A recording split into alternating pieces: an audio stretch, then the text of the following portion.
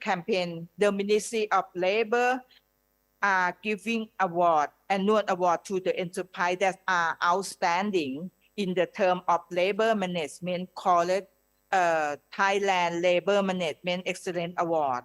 The main criteria of the award include the labor relation and labor relation and welfare, labor standard, and occupational safety and health and working environment. That is my 3 points for on supply chain and decent work with GLP and TLS of Ministry of Labor. Thank you. Thank you, Ms. Kanchana. That's a very interesting insight into the policy landscape in Thailand and how it interacts with supply chains and decent work. And I know you mentioned the combination of standards, law enforcement, particular reference in terms of the good labor practices that have been rolled out in Thailand and in now benefiting sectors like the shrimp production, and then also the use of incentives as well, and this excellent awards that you also offer enterprises in Thailand. I want to move the discussion forward and bring in Kongatit, who's on the line from Cambodia. Atit, you've been working in the labor movement for, I think, more than 2 decades now. And in the case of Cambodia, the sector that you focus on, that your activities are in, is really inextricably linked with the global supply chain, the garment and textile industry. In your view, on for the labor movement, what are the most challenging areas in promoting and securing decent work in supply chains like the garment sector? Yes, good afternoon and good morning. So thank you, Ilo and David. Yeah, so I want to also focus on 2 or 3 issues that the big challenge for garment sector and maybe to some extent other sectors as well in Cambodia. So one is the poor law enforcement. You know, we have a quite good law adopted in 1997. So we have other policy practice regulation that adapt along the ways through, you know, many pressure, many premium offer by, you know, trade agreements and other, you know, free, you know, tariff and all those national policy and international policy, and also through the work of the collaboration between union and government or pressure from the worker. So we have quite a good standard, but recently we have a trade union law which is also declining the quality of the law adopted in 1997, and also different regulation. And very important is it's not really comply with the international standard, you know. So especially on the FOA protection, the freedom of association protection, it's declining the quality of defending the right to organize and the right to bargain for union. And you know, like we have all these ILO, you know, direct missions and fact findings and all this that try to assist, try to convene and lobby the government to improve according to the standard, international standard, but it's still very, very minor improvement in that area. This is one of the challenge that we are facing. And another one is like, you know, I call it like complex supply chain system, right? Because in garment, we have all this untransparent of all the connectivity, you know, we have in the design or the retailer or the big corporation was standing in Hong Kong. We have a middleman, brokers, and order to the main factory, and then we have a legal subcontracted, illegal subcontracted. So all this complexity of supply chain, including the easy movable, like the very, very highly flexible order placement by brand, right? So because according to the current situation, the one who has the most power is the brand and the big corporation and the brokers, and the after one is the main company, like the main supplier. So this complexity, made even the government, and I mean the central government and the employer association and the ILO, very hard to measure and monitor all these things. So because we know that if in order to provide a remedy or the protection, so we need transparent database and information. So we even strongly challenge on that part. So like the ILO BSC, in the previous time, some factory they are including in their auditing, but some factory not. But absolutely not the illegal subcontract and some of subcontractor. That is the area of forced labors, and other big issue happening, a violation of the national law and other international laws also happen in that area.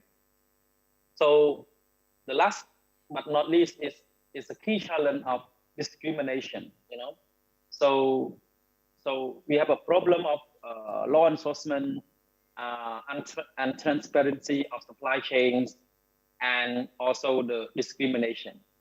So we have I don't know, from country to country, we have to link with politics, right? So the political landscape, how big space it is.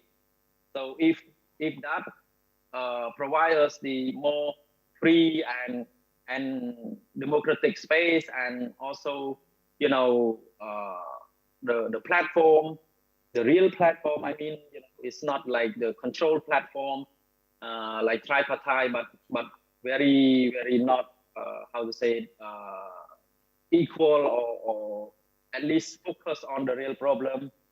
So it strongly discriminate against independent unions that protect the real interest of the worker. So those issues that we need to overcome if we want to the decent work in supply chain. We need to really have a really good strategic and plan and real political will from all stakeholders, like brand, supplier, and the union, and the ILO and other stakeholders. So this is I think we have a solution, but we sometimes found that a lacking of political will, or what you call opportunists, right?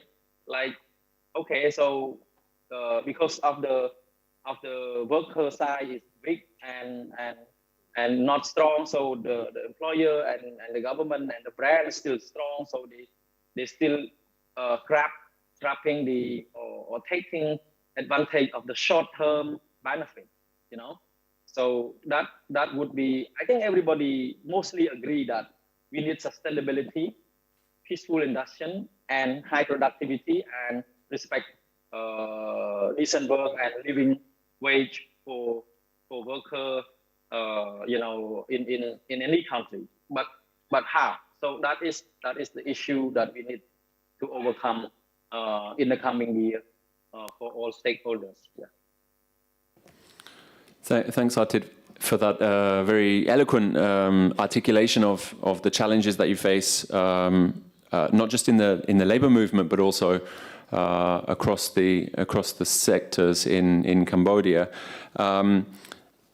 just on the point of knowing that the solutions are there, you mentioned that knowing there are solutions. I want to quickly come back on that point. Are there areas where you think that the broader community of stakeholders, be they the ILO, UN agencies, business, government, is there areas where you think that they particularly need to focus more on in order to help the labor movement to mobilize around decent work in these supply chains?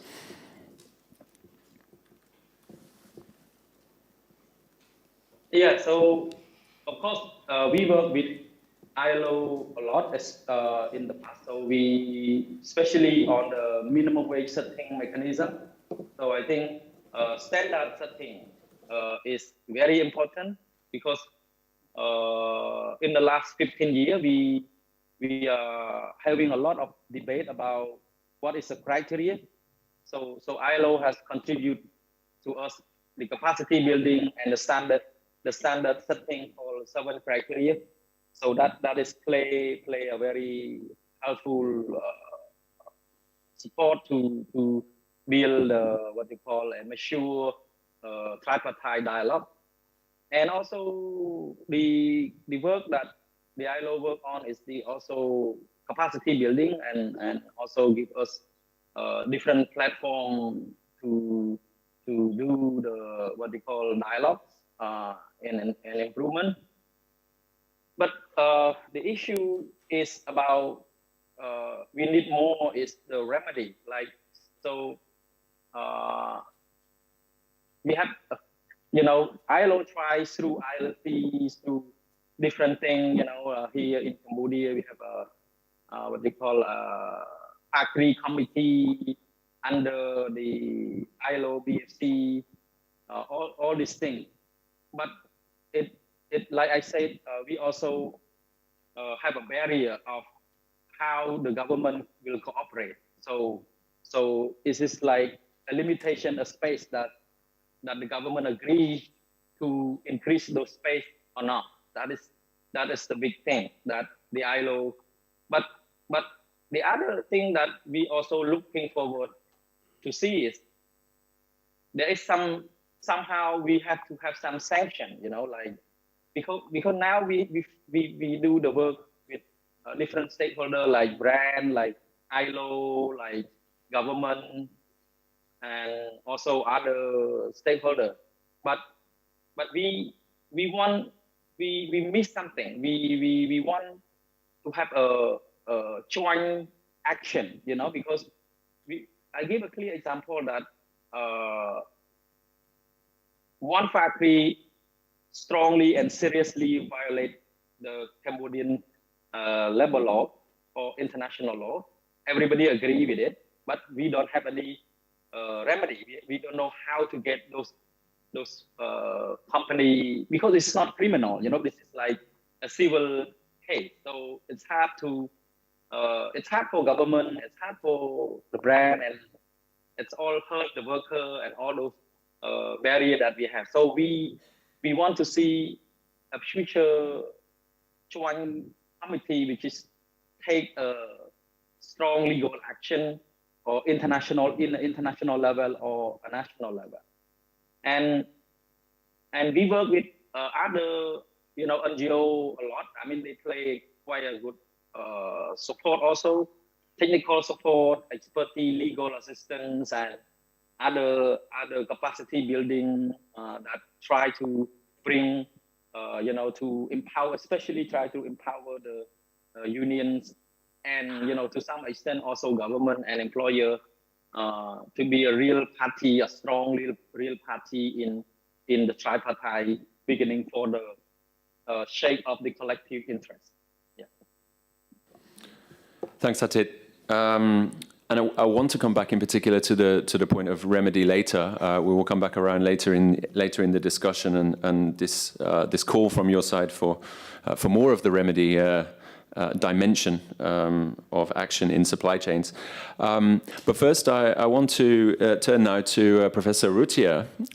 You've been studying decent work now for more than a decade, and I want to probe a little bit on from your research, what can you tell us about the main drivers of what we call decent work deficits, and in our region in particular, and linked to this, what the other speakers have said, Ms. Kanchana and also Kongatit, does that resonate with what you find in your research, in the academic research?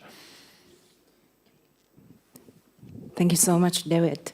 First of all, I'd like to claim my point of view as the economy, we are not really in the implementing process, but we are also, can provide a kind of framework, and we can also highlight what would be missed, and that would be great if we can also having an overview and then we can move forward together.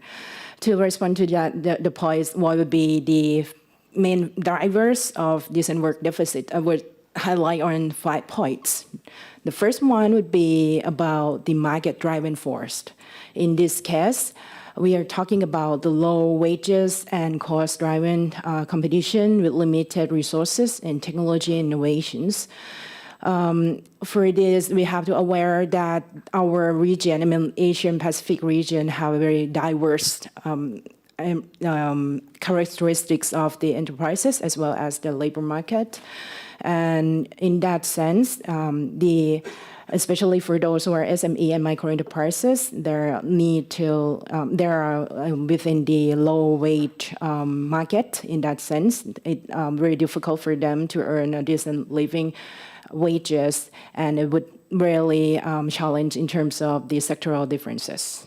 We also have the subcontracting and supply chain complexity, and it would be more in the future.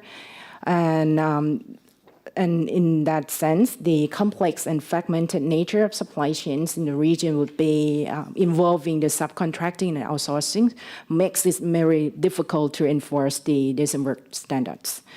And we also have the health and safety risks that would make more risks and hazards, and in the sense that if we also have a very, challenges in terms of the providing to meet the standards, then it would be really difficult for the AP to, to implementing the and promoting the decent work.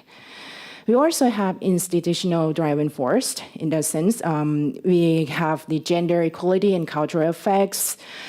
We have, I like to highlight again that we have very diverse natures, and then Kun Atit also mentioned about the discriminations and also the moral hazards in occupational safety and health, lack of awareness of decent work standards, and the low, especially low collective bargaining and associations of workers, in which we need to, recall and then highlight on this point. We also have the dimension in terms of the large informal and precarious work arrangement, in which is very different on each labor market characteristics. And on top of that, we have the large number of migrants and forced, the evidence-based forced labor. In that sense, we have the more challenge because of the nature of the high share of migration flows. And it compounded by the large number, the income inequality in the region.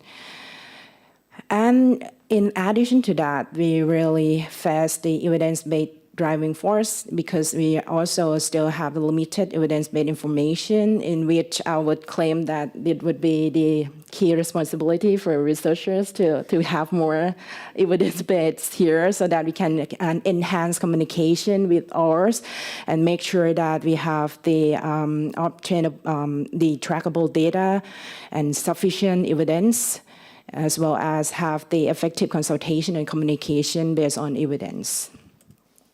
And the last one would be related to social protection and laws, and or the participants here already mentioned about the problem on the effective law implementations and law enforcement, as well as the unclear political directions and obligation to promote the decent work and through the these principle as well as the limited supportive resources, assistance, and recognition.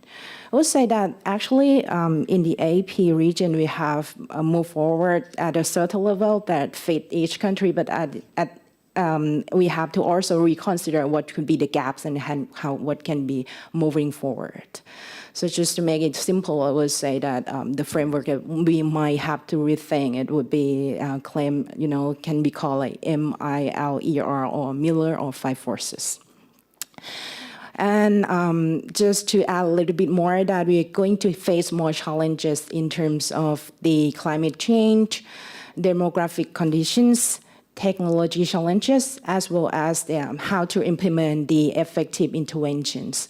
So that could be my contribution at this question. Yes. Thanks, Rutia, for providing a good framework, I think, for us to help us to understand the different dimensions of these decent work deficits, and also where some of the gaps lie going forward. I want to now bring in Lavanga Vijay-kun. I want to turn now to you as someone who has represented employers and provided strategic advice and counsel to companies on issues of business human rights and decent work. We've heard a lot recently about the hardening of normative governance standards in supply chains, and you can see that also in the agenda of this week's forum. How can emerging instruments like human rights due diligence support the promotion of decent work in supply chains? And how can they also spur greater collective action around these issues? I mean, between policymakers, between business, between labor and other stakeholders in supply chains. And then perhaps a little bit on how your own work representing and advising employers has influenced these discussions. Thank you, David. Thank you to the ILO and to the UNDP for inviting me to speak here. Also, David, thank you for the introduction. I did want to correct that I'm not the co-chair of our entire law firm. That's way ahead of my pay grade, but thank you for the promotion. I'm going to combine my answers to both of your questions at the same time in no particular order, but I'd like to organize my thoughts into three sections, if I may. First, I'd like to make an observation that lends to optimism with regards to the current state of human rights due diligence. I know at the plenary session yesterday we were talking about, should we be optimistic, should we be pessimistic? I'm gonna make a note of optimism here. Second, I then want to sound a note of caution, actually, especially about multinational companies, and at least from their perspective that their concerns with regards to regulatory overreach and how that might impact their presence here at APAC, in the APAC region. And then lastly, I would like to end with a call for action, specifically to APAC governments. So let me start with my optimistic observation. So here in APAC, we know that human rights risks are most prevalent in purely domestic industries, in the small industries that form the vast informal economy of the APAC region. David mentioned this, Atit mentioned this, as well as Rutia. I believe that the way to get these small enterprises out of that informal sector, to formalize them in a way, is to bring them into the global supply chains. And this is because global supply chains are headed by multinational companies, many of them of whom are my clients, who have invested a great deal in complying with the UNGPs, as well as the mandatory human rights due diligence laws that are sprouting on a very regular basis. And this is what David was talking about in terms of these soft law instruments like the UNGPs now turning into hard law instruments like, for example, the German supply chain law that went into effect on January 1 of this year. So let me give you a concrete example of how this compliance by the multinationals that sit at the top of global supply chains have helped formalize the small enterprises at the bottom of these global supply chains.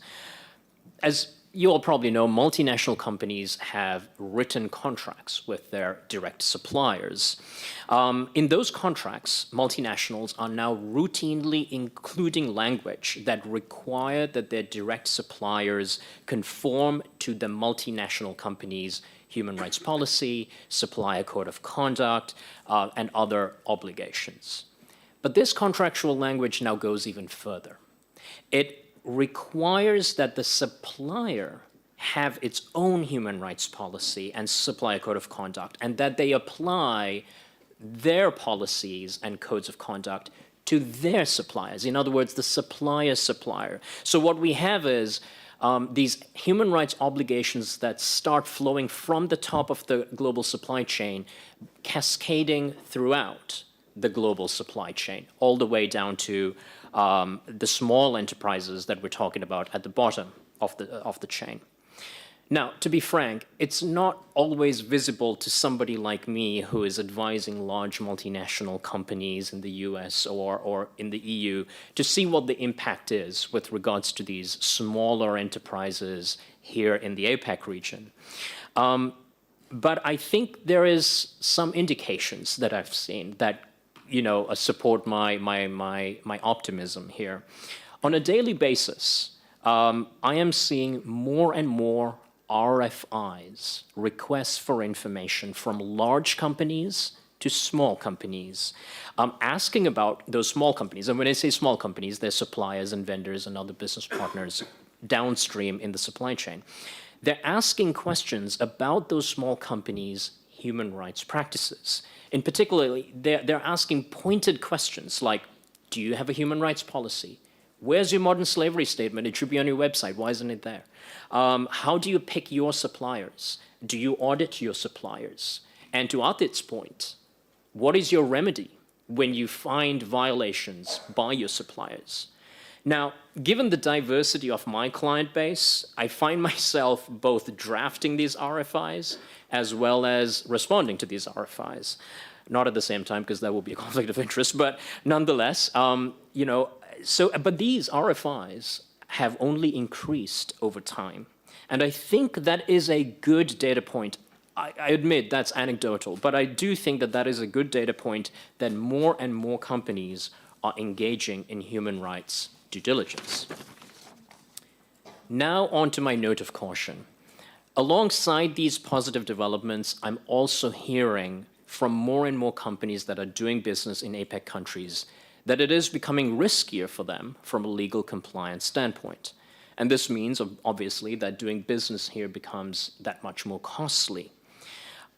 In particular, on a regular basis, I hear companies saying that Western regulations and trade wars have made it very difficult to do business in China in particular. For example, the US Uyghur Forced Labor Prevention Act. This act bars the importation into the United States of products made from forced labor in the Xinjiang region of China. What's interesting about this law is that it actually presumes that any product whose supply chain touches the Xinjiang region is illegal, in that it is made with forced labor. And it requires companies whose imports are therefore seized by US customs to provide enough evidence to overcome this presumption. It is a very, very high bar. Now, this is a high cost burden to bear for companies that have supply chains in China or that touch China. Of course, it could very well be that, some of the world's biggest multinational companies, those in the Fortune 100, may be able to absorb this type of cost and risk. But that is not the case for smaller multinational companies. And those types of companies are already talking about leaving China out of their supply chain entirely and are looking to reshoring or nearshoring their supply chains. In other words, closer to their own jurisdictions, either in their jurisdictions or their friendly jurisdictions. So we have to ask the question, what is the social cost if that were to happen, if companies were to cut and run due to these regulatory burdens? Well, that brings us to the start of this discussion, which is, if we believe that the way to formalize small enterprises in the APAC region is by bringing them into the global supply chains, then those small Chinese enterprises will now have fewer options of doing so, which in turn means that they will continue to languish in informality, resulting in persistent human rights risks. So that is my cause for concern. And now I'm moving on to my call for action. So the question then is, how do we incentivize multinational companies to continue to have their supply chains in APAC while also ensuring that they respect the human rights of APAC workers? Well, in my opinion, I think it comes down to Pillar 1 of the UN Guiding Principles, the state duty to protect. This year, the ILO published a synthesis report entitled, and I have it here, Challenges and Opportunities to Advance Decent Work in 5 Countries and Supply Chains. This report very correctly emphasizes the state duty to protect, and I think it's worthwhile quoting one sentence from this report.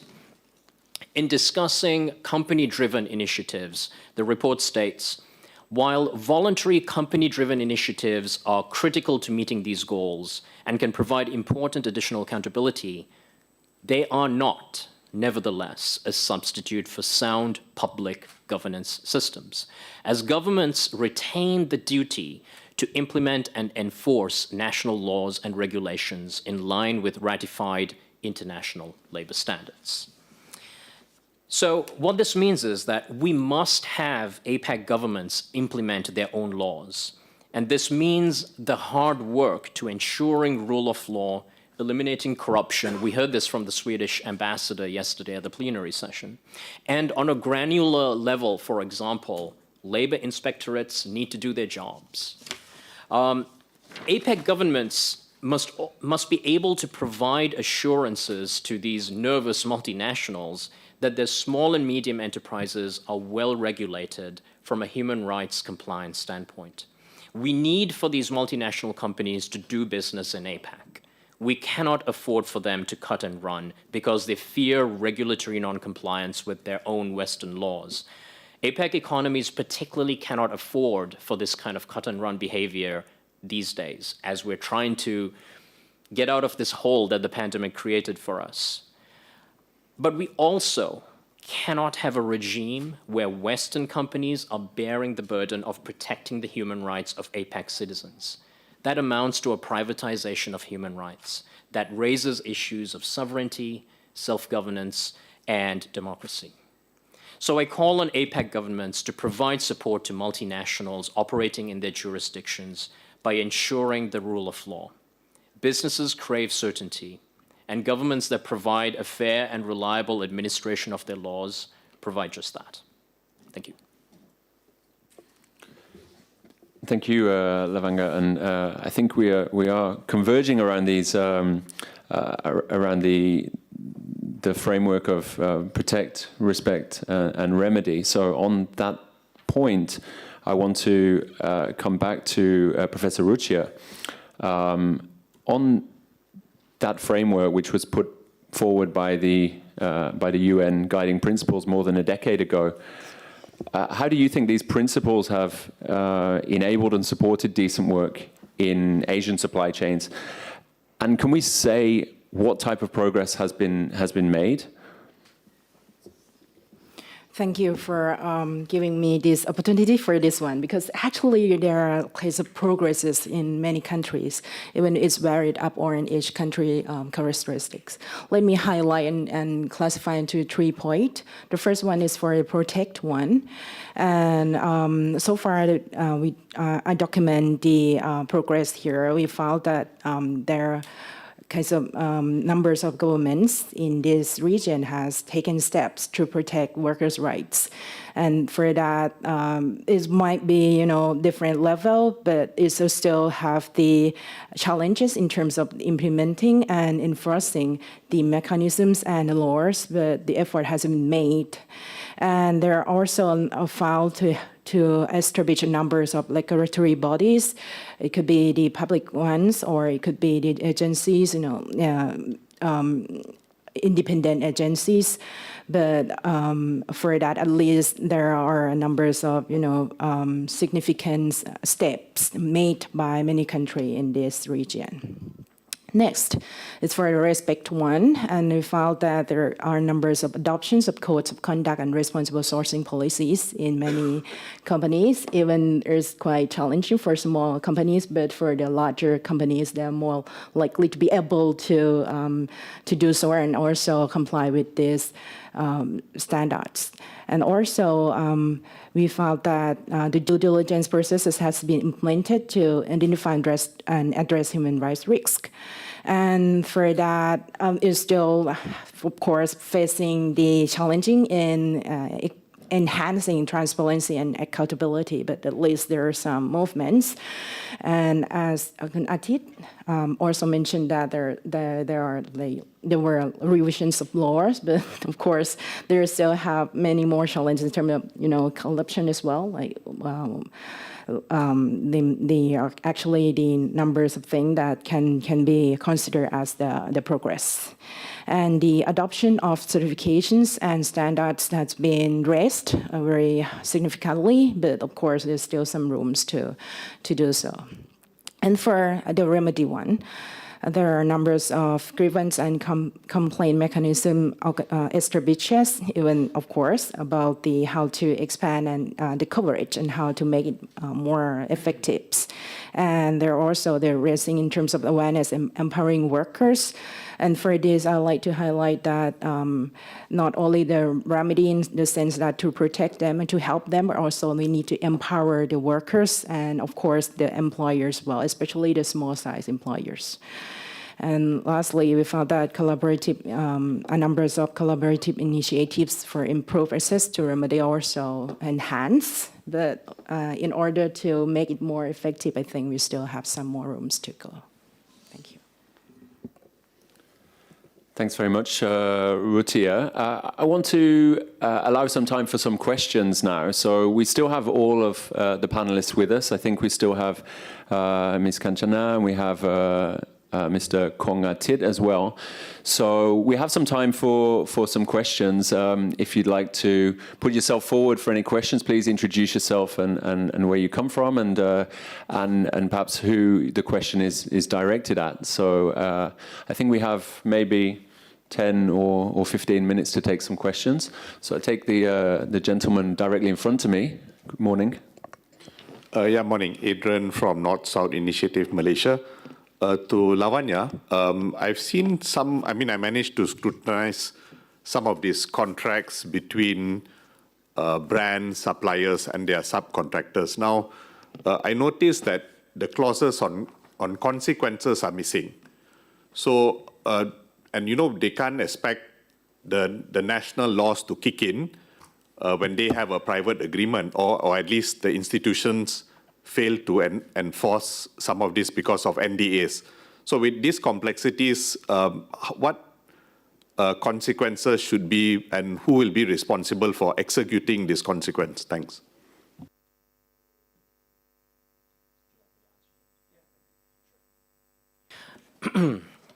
So thank you for the question. Not all contracts are written well, right? And I mean, there are certainly best practices, and I'd like to think that in my advice to my clients, I do incorporate the best practices. Having said that, you are bringing up an interesting point in terms of contractual obligations versus statutory obligations, and I think statutory obligations almost always preempt contractual obligations. Contracts, especially in common law jurisdictions, cannot go against public policy. If it is a violation or derogation of public policy, that contract is void.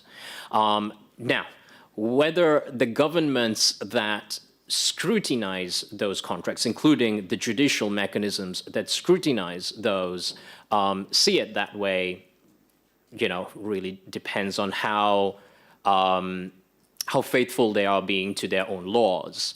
But I would say that in terms of preemption, if there ever were a contract that somehow allowed for or created some sort of loophole that allowed a party to get away with forced labor or child labor in a particular jurisdiction, that the local laws would prevail.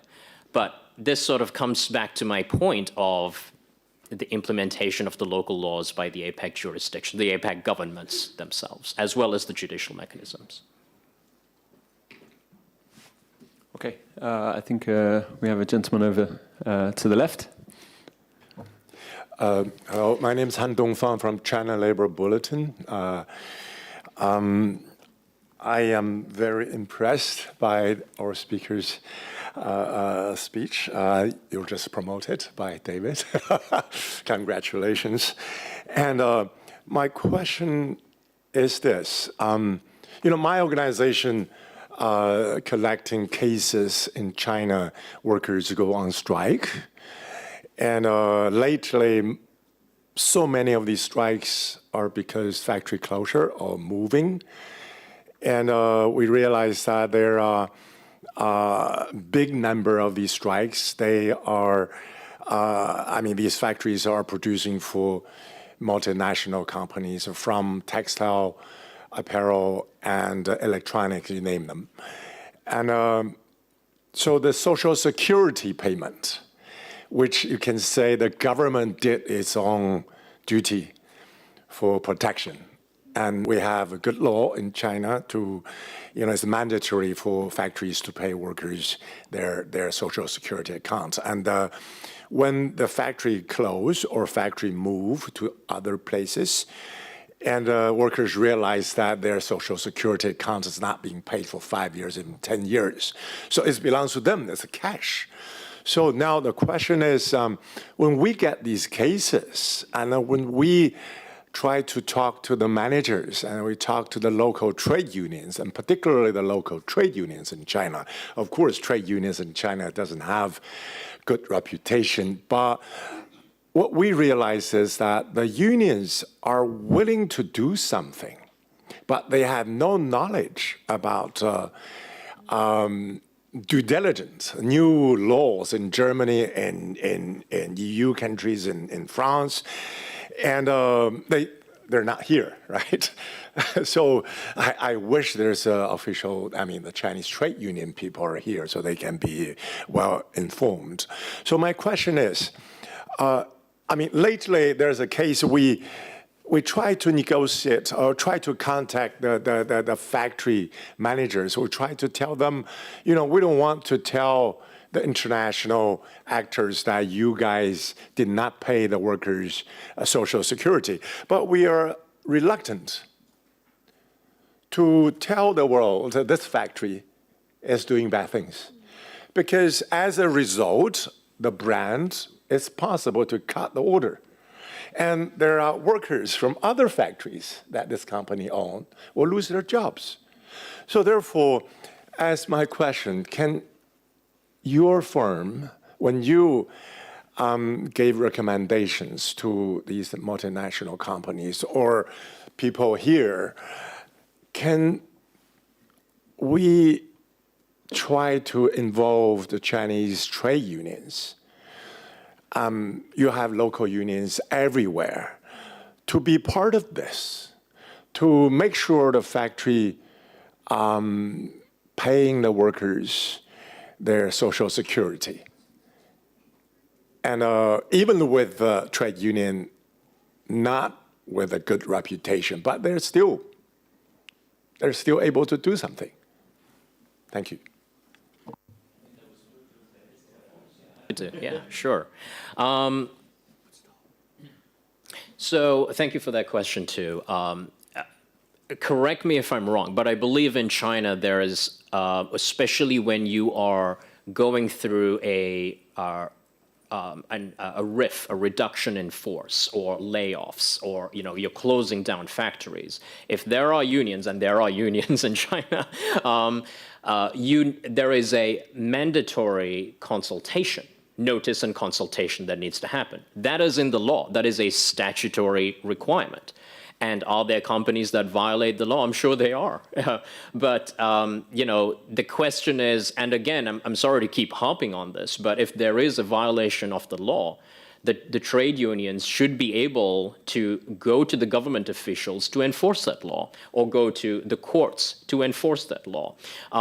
And, you know, it's a question of, and I think Atit used this term, political will, right? I mean, if there is no political will to ensure that laws are administered fairly and reliably, then we have a problem. I mean, then it becomes, and I mean, it's sort of easy to feel overwhelmed when we start going down this angle, which is, well, rule of law. I mean, does this mean we have to like engage in nation building here? I mean, and frankly, yes. I mean, it could very well be the case, you know? I mean, you know, certain reforms need to happen, and we have seen reforms happening, frankly, in the APEC jurisdiction.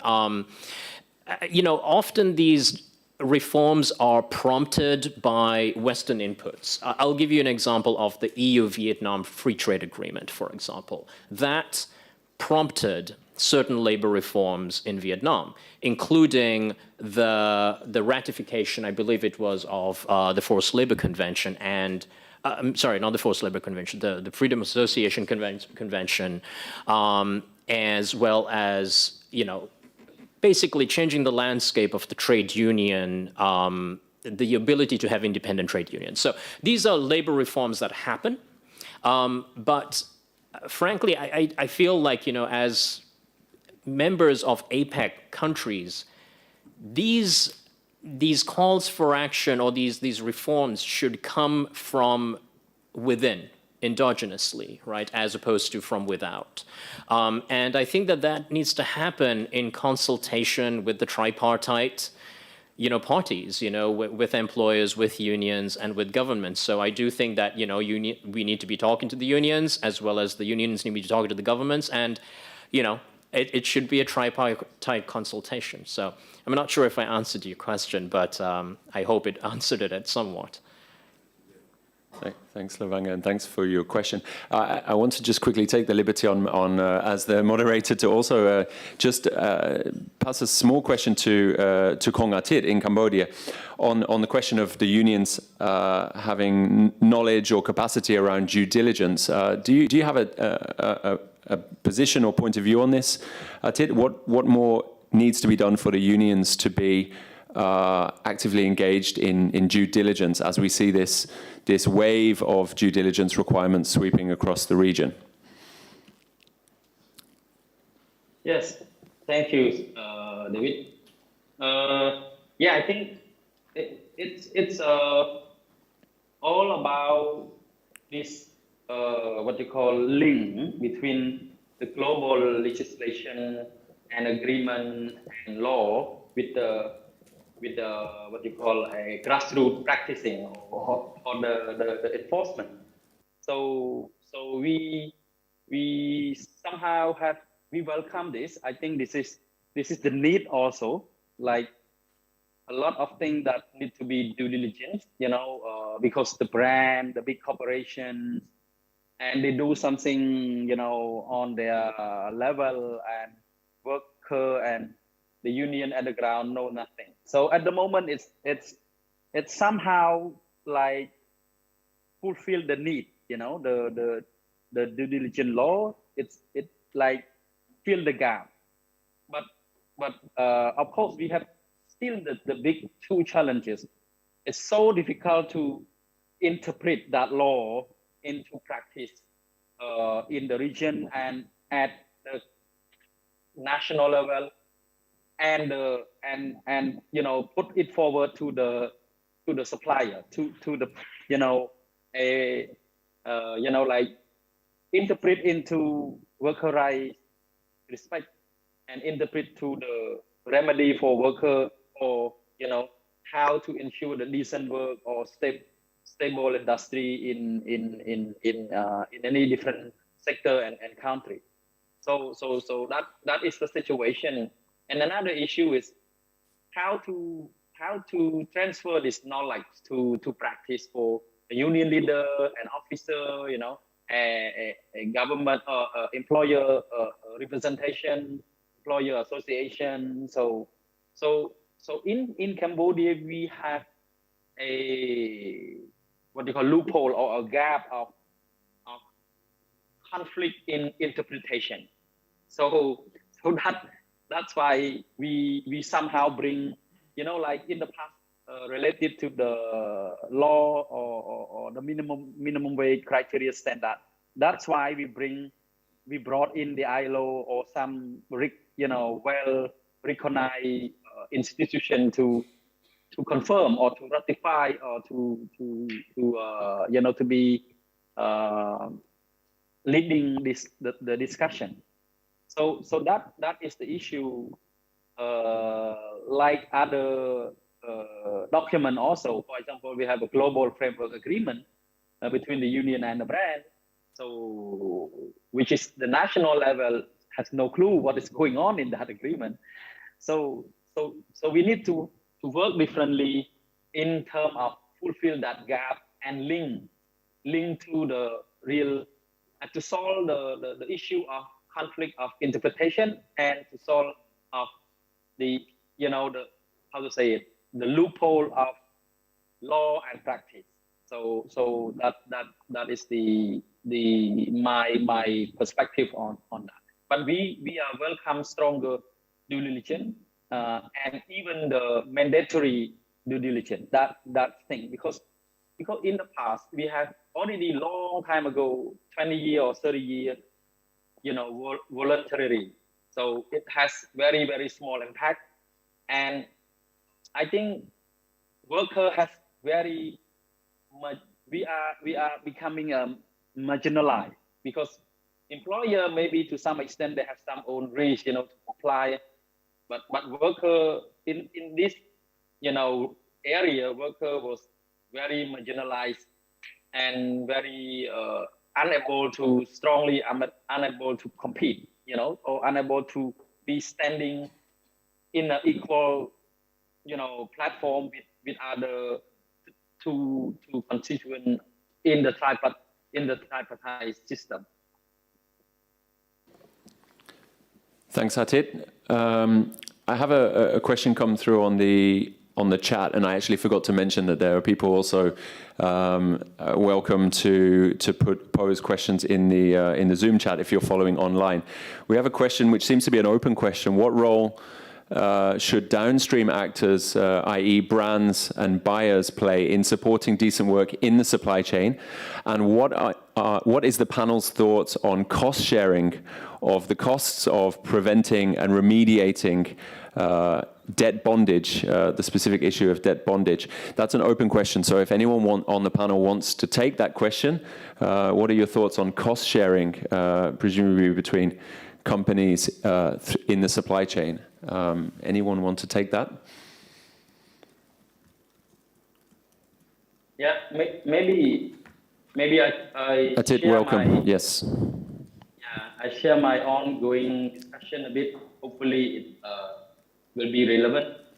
So yeah, I mean the many questions in the past about how the consumer or how the brands really contributing, or the company, the big corporation is contributing to build to the decent work or to the respect of worker rights.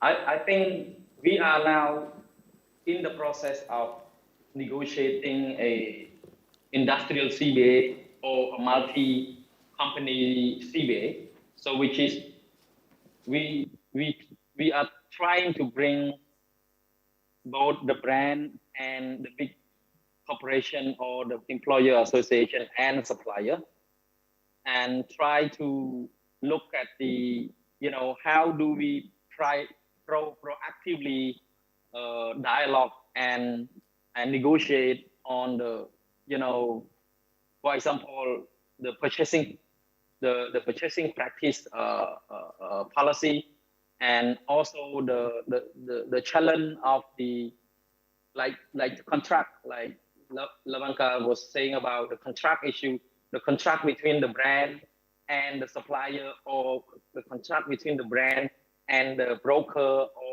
or the the retailer in Hong Kong or in other Asia Pacific country. So this is like the first platform or the negotiation table that we have. So we can bring the union and bring the brand and bring the suppliers and see where we can solve the problem together. So I want to bring in a very let's say how to stimulate the consciousness on problem solving of this.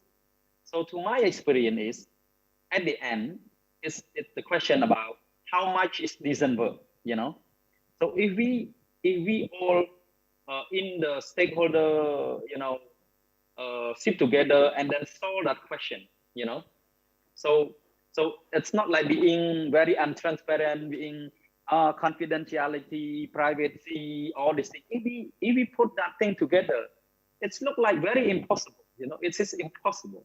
So to me, is all these things that we work under, we call action, collaboration, transformation, the industrial CBA with brand and supplier. And the key question we need to continue work for the future for other sectors also. So do we really have a political will and expertise and resources to answer how much is decent work? How much, So that's what I am experiencing and my recommendation. Thank you. Thank you, Tit. I think we probably have a couple more minutes before we wrap up, so maybe I can take one or two more questions from the floor. I think lady at the back there first.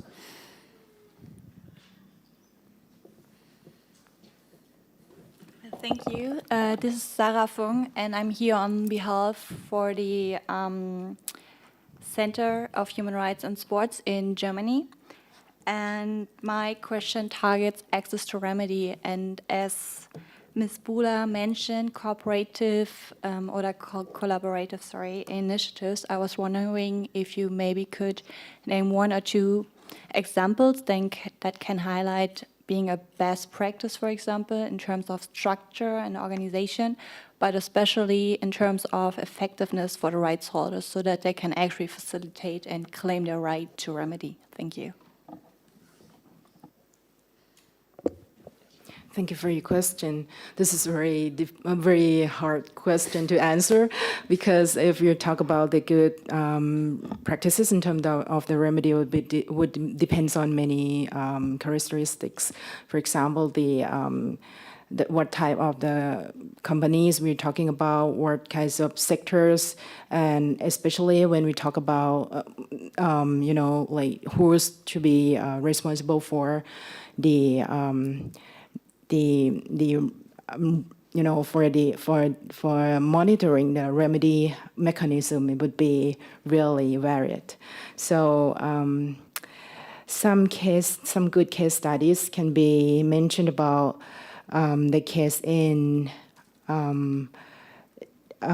implementing in the electronic industries, and especially in the in Thailand case that had been accepting the implementing in terms of the the code of conduct, as well as the policies that lie with the remedy, and that for that not only at the company level but also being consulting with our stakeholders as well.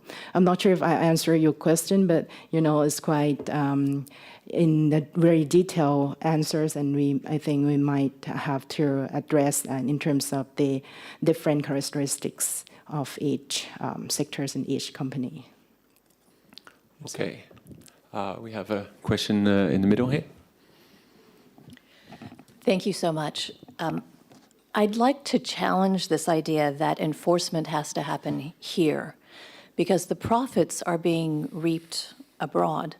And if we look at the enforcement record in the region, according to the U.S. State Department, in East Asia and the Pacific, there were 73 forced labor prosecutions in 2021 in the entire region. So my question is, are companies actually taking advantage of the lack of enforcement of laws in the United States and in this region? And in the absence of prosecutions, what we have seen is import bans, like the Uyghur Forced Labor Prevention Act and like the Tariff Act, Section 307, have become a very powerful tool to motivate companies not to exploit workers.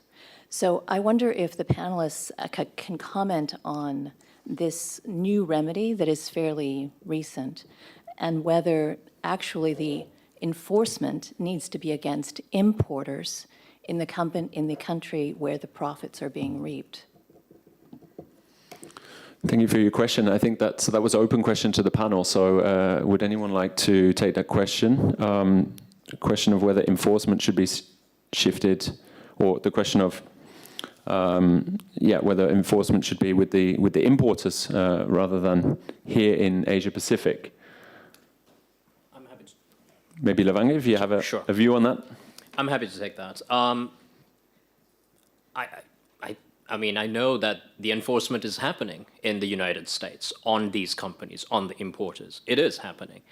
But I do believe that there's a disparity when it comes to enforcement and the will to enforce in the United States versus some other countries in the shall we say, emerging economies or developing economies.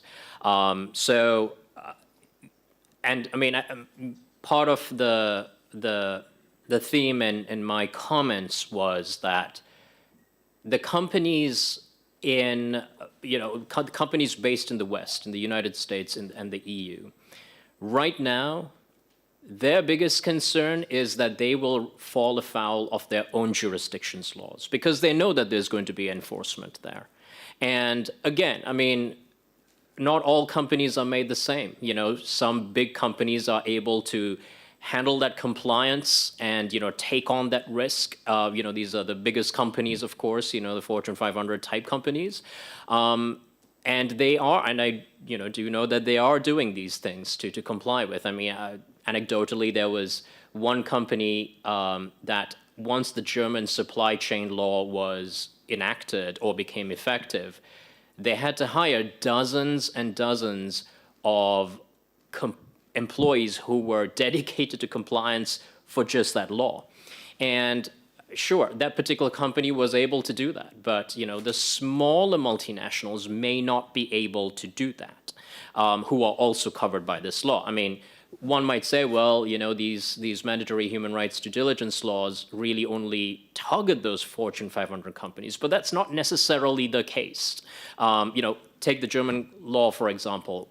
Right now I believe the threshold for coverage is 3,000 employees, but that's going to go down to 1,000 employees as of 2024.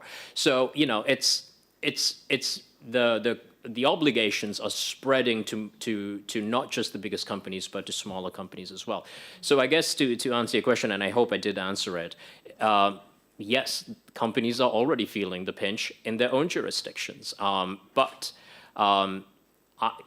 I mentioned before, there is a disparity in enforcement in APEC versus in the EU and the US. Thank you for that, Lavanga, and thank you for the question. I think I can take one more, I'm afraid. I'm just going to take one more, and then we're going to have to wrap up. I don't want to overrun. So, lady in the front here. Hi, thank you. So I'm Pawitra Ornan from Bandek Foundation. So we work with the private sector, public sector, and the third sectors to help improve living conditions of migrant workers and their children in the construction sector. So since we have the representative from the Ministry of Labor here, so one thing that I want to raise an issue is about migrant workers, because a lot of workers in the construction sector are migrant workers. And a lot of them, even though they want to come into the country, for example, in case of Thailand, legally, but the procedure is really hard for them to come in, especially in the cases where it's very easy for them to cross the border naturally. So when migrant workers become irregular migrant workers, it's it gets even harder for them to have a decent work condition. So I'm not sure if there's any way or any recommendations from the Ministry of Labor or any plans to help address this issue, because oftentimes these migrant workers are under subcontractors as well, which also mentioned in the research. So it's oftentimes companies who hire these migrant workers as subcontractors. So the project owner or the construction companies themselves don't see these as their responsibility. So I'm not sure, like, what would be your recommendation or best way to practice this or to solve this issue? Another question is that we heard a lot about import ban, multinational enterprises, but in the case of construction sector, a lot of building or project that happen in the country, and it has no relation with other multinational enterprises. For example, in the case where migrant workers in the country that they're not allowed to have to hold a union by themselves. And also you cannot get international pressure from other companies because there's no multinational brands to give them the pressure to the subcontractors. This is to the panel. What would be your recommendation in terms of discussing or talking with these project owners or construction companies to tell them that it's actually a part of their supply chain as well, and is actually a part of their responsibility that they need to make sure that these migrant workers have decent work, living conditions. Thank you. Thanks for the question. So, Ms. Kanjana in the Ministry of Labour, I think the first part of the question was aimed at you. Your thoughts on irregular migrant workers and any recommendations around the proper protection of irregular migrant workers in the context of particularly subcontracting of those workers.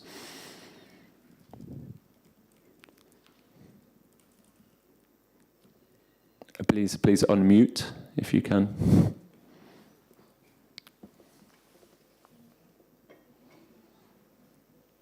Hear me? Yes. Okay. In Thailand, there are a lot of migrant workers work in construction or agricultural.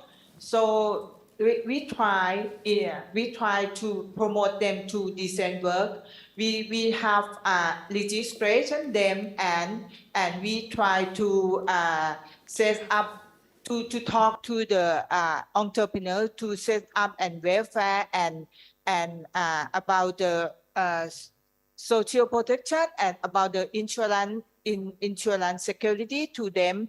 So we monitor them if an establishment or enterprises employ migrant worker, we will monitor them and raising awareness among them.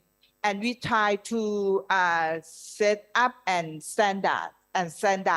We try to use just as GLP, good labor practice in construction site, and now we try to enforcement if there are violation of entrepreneur to that migrant worker. Thank you, Ms. Kanchana. And I want to put the second part of the question to my colleague, Professor Ruchia, as well, on how to incentivize. I think your question was on how to incentivize companies that are not linked to the global supply chain. They're operating domestically, but they have their own supply chain. What kind of incentives we can provide to, or what kind of leverage can be used to promote decent work in those contexts? Professor Ruchia. Thank you so much for highlighting this one, because I think it's not only occurring in the construction sector, but also in other sectors as well. The key is that, first of all, the firms has to manage on the cost, right? So that leads them to manage in terms of cost minimizing in that sense. They believe under this type of minimizing, the way to have a better, cost management to tell themselves that those workers who are subcontractors are actually not them. So in that sense, I think first of all, we need to have a clear definition, and it should not only be at national level or also international level, because right now the numbers of subcontractors as well as those who are working in informal sector like gig economies will be increasing. So if we don't have a clear definition, terminology, and a way to protect them, we'll give some rooms for some firms to neglect and to treat the subcontract workers as those who are not relevant to their production line, but in fact there are. I think that the terminology and definition should be first. Okay, I think we have to draw this to a close there. So I want to take the final opportunity to thank our panelists, Mr. Kongatit online, Ms. Kanchanapun Gao, and here in the room, Mr. Lavanga Vijakon, Professor Rutia Bulaor. Thank you so much for your insights. We can't possibly cover the full landscape of decent work challenges in supply chains, but I really hope that this was insightful and provided food for thought for our work going forward. So from me, I want to say thank you for everyone who joined online and also in the room here this morning, and I wish you a very good day. I will hand over for a few logistical remarks. And thank you to you, David, also for leading that insightful discussion. Just a note on the next three sessions, which will be running in parallel from 12:30 till 2. In meeting room A, Professor Surya Deva, who's the UN Special Rapporteur on the Right to Development, will be holding a consultation. In meeting room F, there will be a session on human rights due diligence in supply chains, and meeting room H will host a session on supporting companies in the implementation of mandatory HRDD and environmental legislation. Thank you all, and see you in these different sessions. Thank you, everyone.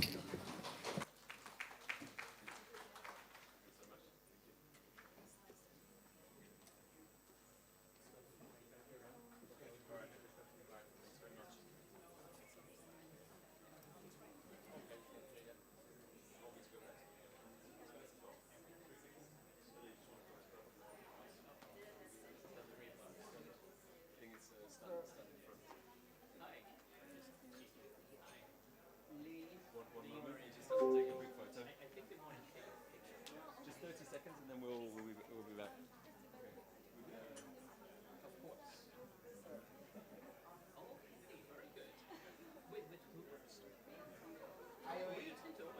Recording stopped.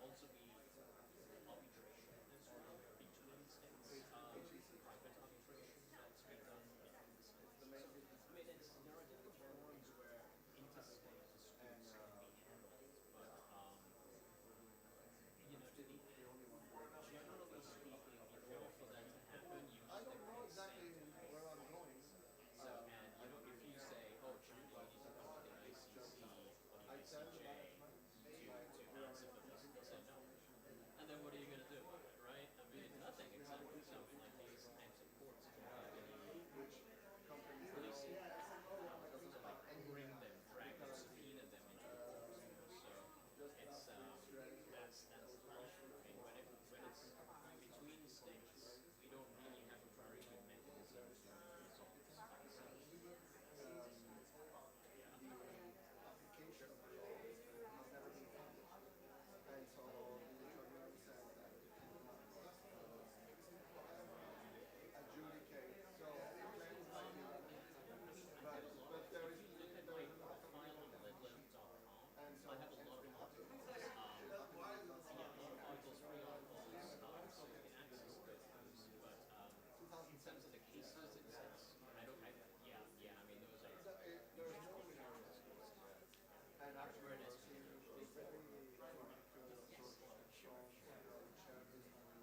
new council for 6 months. We have very bold declarations. I just presented with China. I was there on Monday, on Tuesday, and we presented to China Farms saying that and China it is and their clients in their office on Tuesday. financial sector does not have human rights with directly in its corporations or even Oh my goodness. Okay, so you and I and China Farms to the extent that you feel that you have clients, because one of my clients, I was doing this considerably. actually relationship Talk to them about this and therefore they can be Western companies are putting pressure on you to do these various things, right? So, why should they be yeah, I mean, I'm so glad that you came up because you would love to be able to do that business remotely. So it doesn't matter. I mean, you will create a commercial yeah, absolutely. which is a direct purchaser supply relationship. So that's so there are some gains within the EU around supply chains, value chains. I mean, anyways, but and we have been doing Absolutely. Please send me an email. Yeah, just copy China Farms as well. so this is I take that back to business because afterwards Oh, sure. I think okay, I'm running through my flight, but yes. because Fantastic. business schools are so this morning I was Since you were showing me the guidelines, I'm so glad that you introduced us because something to graduate business school my name is and it's really but dominant she and business I school are thinking of moving to Japan and they have made talking to forget the name of the business what group. defines that. Yes, And I was with the chief sustainability yes, that's right. officer Yeah. from Hopefully talking to them to see if there's an opportunity to talk to clients about and so he was telling me documental. It's great that you yeah, he have writes guidelines, but Western companies are expecting, right? So and we changed our motto, we collect, transform, inspire for a sustainable world in 2 or 3 years. And now people first was students, you know, when I was talking about the students from circumstances because they're in the country, some of them are top yeah, a little bit. So he's like, at the beginning it was easy because, it was just a new statement and now people are like saying, okay, we don't see it but at the same time, there are still and then he's also saying, well, that's exactly what we want to do. That's exactly what, yeah, and especially, the framework we have is the ILO has so great. I'm so what's your name? global laws. Roy. Okay. All right. Lamanga. Very nice to meet you. Let's be in touch. Okay. All right. Take care. Huge, I looked at the resources and I found out that nothing exists except a little group in a network of business people. There was a group of like mostly people that were put on the sidelines in their respective institutions considered to be like complete freaks. I'm about to run to my flight, so no. I'm so sorry. Yes. No, I'm sorry. I'm already a little behind. But it's not the RBHR, etc. Now it's like everyone is like, oh my god, we need to do something. And so I reached out to the GDSN network, then they saw me teaching at HEC. All of a sudden I became the director or the chair of the research cluster on foreign slavery and supply chains. And so here I am with a group of veterans. And then I told them, in Geneva, we have you are the area of expertise and the bridge between business education and the island and the system, which is, when you come to think of it, completely separate, because you have the people who are welcoming constituents to design how the world of work should be, and you have the people who train how the world of work is, and they're not speaking to each other. So it took 104 years to build that bridge between the University of Geneva and ILO, which are 10 tram stops away from one another. And so now we have the MOU, and the MOU says the ILO will bring its expertise, its technical cooperation project, and free and the GBSN will basically bring educators to develop teaching materials and then design those practices. And last, for example, so we're going to launch a computer on the fair recruitment model, South African College in Geneva. So every ILO project,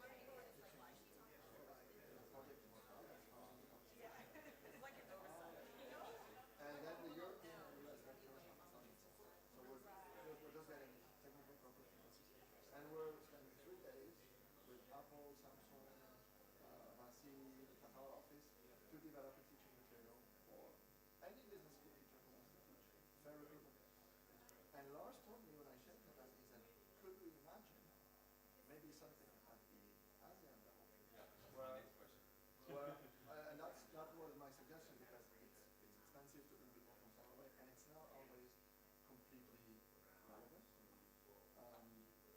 Jaka, who came from Indonesia to the phone to speak with me, we brought him from Indonesia to do a resource on fishing for Ecuador. But you know, in a world of sustainability, sometimes you're like you get a bit caught up in all these things. And so I think great job.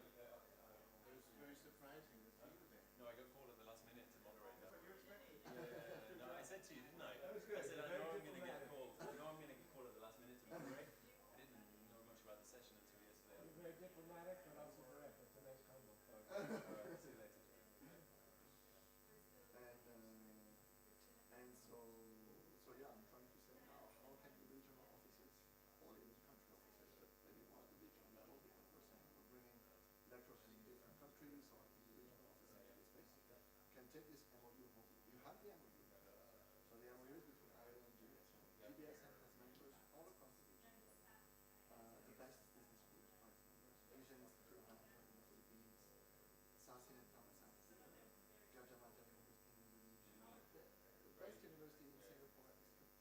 And then, so you can say, I want to organize a teaching resource workshop to develop a teaching resource on any topic. And you can even connect it to the focus of your own project, or with Mizu, or with anyone else. You know, I mean, you do whatever you want. But you have the framework to be able to say why you're engaging in business schools, if you need to tackle this, and it doesn't cost a lot of money. Because Sasin says we can have the venue, we can do it here. They already have a couple of lecturers who are motivated, so you know, it's just bringing like 3 or 4 people from the region or Philippines that are doing the workshop, and then that can have amazing impact, because I, in 2.5 years, have lectured to over 30 people who are entering in middle management positions directly from the business school. In multinationals, in Watt, in technology, in financial institutions, in Amazon, and I lecture them about, you know, freedom of association. And I tell them from the classroom, when you're a monitor. Goodness. Yeah. No, it's great. Did you work with Freddie? Yeah. Because Freddie was really It wasn't the project. Yeah. And he started a relationship with Asian management. I remember. So, and we did a side take some of this we have the whole framework. We did a side event with Frankie 2 years ago in Israel Forum. It was called which was called Reimagining Business Education for Responsible Business. So, but I started off with the side events before yesterday. So it's unbelievable how in just 2 years the landscape has completely changed. So we did a survey on 35 business schools in the region. What are you doing with the are you motivated, interested, are your students, faculty, stakeholders, recruiters? What are the obstacles for you teaching this? And would you be interested in? And so we have 35 business schools who say we're very interested in resources. So that also makes a case for this. I could share that with you. And you have everything. Sheikh in Geneva is super. We were together for the UN forum, and super motivated. Emily Sings, she was in Australia. She's saying we really need this because we're back to only the lawyers who only have this. Now with HIV, yeah. Yeah, with HIVD. She said 15 years ago when I launched the help desk, it was only lawyers. Then when the SDG started in 2012, a lot of people within the ecosystem, supply chain, procurement officer, with very positive, like, we're bringing the SDGs, we want to like, and she said, since 2 years, it's back only to the lawyers. So I raised this question last week at another event, trade in this work. Yeah. Impact of these due diligence rules will basically move the discussion back in that direction towards lawyers litigating these types of cases. Although I really welcome the due diligence. I think it's not sufficiently understood by some people. Like, I teach about Europe, I bring in members of the European Parliament. You know, like, we need to. We've seen that with some of the EU regulators on panels. It's not usually that well received in this region. No, not at all. That kind of coercion, and the countries will just have to comply, or otherwise we just move somewhere else. Exactly. In Kathmandu, in the UN forum, there was a full session on HRBD as a new equivalent approach to trade, which in South Asia, former British colonies, resonates. It resonates well. Very strongly. And people saying we'll do what is needed. But the problem is we're losing the spirit of it. Then you have the we need to tell business not only is the right thing to do, it's good for business. No, it's not good for business. Because once every business does BHR, some will succeed and some will fail, because that's the nature of business. And those who will fail will put it on the back of BHR. So BHR is not done to do good business. Maybe on the long run, that's something our grandkids can assess. But that's not the reason why we're doing it. We don't establish ILO conventions because it's good for business. It's more of a case. We established the ILO after the First World War. Across the UN, we conditioned ourselves into thinking this as well. I find myself and others falling into that trap as well. Have to keep checking ourselves. No. In business schools, we can look at how to make sure the integration of these tools are not counterproductive with regards to business. And there are ways to do that. You can sell your car at a more expensive price today if you're able to tell the consumer it's travel or free or whatever. But we have a brand of sneakers, Veja, that is saying, Veja is a great business case. It's a Spanish brand, right? It's a French brand. It's a French brand. They come from my business school. No, it's French Brazilian. And they pay their cotton 3 times the price. And the rubber 5 times the price. Really? And Justine Nolan, they're not that much more expensive either. They are more expensive, but they're not huge. It's a little bit like Patagonia for me. It's because Justine is doing a business case on this that will come out. And she's saying we're trying to tell Michelin that they can source the rubber in the Amazon the way Veja is sustainable. I think people who buy a pair of Veja, and I know it very well because I have some in my family, it's a statement. So it doesn't fall under traditional terms with regards, they have a premium in terms of marketing, etc. That doesn't apply to the whole business sector. But still, it's interesting to listen to these people, to look. One of the most interesting stories for me is with the cotton. We've been able to move away from forced labor, increase the wages, and I mean it's an overall global success. Whereas you could have kept forced labor and child labor for decades if you didn't want to move, because it was being told that our cotton will not be competitive if you don't, force the whole country to harvest it. So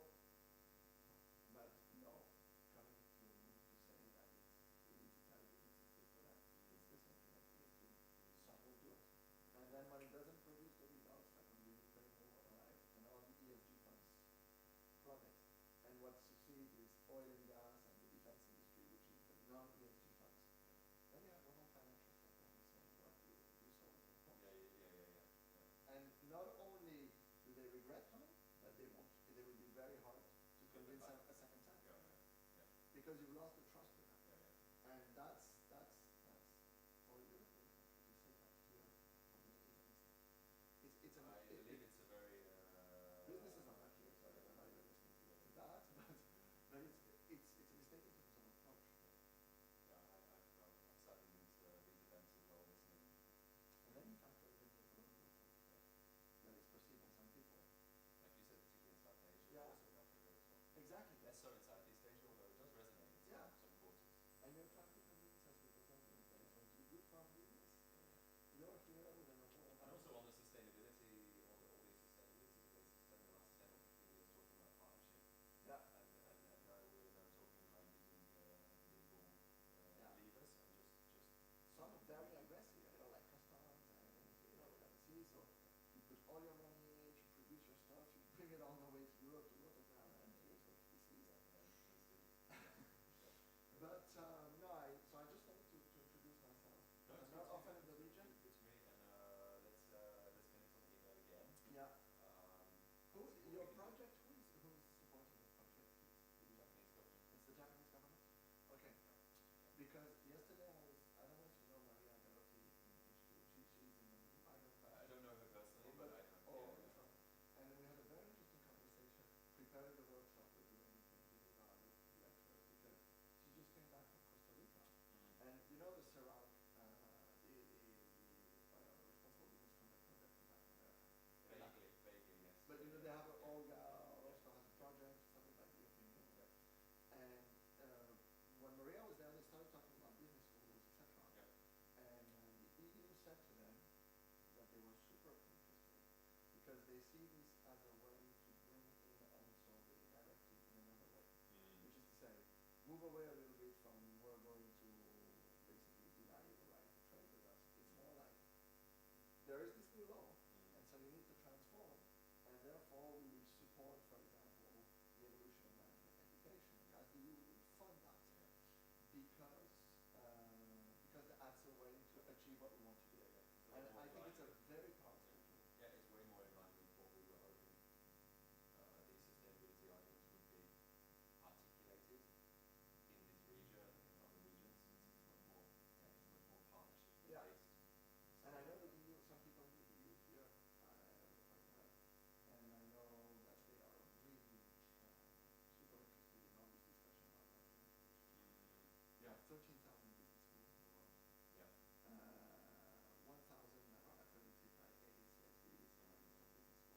They produce, faculty of economics and company law, it's 4,000 students. Such great reach, right? Huge. Rather than doing projects that are just focusing on a single company or single supply chain. Jaka that was here, he's like 400 students already in economics. And he lives 20 miles away from fishing communities, and he has never taught fishing. And so now we've been able to bring him to Eastern Coastal Fishing, things like this. So you've got the Asian universities that are coming to last time around we had from Asia Pacific, we had Indonesia and New Zealand. Okay. This time around we have Nepal, and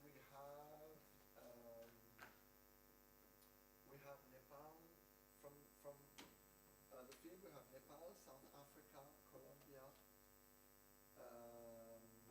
But that's about it. We don't have any Southeast Asian university this time.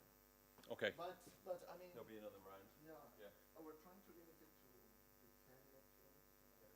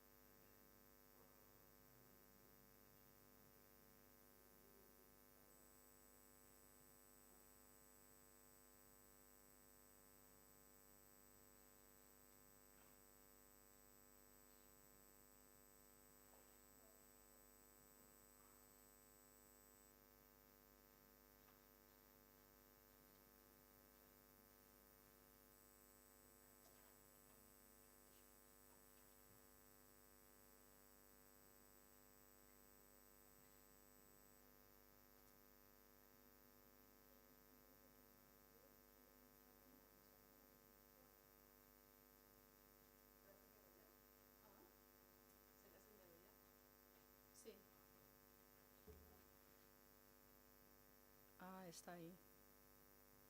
¿O será que nos sentamos aquí? Sí, espero que ahí.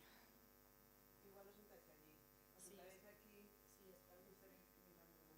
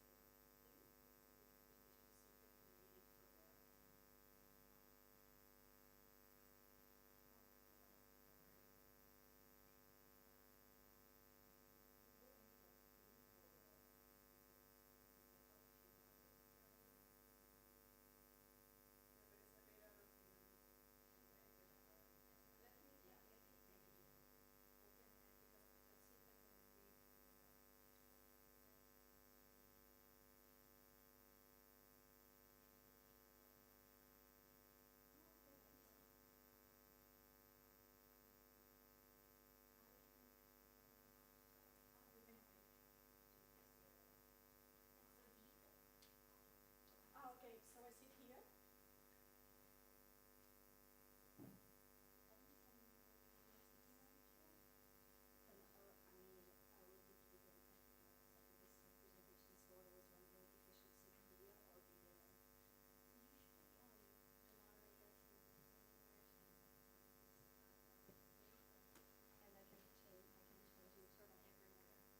I think you can, I mean, it's a bit small, but you might be able to see it from here. Lo puedes ver desde aquí. Pero te tienes que poner eso hacia el ladito. Ah, no, yo Está no muy puedo, pequeño. no puedo leer. Está muy pequeño. Sí. Sí, yes, I think I will need to, I cannot read from here. Yeah.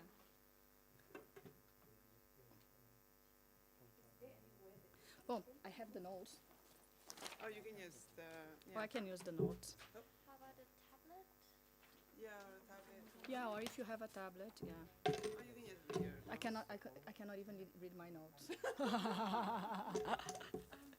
technical is saying you can place your laptop here and maybe just look at it, but Yeah. it will be a bit noticeable. Yeah, no, that's not a problem. The only thing is that I didn't bring my laptop. Okay. If you don't mind, yeah. Or I can sit here if it's okay for everybody.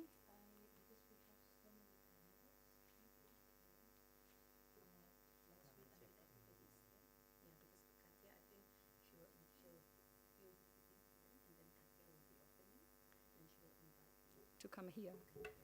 Yeah. Okay.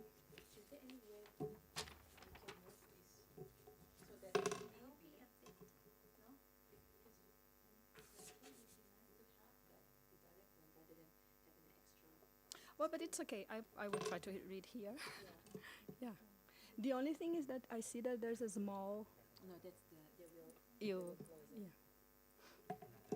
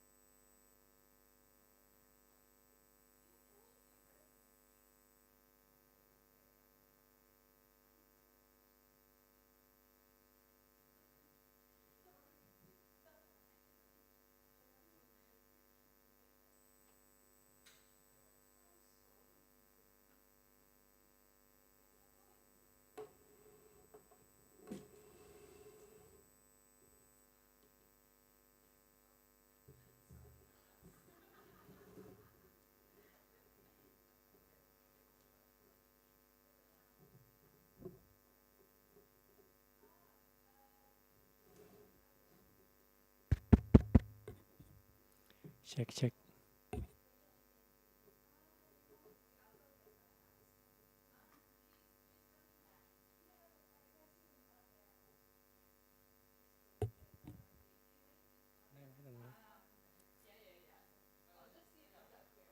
แคบแล้วฮะ ได้ไหมก็มองเห็นอยู่ มัน นะ ก็เห็นนะ ใช่ เขาก็ตัวพอกัน เดี๋ยวน้อง ห ยืนต นู รงนี้ก่อนพี่ไปเช็คต้องไปเช็คกล้องก่อน ครับโอเค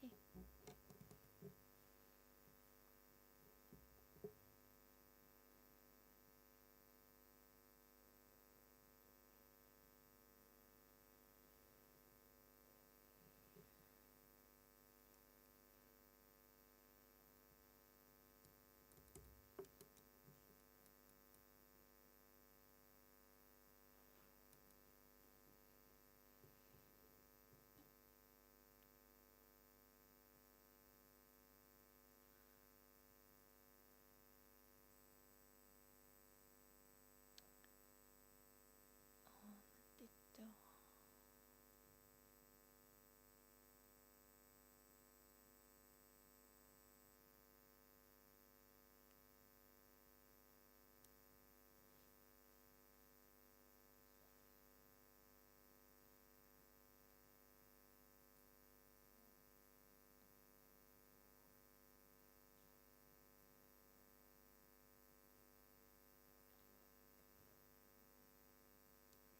Hello.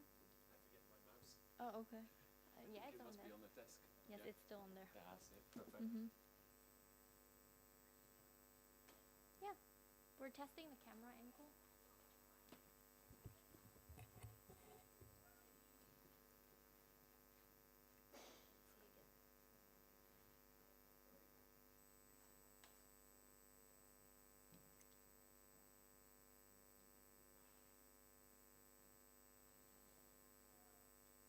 No, I think we can have it as it was before.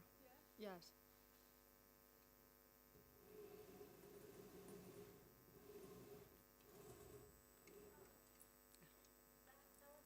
Yeah, as it was before. Yeah, it's okay. I think I will manage with my notes.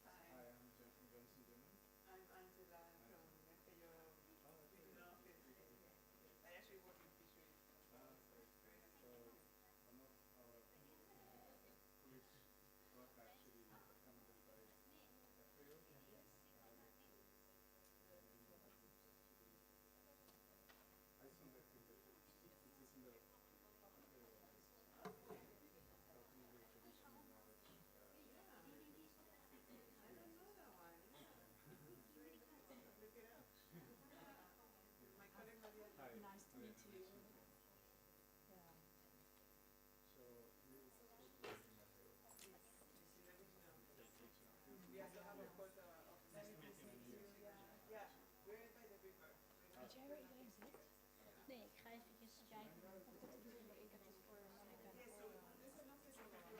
Maar ik dacht iets van... Ik wil niet zeggen gewoon tegen, want ik wil niet zeggen. Dus daarom wou ik het nu neerleggen. Ja. Ik dacht, ik ga jullie... Ja. Ja.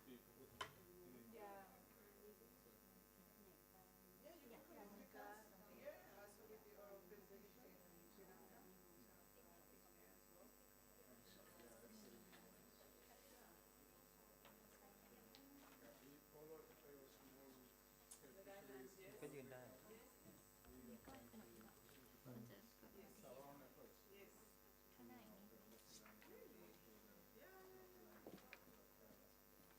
So that way we have permission to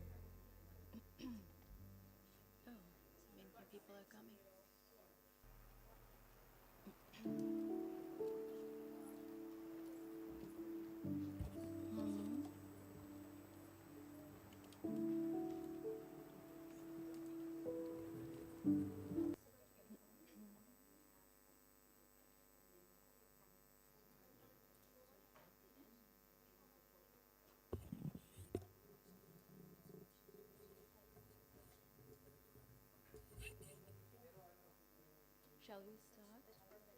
I think.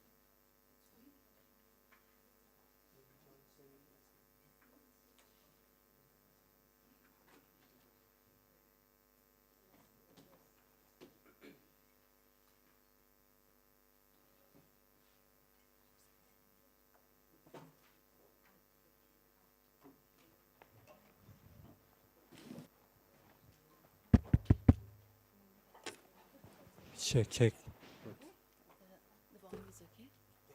Okay. Thank you. Okay. Welcome everyone to this session on the small-scale fisheries in Asia, protecting the rights of the indigenous people.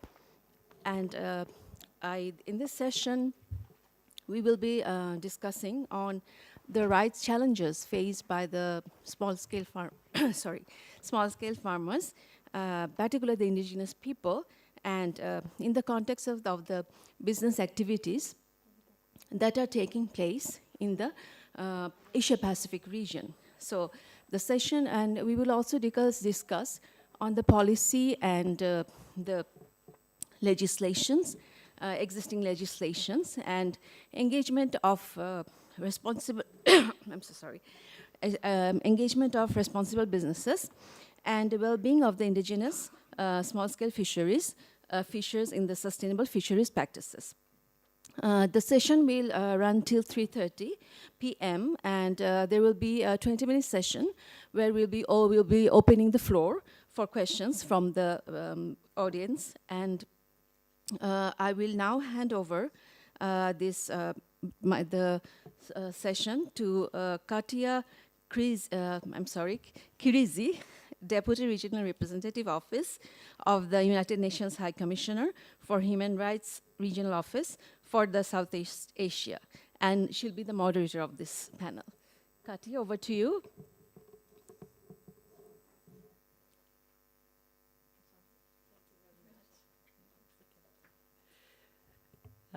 Good afternoon, and a very warm welcome to this session, both to the colleagues and friends with us in the room and those who have joined us online. It's really on behalf of the co-organizers of this session, AIPP, the Danish Institute for Human Rights, One Ocean Hub, FAO, and the Office of the High Commissioner for Human Rights, a distinct pleasure to be with you today. And we are particularly pleased to be joined by a panel of esteemed speakers who will be, and the panel will be moderated, not by myself, but I will get to that in a second. It's very timely for us all to be together today because we are also marking on June 8th the UN World Ocean Day. So it is really a very close fit to the discussion we're going to have today. As we all know, nearly 40% of the world's population live in coastal zones and rely on fisheries as a sort of food and income, with most people employed along the capture fisheries value chains operating in small-scale fisheries. Indigenous people constitute a substantial portion of small-scale fishers in Asia, and the reliance on fisheries extends beyond livelihoods, food and nutrition. Indigenous people's culture, knowledge and sustainable practices are deeply intertwined with intricate fishing tradition passed down through generations that encompass a profound understanding between humans and the environment. Despite their importance, small-scale fisheries often receive inadequate attention and support from governments and other stakeholders, resulting in insufficient protection for the rights of indigenous people. Indigenous people, as we all know, are disproportionately exposed to human rights challenges from a broad range of business activities impacting small-scale fisheries, from coerced labor and human trafficking to insufficient access to marine and inland resource and markets. So, immediate attention must be taken to prioritize the promotion, the protection, and equitable and sustainable small-scale fisheries. States and private actors should ensure that companies adopt and implement clear policies that respect human rights, including the right to a clean, healthy, and sustainable environment, in line with the UN Guiding Principles on Business and Human Rights, as well as other relevant human rights standards and norms. Increased efforts must be made to transform commitments made at the policy level into effective action for and with indigenous people. This includes protecting indigenous people's territorial rights, promoting decent work, opportunities, and providing access both to legal remedies and non-judicial redress mechanisms for those adversely impacted by business activities. And the principle of free, prior, and informed consent must guide all engagement with indigenous people. We must recognize and learn from the knowledge and ability of indigenous people to restore, protect, and manage coastal and marine ecosystem. With over 2/3 of all indigenous peoples estimated to live in Asia, the importance of this discussion today cannot be overstated. And we hope that this session will provide an open space for dialogue and discussion to identify how we can move together from commitment to action and amplify the voices of indigenous people to ensure a more sustainable future for all, leaving no one behind. And the 75th anniversary of the Universal Declaration for Human Rights that we are marking this year provides us with an important opportunity for collective reflection on these issues. So again, thank you very much for being with us today. And now I have really the honor to introduce a keynote video message from the Special Rapporteur on the Right to Food for All of Us, Ms. Michael Fakhri, please.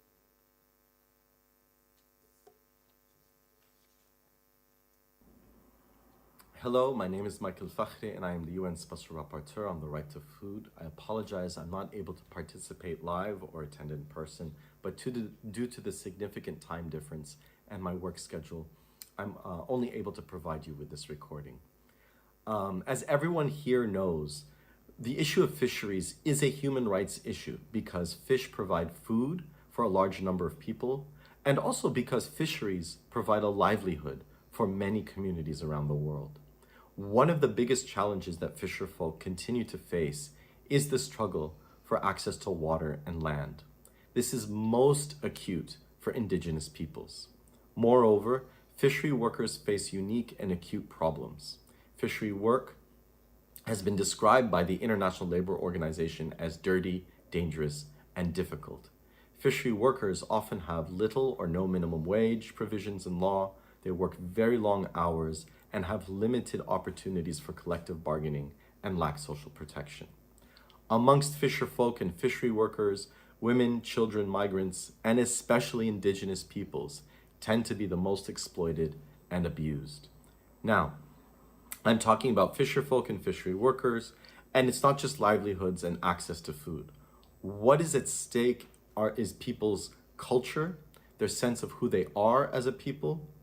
What is also at stake is people's socio-ecological relationship with fish and marine life more broadly. Of course, the biggest threats to fish stocks are industrial fishing, marine pollution, and climate change. These all stem from an assumption that our relationship with nature is transactional and exploitive. This all stems from an assumption that nature is a source of commodities. These practices arise from the fact that corporations, along all aspects of the seafood supply chain have a lot of power and are not adequately held accountable.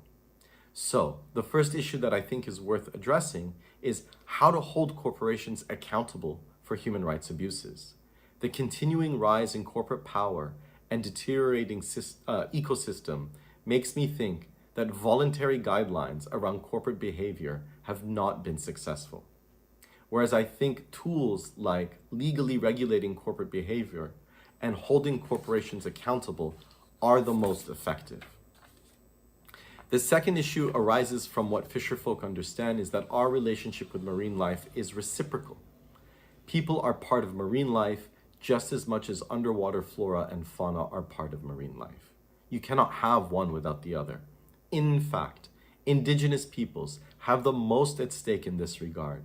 They either face the blocking or destruction of their territorial waters, or they face conservation efforts that look to protect biodiversity, but exclude people in very blunt ways by dispossessing them of their territorial rights, without any consultation or consent. This is true for all fishers, but most acutely for indigenous peoples. On this issue, one of the most powerful tools that indigenous peoples have is the doctrine of free, prior, and informed consent.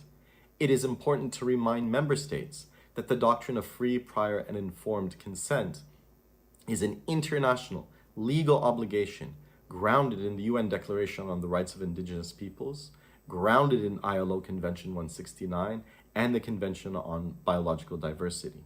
Moreover, it arises from indigenous peoples' human right to self-determination.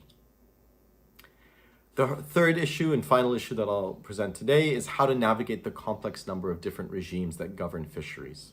Just looking at international law alone, we're talking about WTO law, investment law, law of the sea, labor law, etc. On this issue, the most important tool is the voluntary guidelines for securing sustainable small-scale fisheries in the context of food security and poverty eradication, known as the SSF guidelines. The SSF guidelines are grounded in human rights. They summarize the range of legal obligations and provide a framework to ensure that all different international and national legal regimes are coherent and cohesive. The SSF guidelines are also a powerful reminder that before any law or policy is put forward, before any process begins, you must start by engaging with indigenous peoples and fishing communities in a meaningful way. With that, I wish you the best for this session and for the forum. Thank you very much.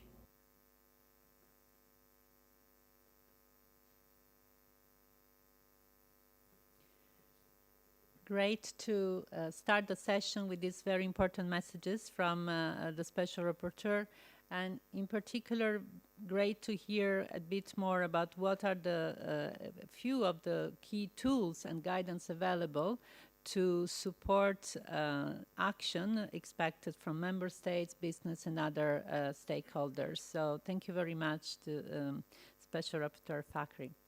And it is now my pleasure to introduce and invite Mr. Mariana Bicchieri, Land Tenure Officer at the FAO Regional Office for Asia Pacific, for a Setting the Scene presentation.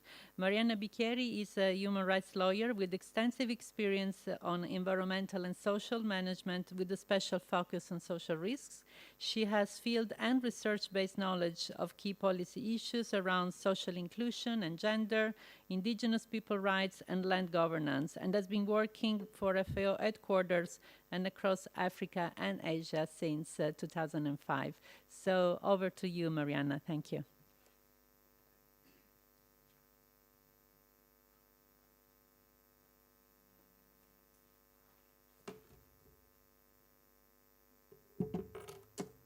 Thank you so much, Katya. So, good afternoon, everyone, ladies and gentlemen, distinguished guests, dear colleagues. I'm delighted to be here today and share with you some insights about small-scale fisheries and indigenous peoples' rights in Asia, providing the way to the panel discussion today.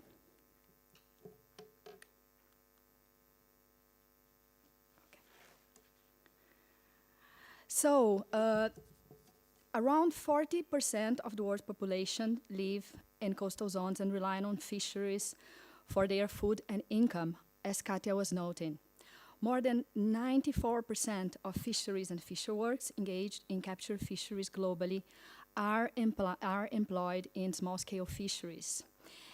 Small-scale fisheries is crucial in ensuring economic stability, food and nutrition security, and poverty reduction, particularly in developing countries. Despite their importance, small-scale fisheries are often overlooked by government and relevant stakeholders, resulting in insufficient protection for the human rights of small-scale fishers. Meanwhile, more than 60% of the world's indigenous peoples, around 260 million people, are estimated to live in the Asian Pacific region.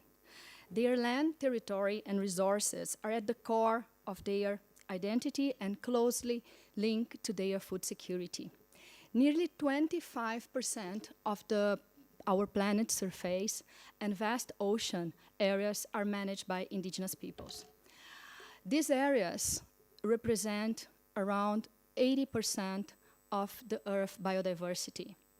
Indigenous peoples have a precious traditional knowledge and sustainable management of natural resources, and those statistics are a clear proof of that.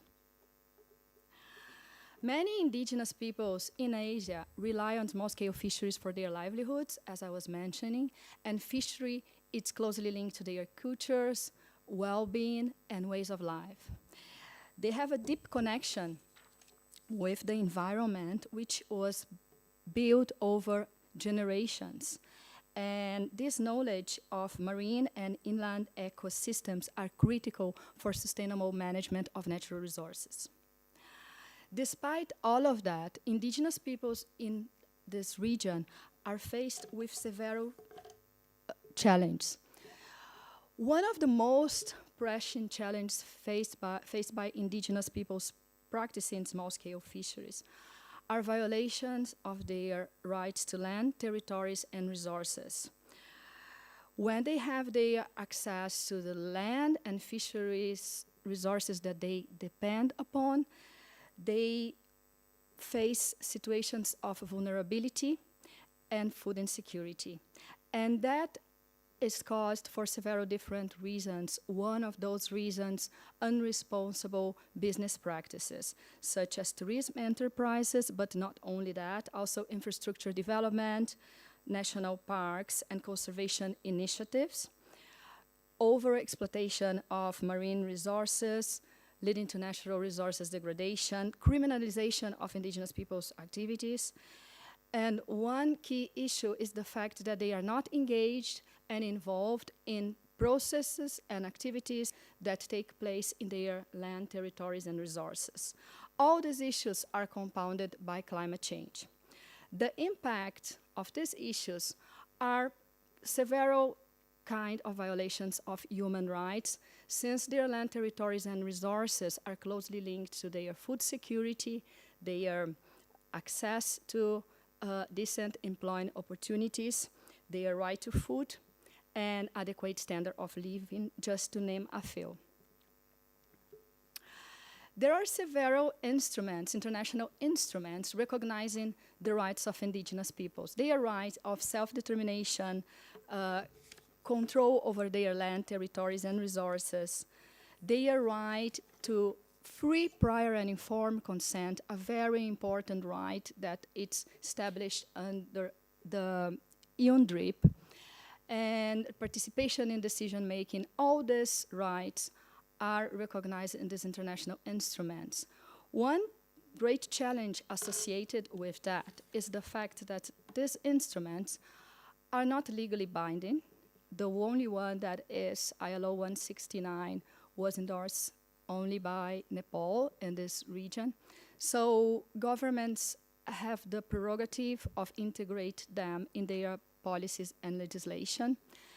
Sometimes they are not integrated, and when they are successfully integrated and laws and policies are suitable, there are great issues around implementation and enforcement. As a result of that, indigenous peoples, as we all know, are quite frequently violated. Despite that, the small-scale fisheries guidelines have some very interesting provisions when it comes to indigenous peoples practicing small-scale fisheries. It suggests that states should secure their tenure rights over fisheries resources and adjacent land. They should also recognize the very useful and valuable ecosystem support provided by indigenous peoples, and they should also recognize their customary practices, protect, respect, and enforce laws and policies supporting it.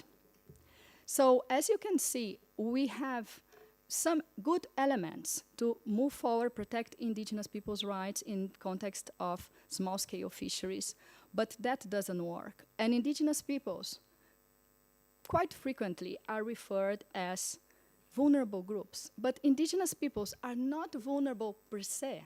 They are pushed in situations of vulnerability whenever their rights are violated. So the great challenge that lies ahead of us, it's how we change this game, which can we do to change the way things are done so indigenous people's rights in the context of small-scale fisheries are respected. And the reason for that is not just because this is a matter of human rights or because this is a matter of social justice. This is also smart for several perspectives. There's a growing body of evidence suggesting that indigenous peoples excel in conserving and managing biodiverse ecosystems more efficiently and affordably than governments when their rights are respected. And a study by the Danish Institute for Human Rights noticed that comparing marine national parks, co-managed reserves, and traditionally managed coral reefs in Indonesia and Papua New Guinea, traditional management regimes without permanent close proved more efficient in conserving reef fish. Another interesting experience and lesson from resilience of indigenous peoples come from the COVID crisis. Indigenous communities in India and Indonesia managed to keep resilient and keep their food security because they had their tenure rights recognized. So they were able to produce and gather food, and they were not affected by the pandemic as other communities have been. They were even in Indonesia able, indigenous peoples communities, to provide around 10 tons of fish, rice, vegetables to vulnerable groups in Jakarta, including hard-hit informal sector workers, according to a policy brief published by FAO and OHCHR. All that shows us that indigenous peoples need to be protected, not only as a matter of human rights, but because it's smart and it's impossible to reach sustainable economic development when an important sector of population in this region is left behind. So in this spirit, through this session today, we would want to hear from indigenous peoples themselves and from their organizations which are the challenges affecting them. Discuss the challenge that governments are faced with, explore alternatives to foster responsible business practices that contribute to the protection, promotion of small-scale fisher rights, including indigenous peoples, share best practices, and also brainstorm with you on ways forward. So thank you so much for your attention. I stop here. Thank you so much.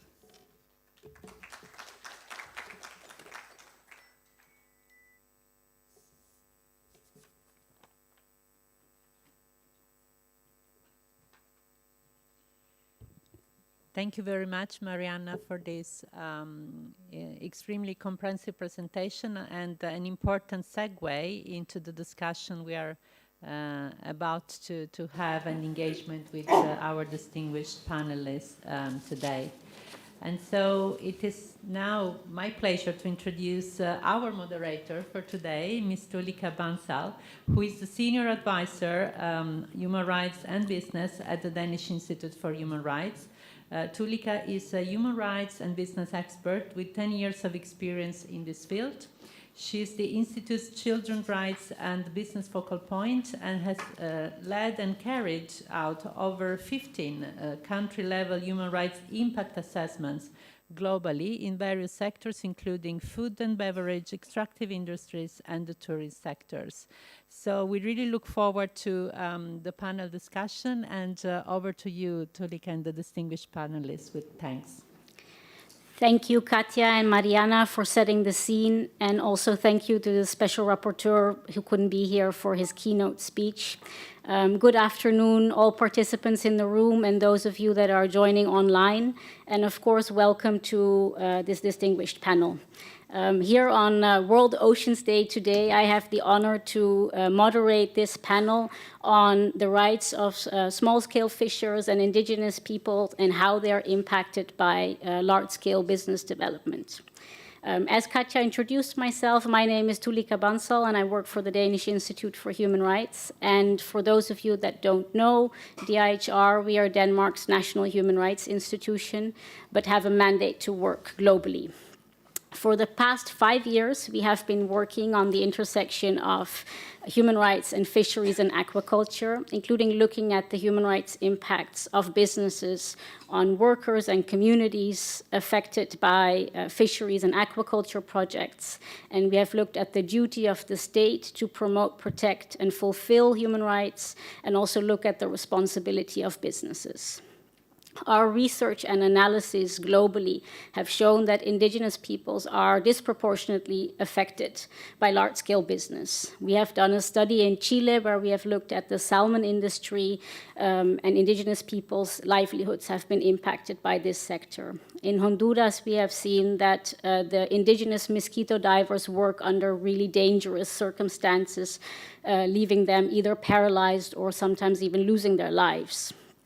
And we have found that no meaningful engagement or participations with fisherfolk and indigenous people is quite common, and impacts on traditional livelihoods, self-determination, and culture is also something across the globe affecting indigenous peoples. I have the honor to present to you this panel where we have 4 experts from across this Asia-Pacific region who will share their experiences, impacts that they have experienced in their communities, the role of states and the role of businesses. They'll also share some good practices and recommendations. And after this panel, we'll open the floor to questions from participants in the room and present online. And then we'll have some closing remarks. So without further ado, let me introduce to you our first panelist. Our first panelist is Ms. Monica Ndun, who is the Special Envoy to the Secretary General of AMAN, Aliansi Masyarakat Adat Nusantara. Monica is an indigenous rights defender from Rote, Indonesia. She completed her bachelor degree from a law school in 2013 and joined the Indigenous Peoples Alliance of the Archipelago Aman, an indigenous organization based in Indonesia. She has been dedicating her time to advocacy of indigenous peoples' rights throughout Indonesia, and I'll now give her the floor to share her experiences. My first question to you, Monica, is what are the main environmental and social impacts of business activities on indigenous small-scale fishers and their territories? And how do these practices how do these impacts affect their livelihoods, food security, and cultural practices? Thank you, Tulika, for the introduction. Hello, everyone. Good afternoon. I hope you're not sleepy after the lunch. But yeah, thank you for the question as well. But I think first I would like to, give my appreciation to this event because the team is specifically about small-scale fisheries, or covering indigenous peoples who live in the coastal area and small islands. Because as we know, the narrative now at the global or even at the regional level are mostly about land, so land perspective, forests. And most of the times, indigenous peoples who lived in the coastal area and small islands are left behind. So it's a good thing that we are talking about today.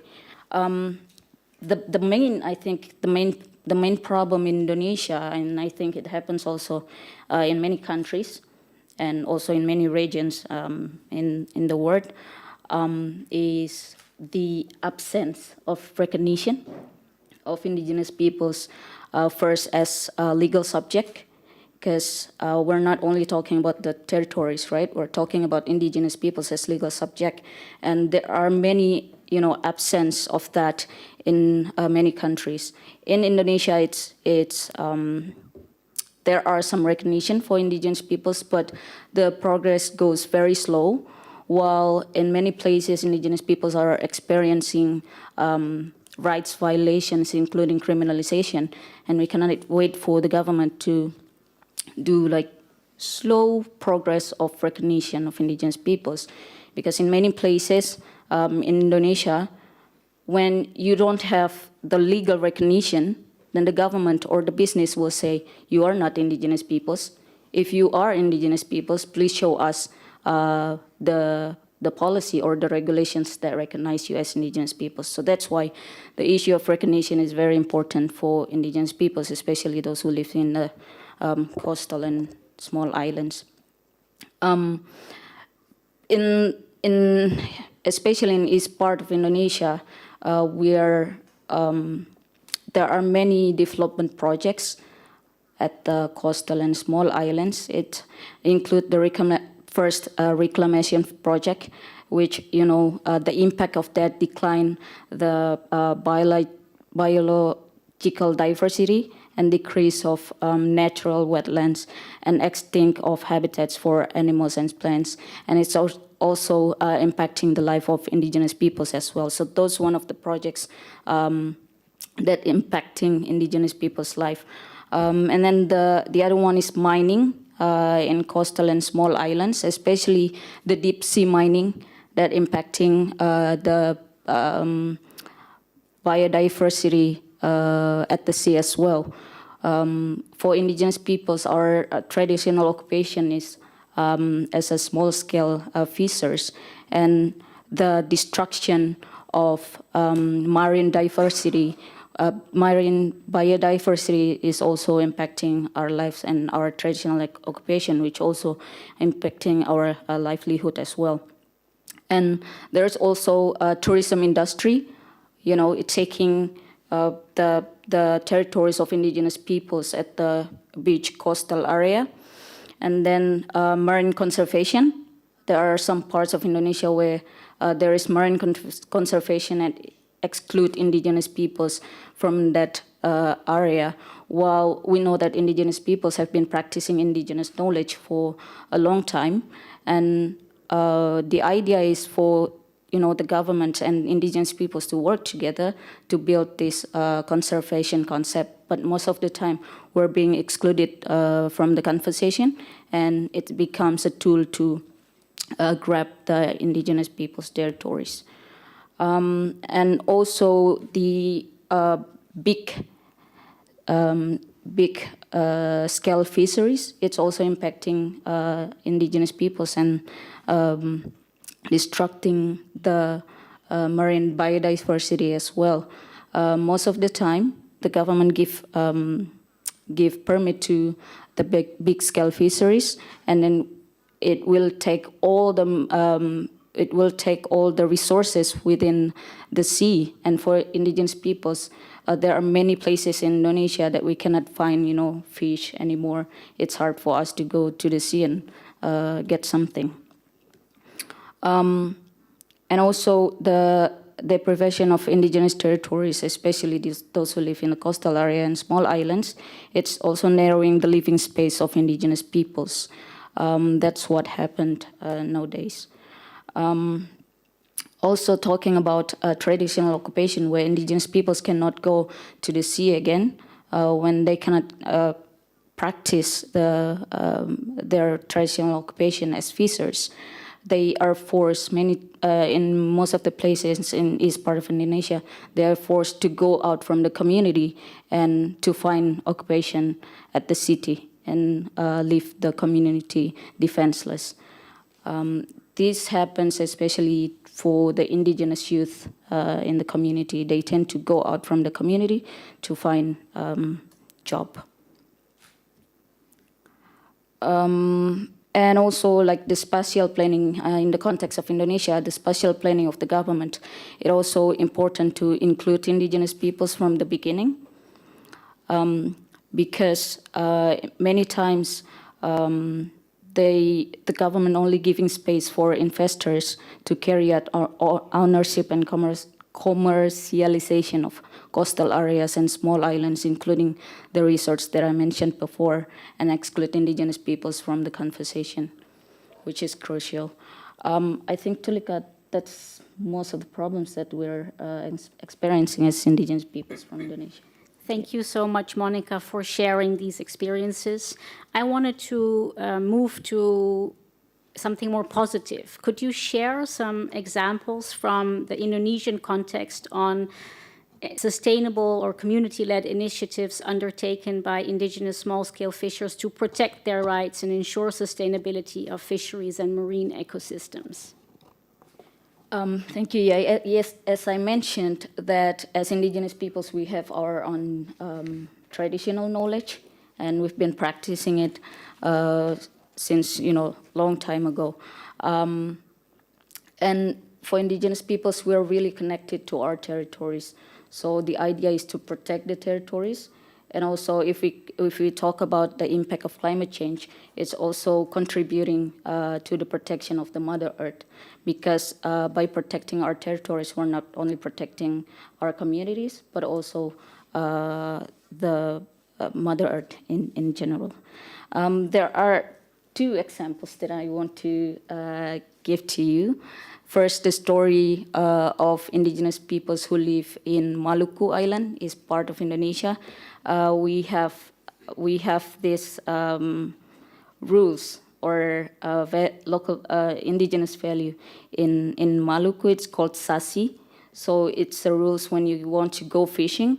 The indigenous peoples who live in the coastal area, they have their own management area. And for example, this community called Paperu that located in Maluku, when they want to go fishing, they have their own management area. They cannot go to the neighbor community's management area, but also they have the joint location for fishing as well. And it's very sustainable, because they have their own rules, like how many like kgs maybe they can take from the ocean. And they have to follow the rules in that community. I think this case, this example, it's a good example of how indigenous peoples maintain the sustainability of marine resources. And there's also one from Rote, is part of Indonesia as well, is Nusa Tenggara. It's called, it's a indigenous rules in that island. Rote is a small island and it's part of Indonesia. We call it Papadak Hoholok. It aims to prevent conflicts among the members of the communities and to prevent the damage to water resources within the island. And it also how to manage agricultural products. And so there's like harmonious relationship between indigenous peoples as well. Those are the two examples that I want to share with you. Thank you. Thank you, Monica, and I hope that many people in the room can learn from these examples and that we can replicate these and adapt it to other contexts.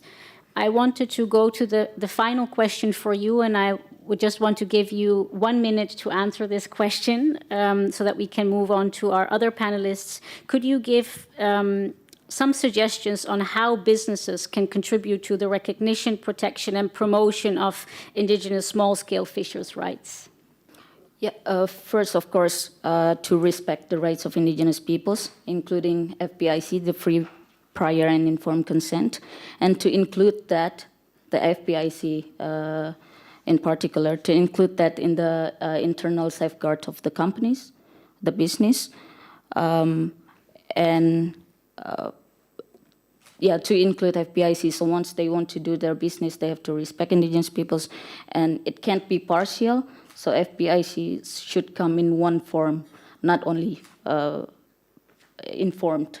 Not only the important part is the consent for indigenous peoples. So the inclusion of that in the internal safeguard, and also to build.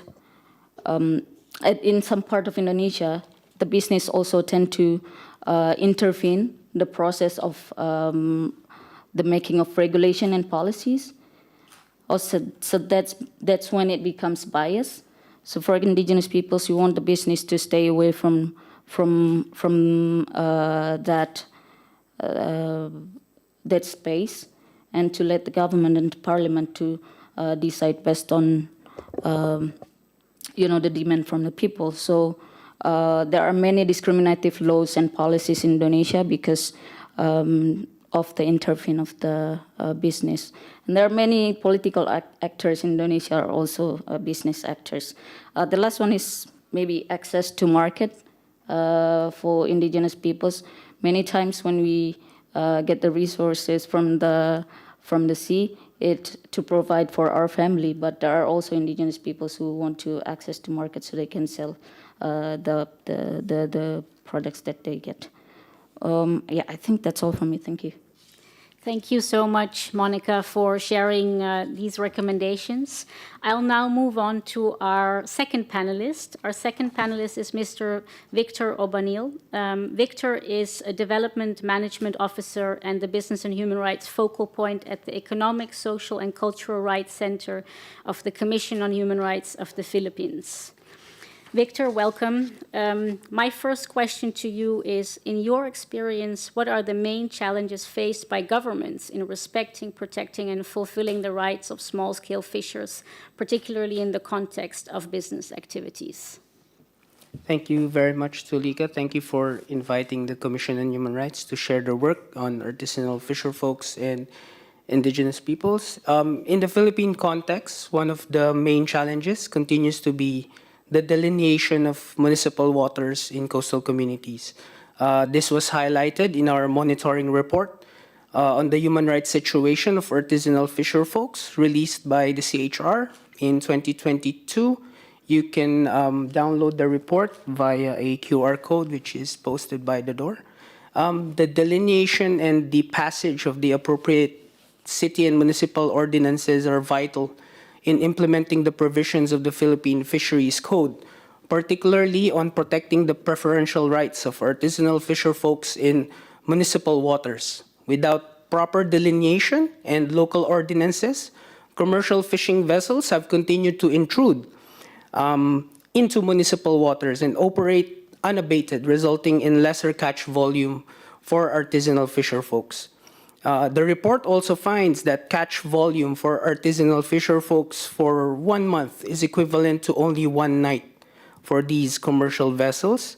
They are capable of such volume because their operations use technology and gear, which is not available to artisanal and indigenous fisher folk.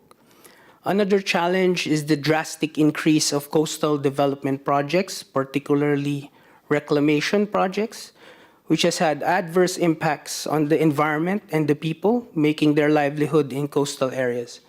The effects documented that were enumerated in the report include displacement of coastal communities, loss of fishing areas, loss of income, depleting marine resources due to destruction of fish habitats, and loss of livelihoods.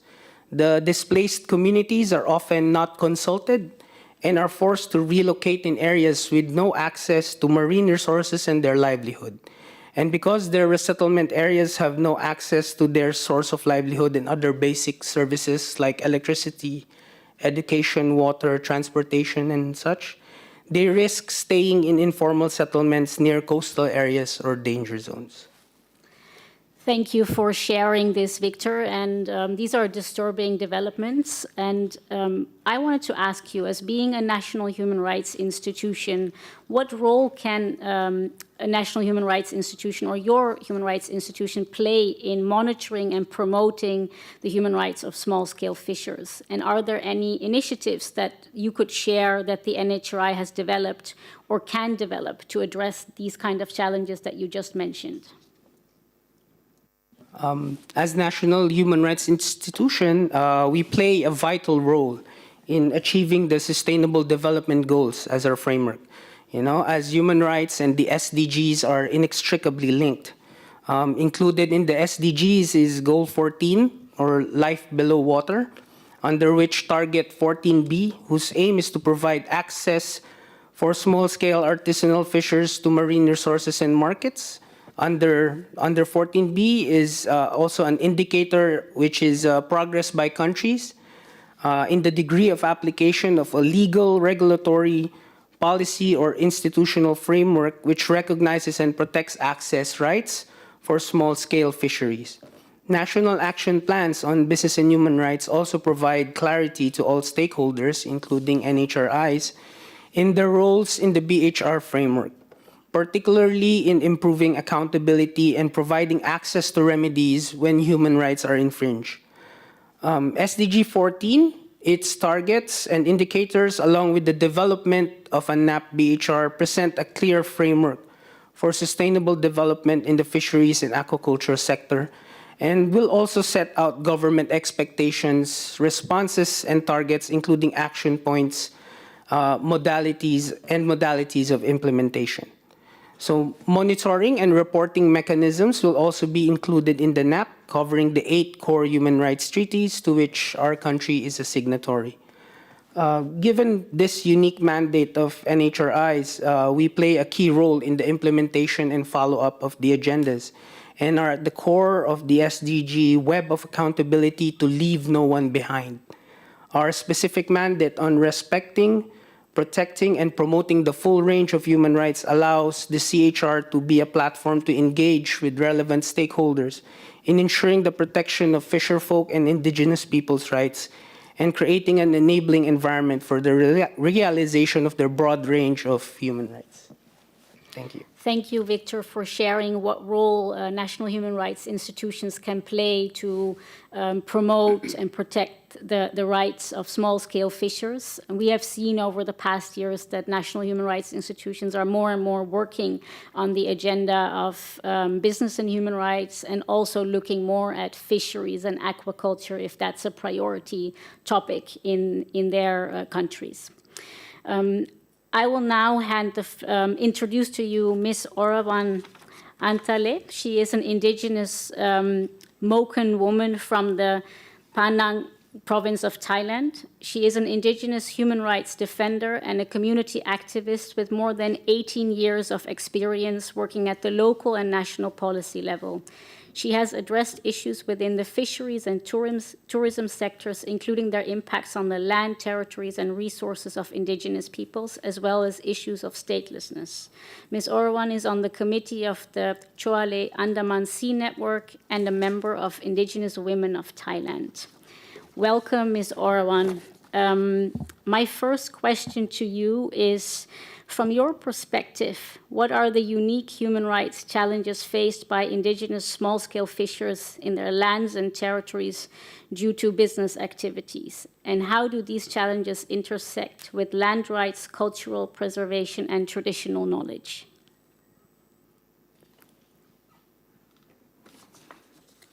สวัสดีตอนบ่ายนะคะแล้วก็ต้องขอโทษทุกท่านที่ฉันไม่สามารถพูดภาษาอังกฤษได้นะคะก็ต้องขออนุญาตพูดภาษาอังกฤษนะคะค่ะสวัสดีค่ะดิฉันอรวรรณหานทะเลนะคะก็เป็นตัวแทนพี่น้องเครือข่ายชาวเล จังหวัดพังงาค่ะแล้วก็ชุมชนของฉันเป็นชุมชนที่อยู่ในจังหวัดพังงาชื่อว่าชุมชนบ้านทับตะวันค่ะอยากจะเล่าว่าพี่น้องชาวเลของฉันเนี่ยมี3เผ่านะคะก็มีกลุ่มมอร์แกนแล้วก็อุรักละโวยนะคะก็มีประชากรรวมทั้งหมดก็ประมาณ 14,000 คนอยู่ในแถวภาคใต้ในทะเลอันดามันที่สวยงามนะคะอยู่ใน5จังหวัดค่ะแล้วก็ที่จริงแล้วเนี่ยชาวเลของพวกเราเนี่ยเป็นคนที่รวยนะคะแต่ไม่ได้รวยเงินค่ะแต่พวกเราเนี่ยรวยทรัพยากรไม่ว่าทะเลพื้นที่นะคะไม่ว่าจะป่าสัตว์น้ำทะเลป่าเขาสมุนไพรนะคะก็มากมายแต่ว่าสิ่งที่ฉันอยากให้พวกเธอเห็นทั้งหมดบนรูปที่อยู่ข้างหลังฉันนะคะก็คือพื้นที่ไม่ว่าจะเป็นเรื่องของพื้นที่ที่ดินที่อยู่อาศัยพื้นที่ทำกินพื้นที่จิตวิญญาณสุสานของพวกฉันนะคะแล้วก็ล้วนมีปัญหาทั้งนั้นเพราะว่าเป็นพื้นที่ที่รัฐแล้วก็ภาคธุรกิจต้องการนะคะแล้วก็อยากให้เห็นเรื่องของปัญหาเรื่องของบัตรประชาชนนะคะเรื่องของเด็กไม่มีปิดทางไม่สามารถไปโรงเรียนได้ที่หลีเป๊ะนะคะแล้วก็การถูกกีดกันไม่ให้สามารถอยู่ในพื้นที่เดิมได้นะคะต้องมาอยู่กันแออัดก็เป็นภาพที่บ้านกำลังจะไหม้อะไรเนี้ยค่ะบ้านไหม้อะค่ะทั้งชุมชนที่เกาะสุรินทร์ไหม้ไปทั้งหมดนะคะเพราะว่าการปลูกสร้างการถูกจำกัดพื้นที่ให้อยู่กันอย่างแออัดพอบ้านหนึ่งไหม้ก็ติดกันไหม้ประมาณ80กว่าหลังคาเป็นเพราะว่าการปลูกสร้างที่ไม่ถูกทิศถูกทางด้านอากาศนะคะ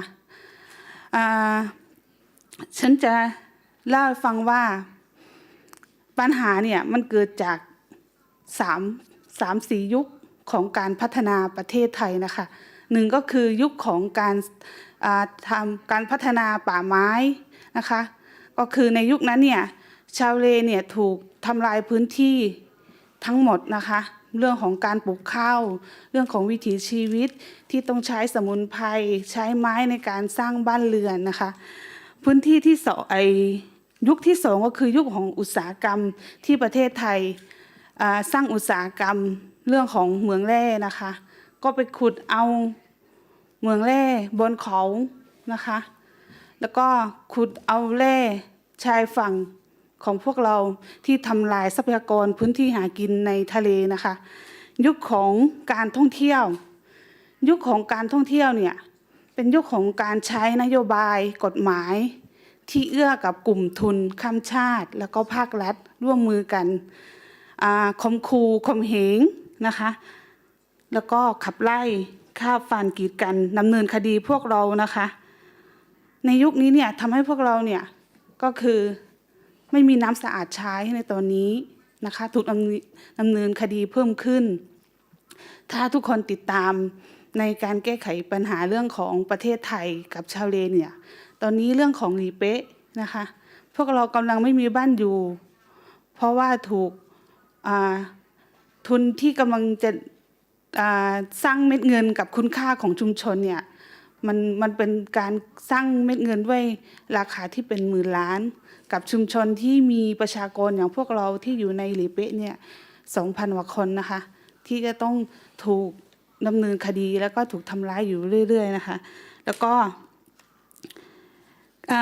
มันไม่ว่ายุคของอุตสาหกรรมหรือยุคของการท่องเที่ยวเนี่ยมันก็สร้างเรื่องของสารเคมีนะคะแล้วก็ภูมิอากาศที่พื้นที่ที่พวกเราถูกอุตสาหกรรมสร้างขึ้นมาไม่ว่าจะปล่อยน้ำเสียปลาเราตายนะคะแล้วก็ถูกทำร้ายป่าชายเลนการถมที่ทำร้ายการเพาะพันธุ์สัตว์น้ำเล็กๆของพวกเรานะคะการใช้กฎหมายประมงหรือกฎหมายอุทยานพวกเราไม่สามารถจับปลาหาปลาในพื้นที่ที่ปลอดภัยได้พวกเราต้องไปจับปลาในทะเลน้ำลึกกลายเป็นว่าพวกเราเป็นโรคหนีบนะคะพิการไปอะไรเนี้ยค่ะ การรักษาสุขภาพก็ยังไม่ดีนะคะคนที่เป็นมะเร็งเนี่ยทุกวันนี้เนี่ยชาวเลยังไม่มีใครที่ได้รักษามะเร็งรอดปลอดภัยมาเลย11 ปีที่ฉันทำงานมาเนี่ยการรักษามะเร็งยังไม่ถึงขั้นตอนที่ได้รักษาจบหรือได้เข้าขั้นถึงการได้รักษาเลยตอนนี้ณปัจจุบันยังมีพ่อฉันที่กำลังรักษาแต่ยังไม่จบในขั้นตอนแรกนะคะแล้วก็คือไม่ว่าจะเรื่องของสุขภาพอย่าพูดถึงเลยค่าคนไม่มีบัตรเนี่ยอย่าถามเลยว่าเขาจะได้ค่าแรงเหมือนกฎหมายไทยที่ให้หรือเปล่าเขาถูกโกงค่าแรงนะคะเขาถูกเขาไม่ได้รับรัฐบัตรสวัสดิการอะไรทุกอย่างนะคะไม่ว่าเรื่องของการรักษาเรื่องของการศึกษาอะไรพวกนี้คือพวกเราก็ยังมีอีก400 กว่าคนชาวเลที่ยังไม่มีบัตรประชาชนในประเทศไทยนะคะแล้วก็เพิ่มขึ้นเรื่องของพอการมีอุตสาหกรรมเรื่องของการไม่เคารพสิทธิมนุษยชนเลยเนี่ยการปล่อยน้ำเสียอะไรพวกนี้พวกเราก็จะไม่สบายมากขึ้นพวกเราก็ต้องไปพึ่งพาเงินนอกระบบนะคะแล้วก็ถูกทำร้ายถูกทำร้ายแล้วก็ไม่มีสิทธิ์รับรองเพราะว่าที่ดินของพวกเราเนี่ยชาวเลทั้งหมดเนี่ยมี 1% ที่มีเอกสารสิทธิ์ตามรัฐบาลตามกฎหมายไทยอีก 90% เนี่ยคือเป็นของรัฐนะคะอีก 5% เนี่ยกำลังอยู่ในการฟ้องร้องกับเอกชนในนี้ค่ะซึ่งกฎหมายไทยก็เอื้อให้กับทุนข้ามชาติเช่นมีกฎหมายอุทยานสามารถให้ผู้อื่นเช่า99 ปีอะไรเนี้ยซึ่งในกฎหมายนั้นไทยก็ยังไม่ได้แบ่งแยกว่าไอ้นี้คือยังมีปัญหากับชนเผ่าพื้นเมืองอยู่นะอะไรเนี้ยค่ะแต่เหมารวมว่าพื้นที่ตรงนั้นเป็นพื้นที่ของรัฐไปซะแล้วอะไรเนี้ยค่ะเรื่องของประมงสิ่งที่พวกเราทำอยู่ก็คือเรื่องของการดูแลรักษาป่าชายเลนป่าชายหาดหรือการส่งเสริมให้คนเรียนรู้เรื่องของการปกป้องพื้นที่ทะเลนะคะแต่สิ่งที่รัฐออกกฎหมายก็คือ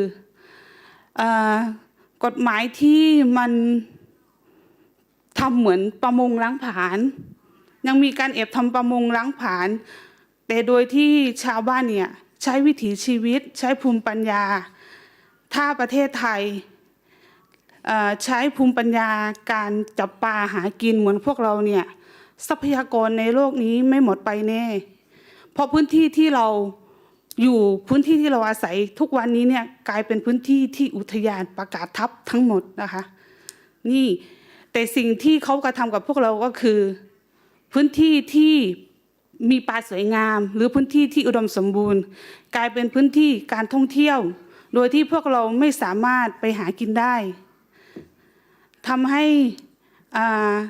รอบด้านของปัญหาของพวกเราตอนนี้เนี่ยคือมันเป็นห่วงโซ่ที่อยากจะบอกว่ากฎหมายมันร่วมกันทำลายพวกเราค่ะประมาณนี้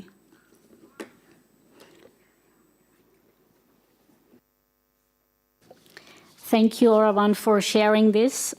I have one more question for you.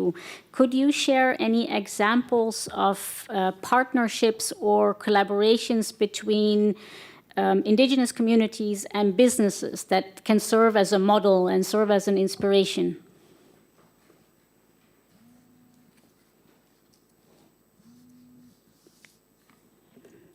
ค่ะอยากจะบอกว่าปัญหาทุกอย่างเนี่ยพวกเราไม่ว่าจะถูกตามล้างฆ่าหรืออะไรนะคะถูกทำร้ายอะไรก็แต่มันไม่ใช่ปัญหาของพวกเราเลยมันไม่ได้เคยทำให้พวกเราท้อที่จะลุกขึ้นมาดูแลชุมชนหรือดูแลประเทศนี้ด้วยซ้ำนะคะสิ่งที่เราตั้งสติของคนในชุมชนของพวกเราก็คือการยึดหลักจิตวิญญาณของพวกเรานะคะ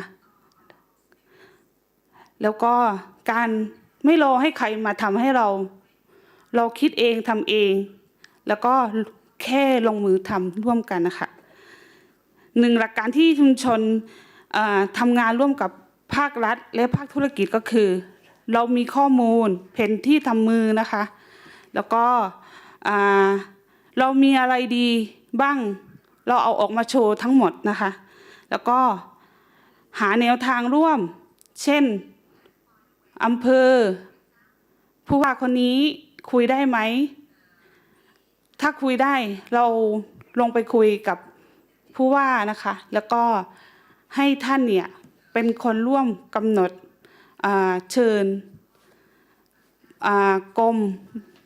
กรมต่างๆในรัฐบาลไทยนะคะแล้วก็จากการคุยครั้งนั้นเลยเนี่ยเราก็ทำ MOU ร่วมกันว่าคุณเนี่ยสามารถทำอะไรได้บ้างเช่นภาคธุรกิจหอการค้าคุณจะสร้างความร่วมมือกับพวกเราในด้านไหนได้บ้างอะไรเนี่ยค่ะ3เรื่องของการใช้การติดตามนะคะตรวจสอบอยู่เรื่อยๆนะคะแล้วก็4คือเรื่องการใช้กฎหมายมติครม.หรือ SDG ข้อตกลงที่รัฐบาลไปคุยกันไว้อะไรเนี่ยค่ะแล้วก็เอามาคุยกับทุกกรมทุกราชการนะคะว่าสิ่งที่รัฐบาลไทยเนี่ยไปเซ็นหรือการให้มติครม.พวกเราเนี่ยเรามีมติครม.หรือมันเป็นระเบียบที่รัฐไทยต้องเกิดการฟื้นฟูร่วมกันเลยนี้ค่ะเพื่อให้กลุ่มชนชาวเลเนี่ยมีศักยภาพมีเกิดการแก้ไขปัญหามีการพัฒนาที่ยั่งยืนเลยเนี่ยค่ะเราใช้มติตัวนี้นะคะในการทำงานร่วมกับภาครัฐและก็ภาคธุรกิจแล้วก็เราสร้างต้นแบบของชุมชนบ้านทับตะวันเนี่ยค่ะทำให้เขาเห็นพัฒนาการท่องเที่ยวพัฒนาเรื่องของการแปรรูปหรือดึงศักยภาพไกด์นำเที่ยวทำหลายรูปแบบที่เป็นเรื่องที่ดีพร้อมกับเรื่องของแนวทางนะคะแนวทางที่เราจะดึงเพื่อนภาคีทั้งภาคอะไรเนี้ยค่ะมาร่วมกันค่ะประมาณนี้ Thank you very much for sharing these examples. I will now move on to our fourth panelist. Let me introduce to you Dr. Johnson Jament. Johnson hails from the Mukovar seagoing fishing community in South India. Johnson holds a PhD from the University of Northampton, UK, and is a coastal researcher at the University of Sussex. He has initiated a coastal indigenous peoples organization called the Association of Artisanal Fishers with the active seagoing fishers in Trivandrum. Johnson, let me ask you my first question. What are the specific human rights challenges faced by indigenous small-scale fishers in your community? Thanks, Dilip. And most of the human rights challenges faced by many coastal indigenous people in India and also especially in South India. I here talk about a particular challenges faced by Mukwa community in Trivandrum, Kerala, where one particular business activity actually destroy a lot of our rights and ocean resources we have been preserved for many years. So, and most of the challenges are also similar to our fellow panelists here. I'm not going to repeat the same challenges. Of course, the customary rights are not legalized. Still, our customary rights are unwritten. And we have documented these customary rights of our fishers, our community. Going back to the history, a documented history of more than 800 years. And since European traveler came to our coast, we have the references for that. And we also not just custom rights in terms of history, but also in terms of the spatial sense, meaning how far we been traveling. We were using these resources over the years. That also we try to document it.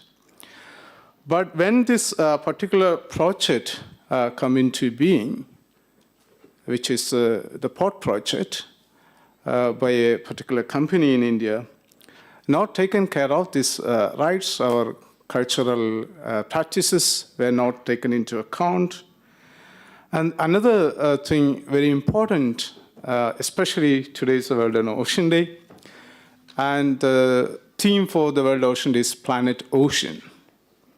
Yeah, because this is a planet ocean. Our people consider ocean as a mother. We call in our language Kadalamma. So because of that, we also not only respect the ocean as a resource, some animals we also give respect to, especially nowadays we actually have this endangered species or protected species. These animals come under that. So we have been doing this several centuries or years. And therefore, I guess my second human rights challenge has to be no respect for ocean. So I consider this as a human rights challenge. And third aspect I'm going to mention about when they develop this environment impact studies, they did not include our centuries-old knowledge, centuries-old practices in connection with ocean and ocean resources. Therefore, what happened? They identified that there are no significant ecosystems. In fact, we identified more than hundreds of species, more than 10 particular reef ecosystems in that area, in the project area. I will show that video. So because of that, they haven't documented this underwater ecosystem because scientists said there are no significant ecosystem. So let us do port construction. They do not, we know this, what's there, because we are the people of the ocean. So that is not concerned. So because of that, this biodiversity is an important biodiversity being destroyed. It's about, I'm giving only a small portion of the area they destroyed. This is actually about a kilometer of a particular Sabellaridae colony actually being destroyed by this port project after a week of the commencement of the project because they did the dredging there. Many other species, about I think 8 reef ecosystem already either in danger or lost completely. In each reef ecosystem, there are hundreds of species associated with, not just fish species, other marine species as well. So then associated with also, we have a lot of beach erosion, and we lost our community space. These are some of the key challenges actually we face currently. Thank you, Johnson, for sharing this. I think it's a very important point that you made that in environmental impact studies or assessments, the traditional knowledge of Indigenous peoples are not taken into consideration.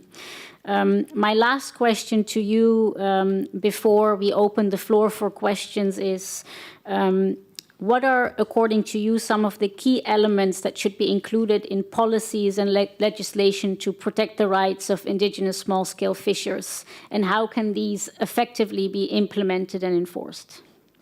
Okay, thanks for the question. Yes, the important thing is we need to consider, the coastal community should be considered as right holders, not just stakeholders. People here, they use these two terminologies interchangeably. Stakeholders are not the same. like right holders. We are the right holders. We have been with this land many centuries. So that's the one thing I need to say. The second thing is include us. There is nothing about us without us. Also, there is nothing about ocean without indigenous people, sea people. So in every, even when you develop proposals, a project proposal for infrastructure development or port project development, include us, even in the proposal. Then we will tell you, these are the areas you should not do any harm to the nature. These are the areas where key biodiversity areas or marine protected areas are there, should not do any kind of interventions there. We will tell you, we will teach you how to do and where to do the constructions. That's a second thing. And of course, in scientific studies, include us. So I have this document. Actually, we documented this big, more than 1,000 species. Then particularly in this 3 kilometers of port site area, we have documented 400 marine crabs. That is the area is considered as there are no significant ecosystems. So why should we protect? So these studies, we can see there are all these, we have document based on our traditional knowledge of our fishes. And this we did only for a couple of years because we did not have funding or anything. We voluntarily contributed from our fishers. Then once the funding, our fishers are not very rich people. They're daily fishers. They're daily consumers of the sea. So therefore, all producers of the sea, they are not able to support us. Then we had to stop. But still, we do some kind of voluntary activities. So these are the 3 key aspects I want to say. And how effectively you need to implement, of course, we need to create awareness among the fishing community themselves about their rights as right holders, not the stakeholders. And of course, they should be capacitated. We done capacity building activities within our community because before 4 years ago, we do not have marine scientists from our community. Though we always discuss marine science everyday life, but we don't have marine scientists from our community in order to negotiate with the governments. See, whenever they say, oh, this is indigenous knowledge, this is not scientific. So we are scientists.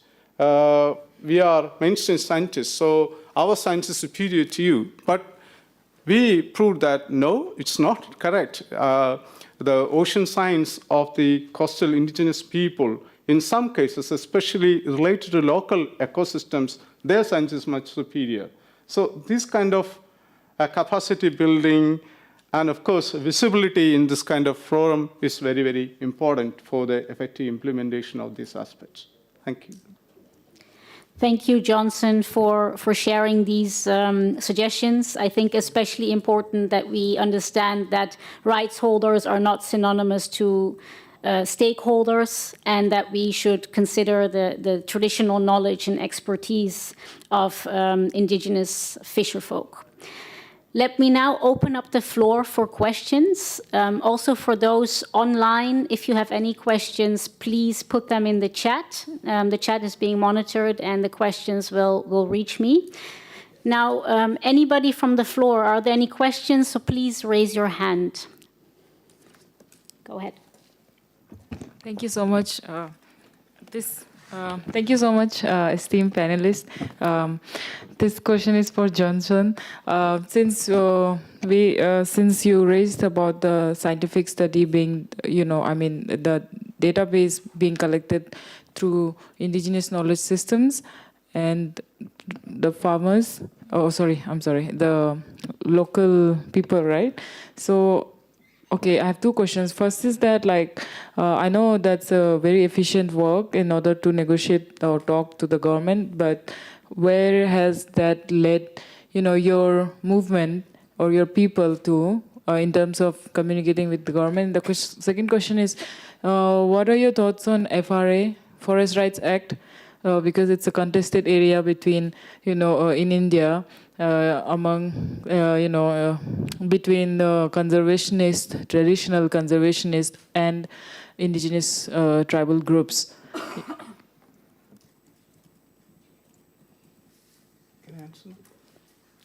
Yeah, thanks for that questions. Very important questions.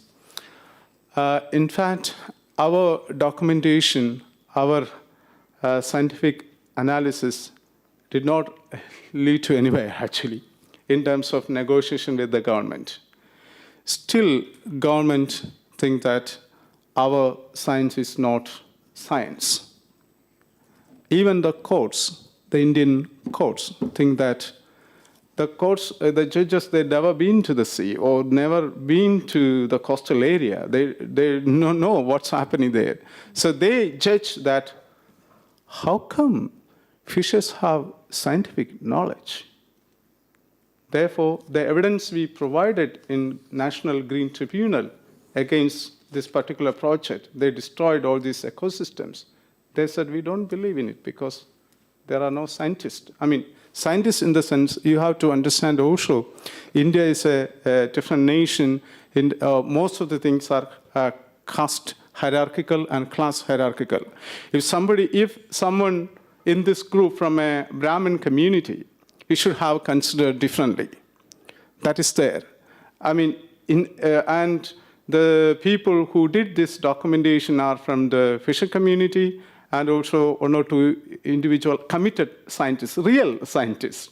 In India, there are not many real scientists, actually, in relation to ocean. We have negotiation with these people a number of times. I can give you hundreds of examples, this issue. So, yeah, so we are just still fighting.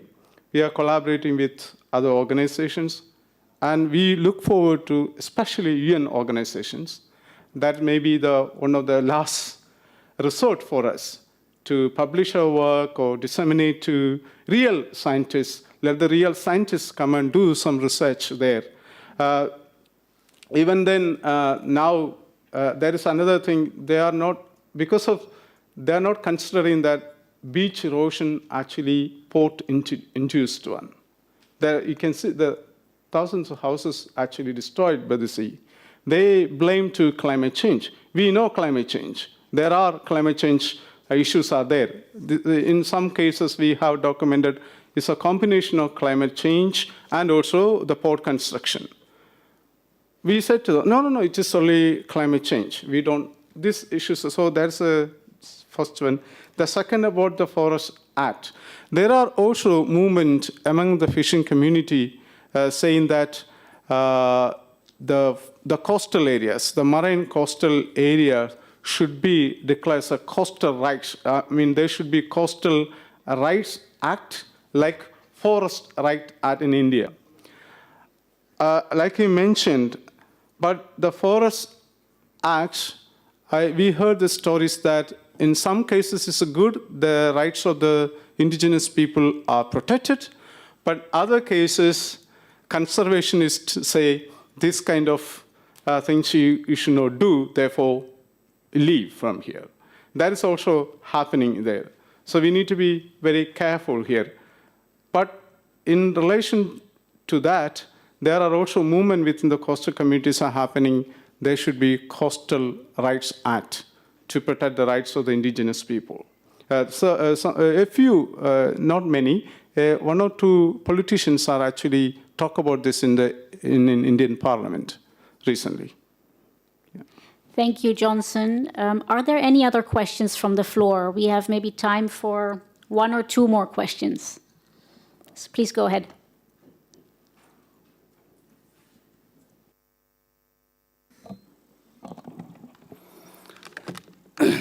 I'm from Nepal. In Nepal, hydropower is a very big problem for indigenous people.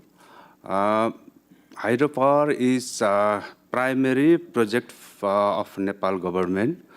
So many hydropower is in the land of traditional land of indigenous people. Hydropower diverts river from their natural way. So fishing community in Nepal called as Maji community, they are displaced from their traditional land because of hydropower. It is government did not treat livelihood and business differently. It is the problem. So that how we treat the government and business sector,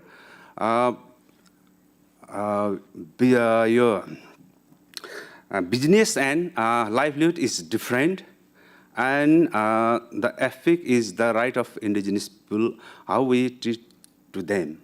Thank you. Please to them. Thank you for sharing this. Would any of the panelists have any comments or anything to say? Victor, go ahead.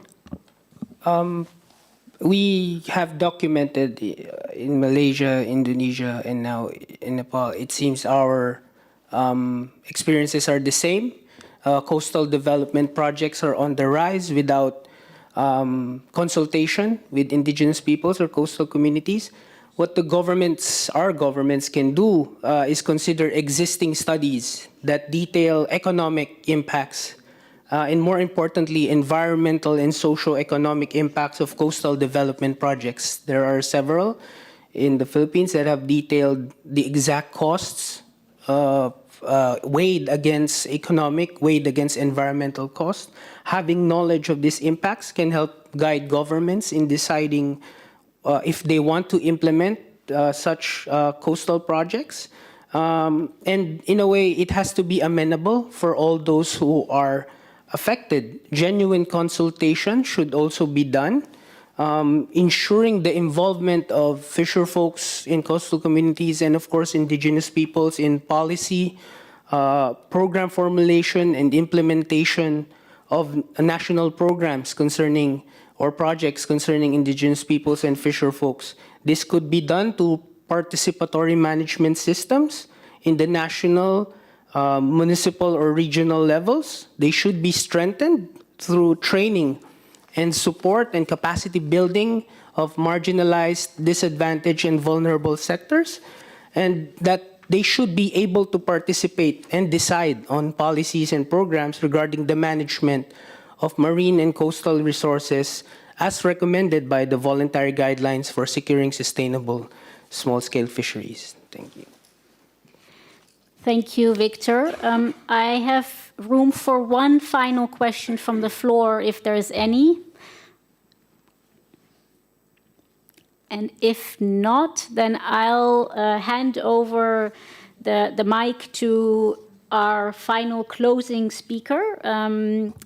I'll give the floor to Frederick Wilson, who is an indigenous Dusun Putih from Sabah, Malaysia.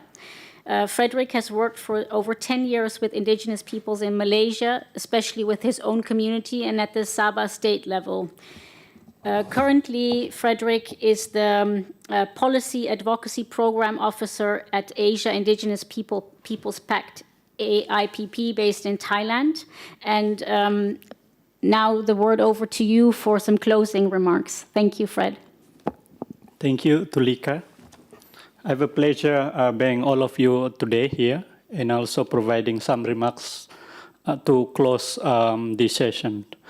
Of course, I observe and also the constructive discussion, as well as the presentation in active discussion among the speakers, and also the intervention from participants with the question.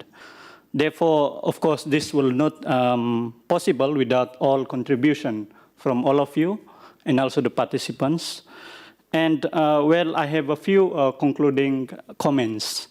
And I also would like to thank to all panelists and moderators for the really thoughtful presentation. As you know, this year is the 75th anniversary of UDHR, as well as 10th anniversary of voluntary guideline for securing sustainability small-scale fishery in the context of food securities and poverty eradication. It is time for us to do some kind of reflection and think about what is our contribution about this process. As you all know also, and you have heard, this is part of the human rights. We talk about human rights, this is one of the transformative. But human rights also causes conflict if we don't really proper understood and also not really contextualized in our own context. Now, I have to say that this is, was actually pretty sure for me, and what we have heard all the presenter and also speakers today. If I may say, there's a 4 important points. First one is when we talk about commitment into action, we heard many of the speakers mention about the recognition of the right of indigenous peoples. And of course, this is really indeed the role of governments, including the institution such as the NHRI, to address the recognition of the right of indigenous peoples of marine, coastal, small island, very much indeed. Secondly, the issue of a right to free, prior, informed, and consent. This is we heard that this should be clearly understood and implemented for any policy or project implementation, or even though we heard a lot of issues like relocation, displacement, and in the name of development, and reclamation and delineation, among others. So with that, we really need to ensure the genuine, not only in the name of consultation, but if you really understand free, prior, informed consent, this should be not one-time manner, but it should be continuous to the whole process. Third one, the recognition for customary and traditional occupation and indigenous knowledge. This is always vital. We learn a few best practices. I would like to flag again here, not to repeat, but you heard about the initiative in Indonesia, for example, the SASI, or some of them they might call community protocol. So this is the expression of indigenous peoples' inherent rights to self-determination and also self-governance over their affairs and land, territory, and resources. It is also tools for ensuring the sovereignty, way of life of indigenous people is honored and preserved. Number 4, effectively and meaningful participation in decision-making. The indigenous people in small-scale fishery timely needed. In all process, as I mentioned, this really needed from the policy development, program formulation, and implementation of national program. This is even the concern of fisher folks and indigenous peoples. Now we should listen and also consider the dialogues, not only within this forum, but it's also need to listen the outside of this conference. The voice from indigenous peoples, community fisheries, small-scale fishery from communities, the struggle with very issues. You heard about the sustainability, alternative livelihood. For example, the one our colleague mentioned in Thailand as well, and in India and Indonesia. And also the idea of indigenous community model. I think this should be supported because this is one of the momentum that we need to build and also restore the fishery resources and livelihood of indigenous peoples. Next, the importance of environmental and social cultural impact assessment and fair and equitable sharing of benefit arising from the conservation approach and sustainable use for fishery and also resources should be emphasized. With that note, I would like to acknowledge with the opportunity to all the fisher folks and small-scale fishery, indigenous peoples, local community, who are risking their life even for the benefit and service for their families, and also community and the society, always ensuring the economic stability, food security, and poverty reduction, particularly in the developing countries. Finally, on behalf of the organizer, OHCHR, FAO, DIHR, and One Ocean Hub, and EIPP, I would like to express my appreciation to all participants and also speaker, moderators, technical team, and documenters, and interpreters, and also to Ms. Katia, Mr. Mitchell, and Marianne, who are setting up the scene of the discussion. I would like to close my remarks here. Therefore, I would like to urge to all of you, Indigenous brothers and sisters, civil society organizations, international agencies, and also private sector. Each and every one of us also contribute the agenda focal commitment of action. We want to live together in the peaceful and holistic manner. As one of our colleagues mentioned, as Indigenous peoples also part of the citizen science, we need to empower them.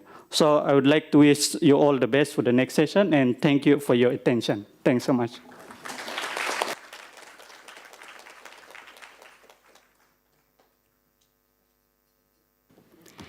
Thank you, everybody. Thank you, Frederick. And herewith, I close this session.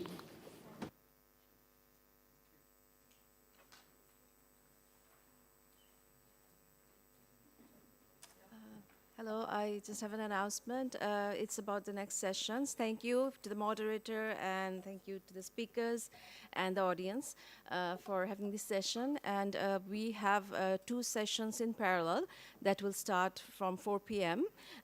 In this room, the next session will be on unlocking the potential of women's leadership for accelerating the just energy transition. And in room 3, there will be a session on children affected by migration, the role of businesses. Thank you. See you. Bye. Take care.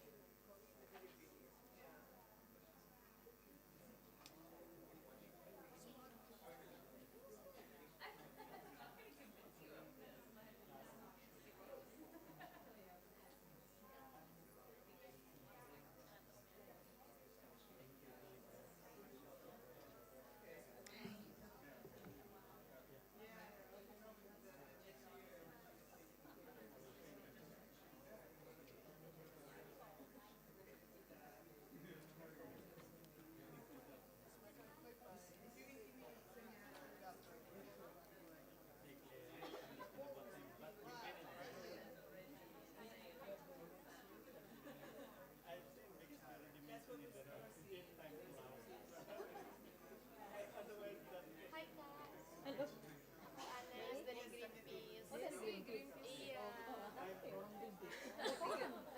Pasti gara-gara ngeliat Kak Asep ya? Oh, kenal gak Kang Asep? Kang Asep sama siapa lagi ya? Mas Arif gak ada ya? Mas Arif juga? Iya. Iya, kita berempat. Tapi actually kita nggak tahu kalau Kang Asep juga ikut. Oh iya? Iya. Keren banget tuh, kayaknya gue harus banyak belajar tentang small scale fisheries. Masih belajar.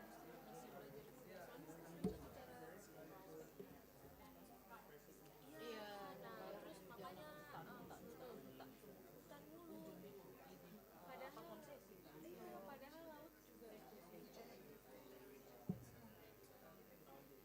banyak kan menarik ya.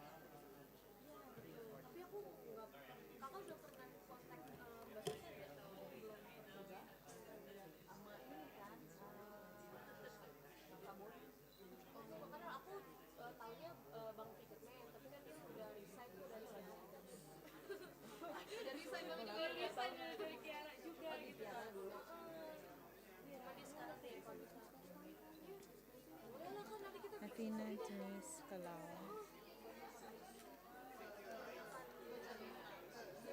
dianggapnya laut. Amira Bilkis, Gong Kanli, Alice Chipius, Kathy Toyin Nguyen. Yang lagi ini yang undang-undang yang baru disahkan itu loh sama Jokowi yang tadinya di ban sama Megawati. Yang penambangan ekspor pasir, ya ekspor pasir. Penambangan tambang pasir. Hi, I have been meaning Athena Denise Kalau. Yes. Hi, my name is Belinda. Belinda? Belinda Shatrayo Okay. with UNDP. Hi. Are you based here as well? Yes, I am. And I'll just be emceeing the session, so we should be on track to start at 4. Okay. But if there are any delays, just let me know. I'll just be in the wings. All right. I need help pronouncing some of your beautiful panelists' names. Okay, Amira. Amira is fine. Yes. Lee. You can call her Lee. Lee. Yeah. Oh, so not Dwong. No, not Zong. Okay, so Lee. Lee. Alice. Kathy. Kathy. Oh, so because I was like the toy. Yeah. Toy. No, it's lovely to meet you. It's lovely to meet you. Nice to meet you. And we should have coffee. There's so many colleagues that I've met over the last couple of days, and I'm just like, Yeah, I don't know exists. Yes. oh my gosh. I know. Yeah. How has it been? It's Has it been extreme? It has ebbs and flows. There are moments where you feel like you're in control of the whole thing. Like, yes, okay, I have this and this and this and this. And then there are moments where you're like, it's been a very long time. Where am I? Where am I supposed to be? We'll see. And I think particularly this session I've been very excited for. I did tell my fellow MCs, you can shift things around, but women's leadership and just transitions do not remove my name. What do you work on with UNDP? So on business and human rights. Okay, so this is your thing. This is my thing, but I'm very much a women's leadership person, if that's a way to say it. Feminist? Yes. Yes. Oh, yes. She can sit here. You can sit here. Yeah. Unless you also want to sit there. No, not necessarily. Yes. Oh, brilliant. Hi, Anna Maria. I don't think we've seen each other since the last CEDA board meeting. Belinda, Business and Human Rights with the EU funded project.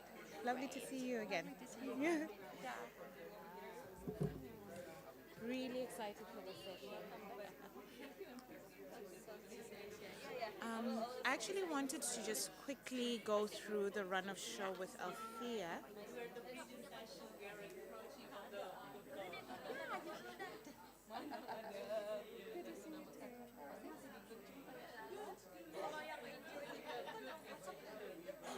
Yeah, I think we all are this time of the year.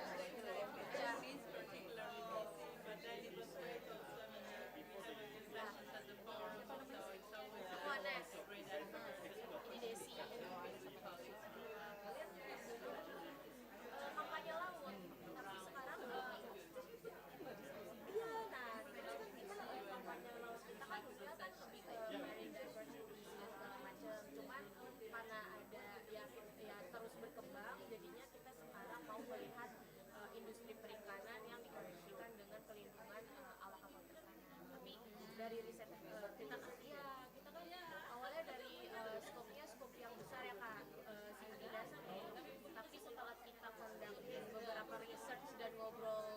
dengan komunitas-komunitas di daerah itu kita menemukan bahwa salah satu triggernya adalah regulasi kita untuk lokal fisheries itu masih jauh banget. Jadi itu yang jadi trigger mereka itu menjadi ABK, dimana yang ya mereka jadi ABK itu nggak makmur gitu. Kalau buat masyarakat adat kan yang dia tahu kan hak lola. Bukan saya tadi aku bicara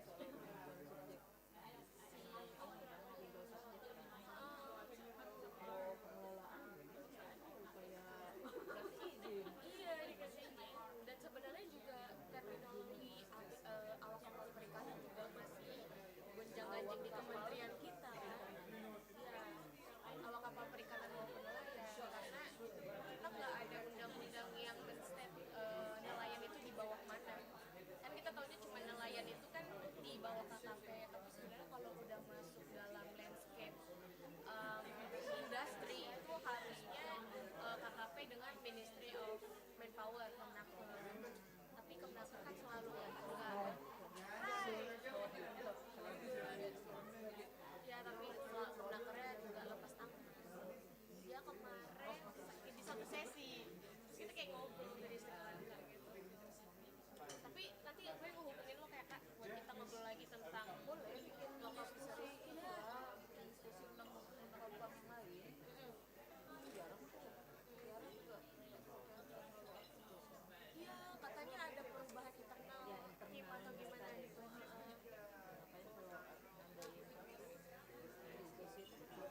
Iya. Jadi kayak wajah hidupnya juga. Oke, thank you Kak. Kayaknya kita mau break dulu. Ada meeting internal, tetap jalan. Berapa lama di sini Kak? Padahal dia udah mulai selesai. Kita ngerjain kerjaan negara Kak.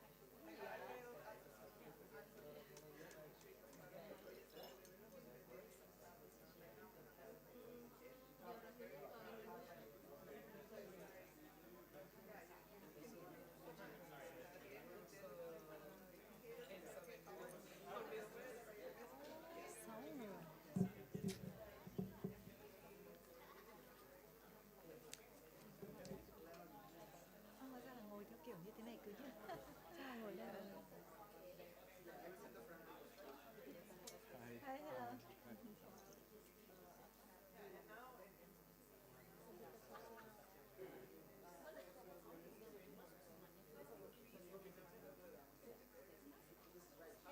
Hi. How are you? Hi. Iya, ya tadi. Yeah, most of the issues you mentioned are similar to us. They're from Greenpeace Indonesia. I'm Anastasia, Greenpeace Indonesia. I'm for Ocean Campaign. Greenpeace Indonesia. Anh you? Đâu có thấy chị ấy đâu. Kia, bạn cái gì của em ngồi kia.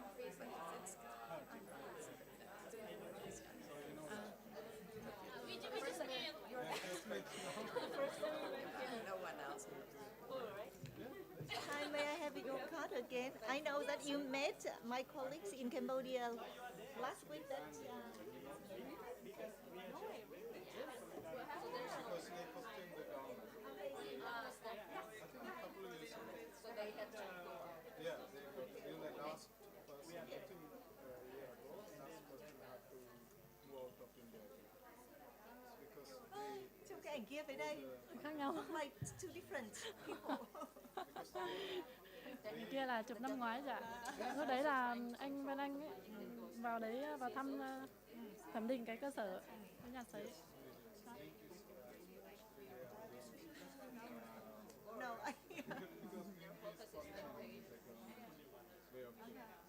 but you know, this is interesting. This is the first kind of discussion I have enjoyed. That they have like the table in front, like this, like covering. So yeah. Right. Normally we have it is just at the stage, and then they mobilize some chairs. That's all.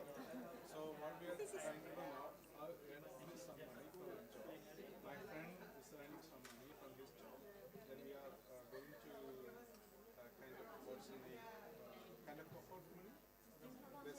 it and then put the money in the bank.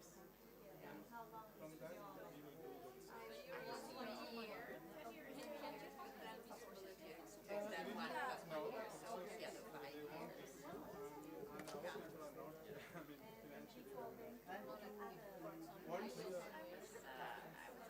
yeah, that's what I'm research operation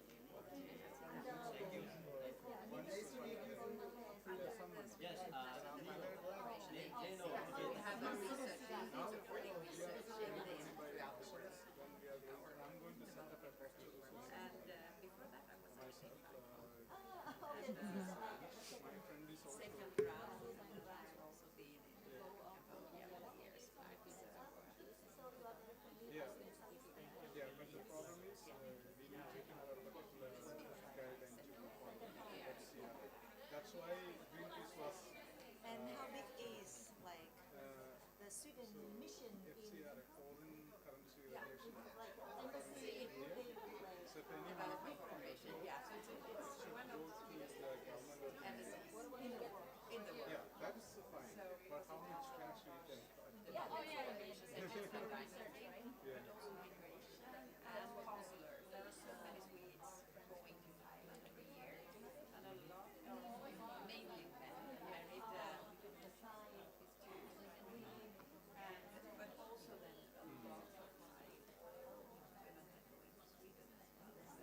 That's why I don't know, I'm very Yeah, but here the problem is if you have FCR, they approve it, then you can get from the embassy in Cambodia. but here Myanmar, we don't need that. Laos. We don't need to distribute that. No, we have a section Because of even, this in yeah, that's Cambodia. why I need to talk. The other thing is Greenpeace funding is stopped because of they have FCRA. Once you question the government, they will remove your FCRA license. That means you cannot get funding from everyone. Yeah, that's what happened. No,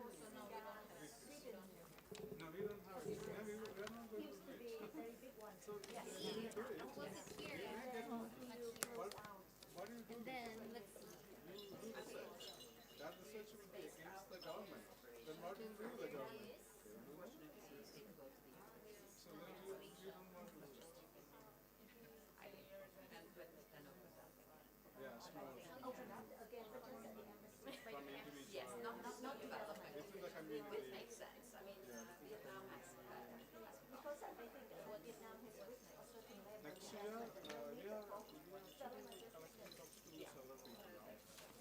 We are going to do the entire coastline. This area we have only documented a particular area. Especially we know that this project is going to be before and after. Last year, our people actually conducted big projects, 146 meters. That time we could also go there and do something. Then because of that, I had to leave my academic job. Now I'm unpaid job, meaning I am still part of the university as a volunteer, visiting research fellow, but not paid. So, but they said, the university said, we can give you the recognition, so you can use our name in case if you want to do it. So that's fine. But I want to do most of this afterwards. Also people Yeah? Em đây, em nhìn thấy chị rồi. Đây, ở chỗ bục này này. Bục này này. Em ngồi ở...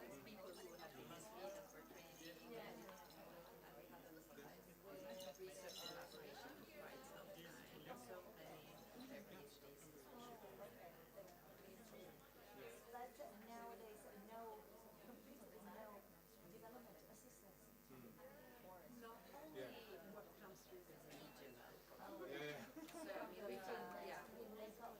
Not like bilateral.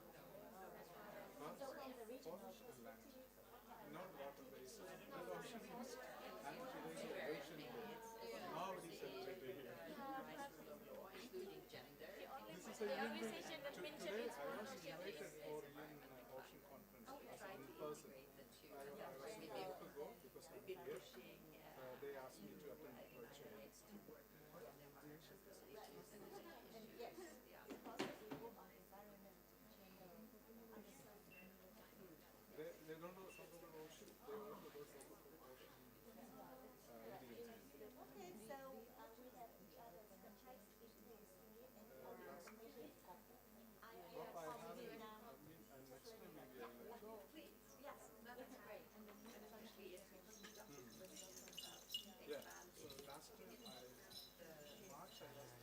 Maybe. Can I just borrow you to translate for a second? Oh, okay. Please. Sure. Okay, so.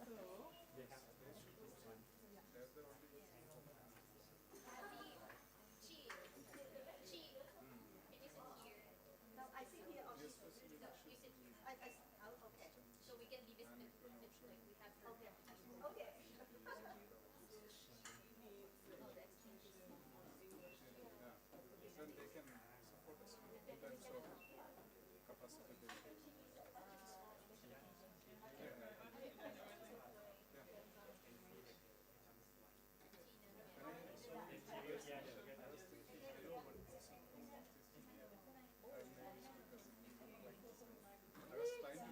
Anh thử đi xem. Còn nếu không, đây là em nói này.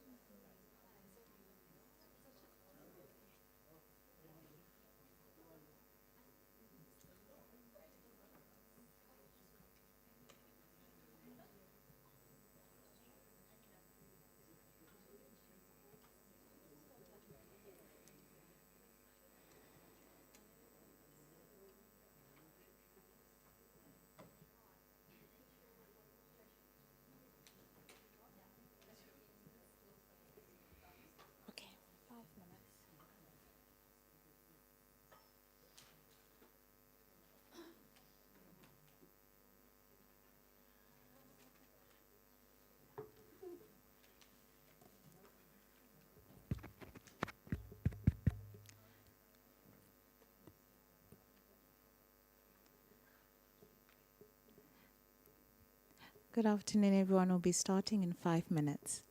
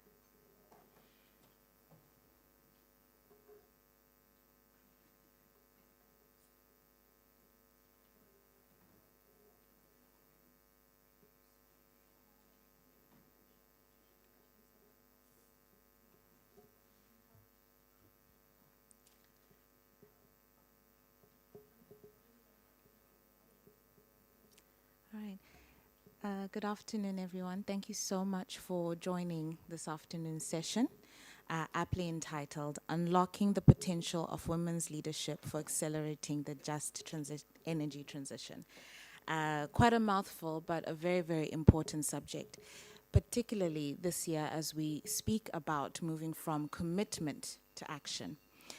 Over the last 2 days, I think many of you have heard instances of us talking about climate change. In almost every single session I have been a part of, I've heard climate change, climate change. And what I haven't heard as much is how climate change disproportionately impacts women. What I haven't heard as much is discussions about energy poverty and the impact it has on women and girls. Hence my true excitement at this lovely session that we're about to embark on. I would like to introduce the moderator who will take us through this lovely session, and also who will introduce the panelists. One point of order is just to remember that translation is available at your seats, and if you are joining online, please feel free to click the globe on Zoom, and translation is available. Thank you so much, and looking forward to an exciting session. Hello. See? Wow. We have a good number of people in the room, and I think it's 4 o'clock. And some of you might want to also rush home. So we'll try to also still have a very interactive conversation. And even with the table right in front of us, we're hoping that, we create a space where all of your voices are welcome. So good afternoon. My name is Athena. I'm the program coordinator for UN Women on Gender and Climate Change. And let me just walk you through our session this afternoon. We are very much happy. So this session is organized under the regional program Empower Women for Climate Resilient Societies, which is a 5-year program that works on the intersection of gender, human rights, and climate change. With us today, we bring along a strong set of women that works on that nexus, and we hope that you, because the knowledge is not just here right in front of you, but the knowledge is with us in the room, and we hope that you can work with us in this conversation that we're going to have today. The objective of the session is twofold. The first is that we want to really look into how gender and human rights can facilitate the low-carbon and resilient development, but at the same time, realize that also what are the opportunities for that the transition to low-carbon development also bring for women and girls and the most marginalized community. The second one is with us are a set of great human beings that they have with them a set of knowledge and experiences that we would like to share with you, and maybe also in the process learn also from you with what you're doing. So those two things. And then finally, just to also say that, so we have, let me just introduce to you quickly our panelists. We have, moving from our, which is left, sorry. From our left is Kathy, who is the country director from Impact Investment Exchange, or IIX. IIX is a Singapore incorporated company that pioneers in the impact investing movement and the global leader in sustainability. You will hear more about IIX later in the discussion. Together beside her is Zong Can Lee, which is the director of Nghiat Ha Agriculture and Forestry Cooperative in Vietnam. She is a women's entrepreneur. On my left side is Amira Bilkis, who is an energy modeling and policy planning analyst from the ASEAN Center of Energy. She has worked extensively on bringing gender into ASEAN. So you'll hear more of that and how has that is being advanced currently.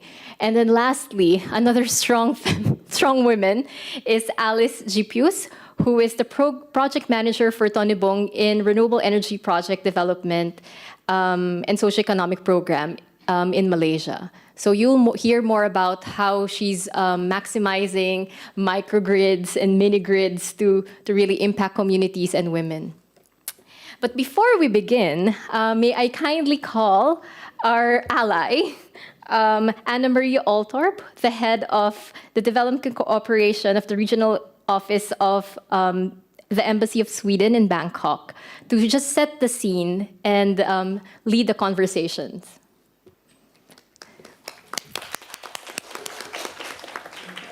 Thank you. Business leaders, human rights defenders, honorable delegates, I'm really pleased to be here and to welcome you to this event organized by UN Women and UNEP as part of the Empower Women for Climate Resilient Societies project that Sweden supports out of the embassy here in Bangkok. Today, we will hear more about the just energy transition and why it is so important in our region. Asia and Pacific is more vulnerable to climate change risks than other regions of the world. This is due to the dependence on natural resources and agricultural sectors, densely populated coastal areas, weak institutions, and poverty among a considerable proportion of the population. At the same time, the region is responsible for more than half of global carbon emissions, and the demand for energy is rapidly increasing. Therefore, transition to cleaner and more sustainable energy resources is crucial for a long-term sustainable development and to reach the goals of the Paris Agreement. The just energy transition is crucial for addressing the climate crisis, while also ensuring that women and marginalized groups are not left behind in the transition towards renewable energy. Investing in projects that prioritize social equity and inclusivity in the renewable energy sector does not only make good sense socially, but is also economically viable in the long run. Not least because diversifying the energy workforce will allow the renewable energy sector to tap into wider pool of talent and perspectives. The growing trend towards the adoption of renewable energy sources across our region is positive. However, the cost of transitioning to clean energy sources and infrastructure can be a significant barrier. Initial investments and financing options for renewable energy projects may be limited, especially for vulnerable and marginalized populations. Policy and regulatory frameworks are in many cases bottlenecks for transition to clean energy for all. But there are also many opportunities. Asia and Pacific is rich in renewable resources. Advancement in technology present opportunities for cleaner and more cost-effective energy infrastructure, not least to reach the last mile. Through regional collaboration and knowledge sharing among countries, common challenges can be addressed and best practices shared. Achieving a just energy transition in the Asia-Pacific region requires a combination of supportive policies, adequate financing mechanisms, technological advancement, and inclusive approaches to ensure equitable access to clean energy for all. The just energy transition is about so much more than retaining workers from the coal mines. There is also great potential to make use of the transition to a fossil-free society to promote human rights and gender equality. For women and marginalized groups, renewable energy represents a pathway towards economic empowerment, opening new entrepreneurial opportunities and markets.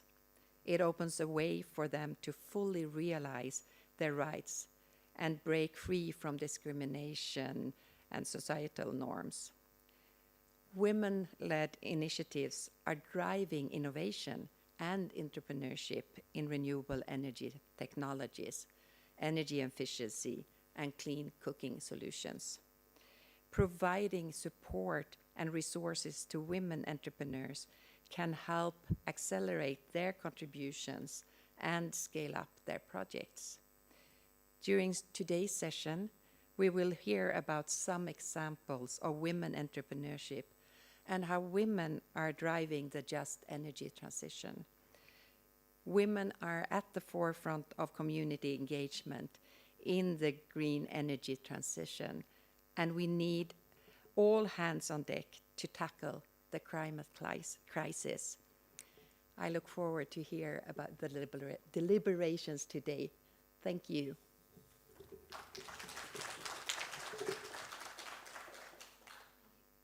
Thank you so much, Anna Maria. So let's start the conversation going. I think we have a tall order of all hands on deck. So maybe let's start the conversation. Our first speaker is Ms. Lee, but can I ask, she will be speaking in Vietnamese. So if you have your translations on your desk, you can put them in. I think the landscape on energy transition and even climate in general has shifted the last 10 years or so, or maybe even the last 5 years. We see like 194 NDCs with 85% of them having gender now. But really, how important is moving towards renewable energy, and how important is it for women on the ground? So Ms. Lee, can you please share with us how renewable energy has impacted your communities and your life? Over to you.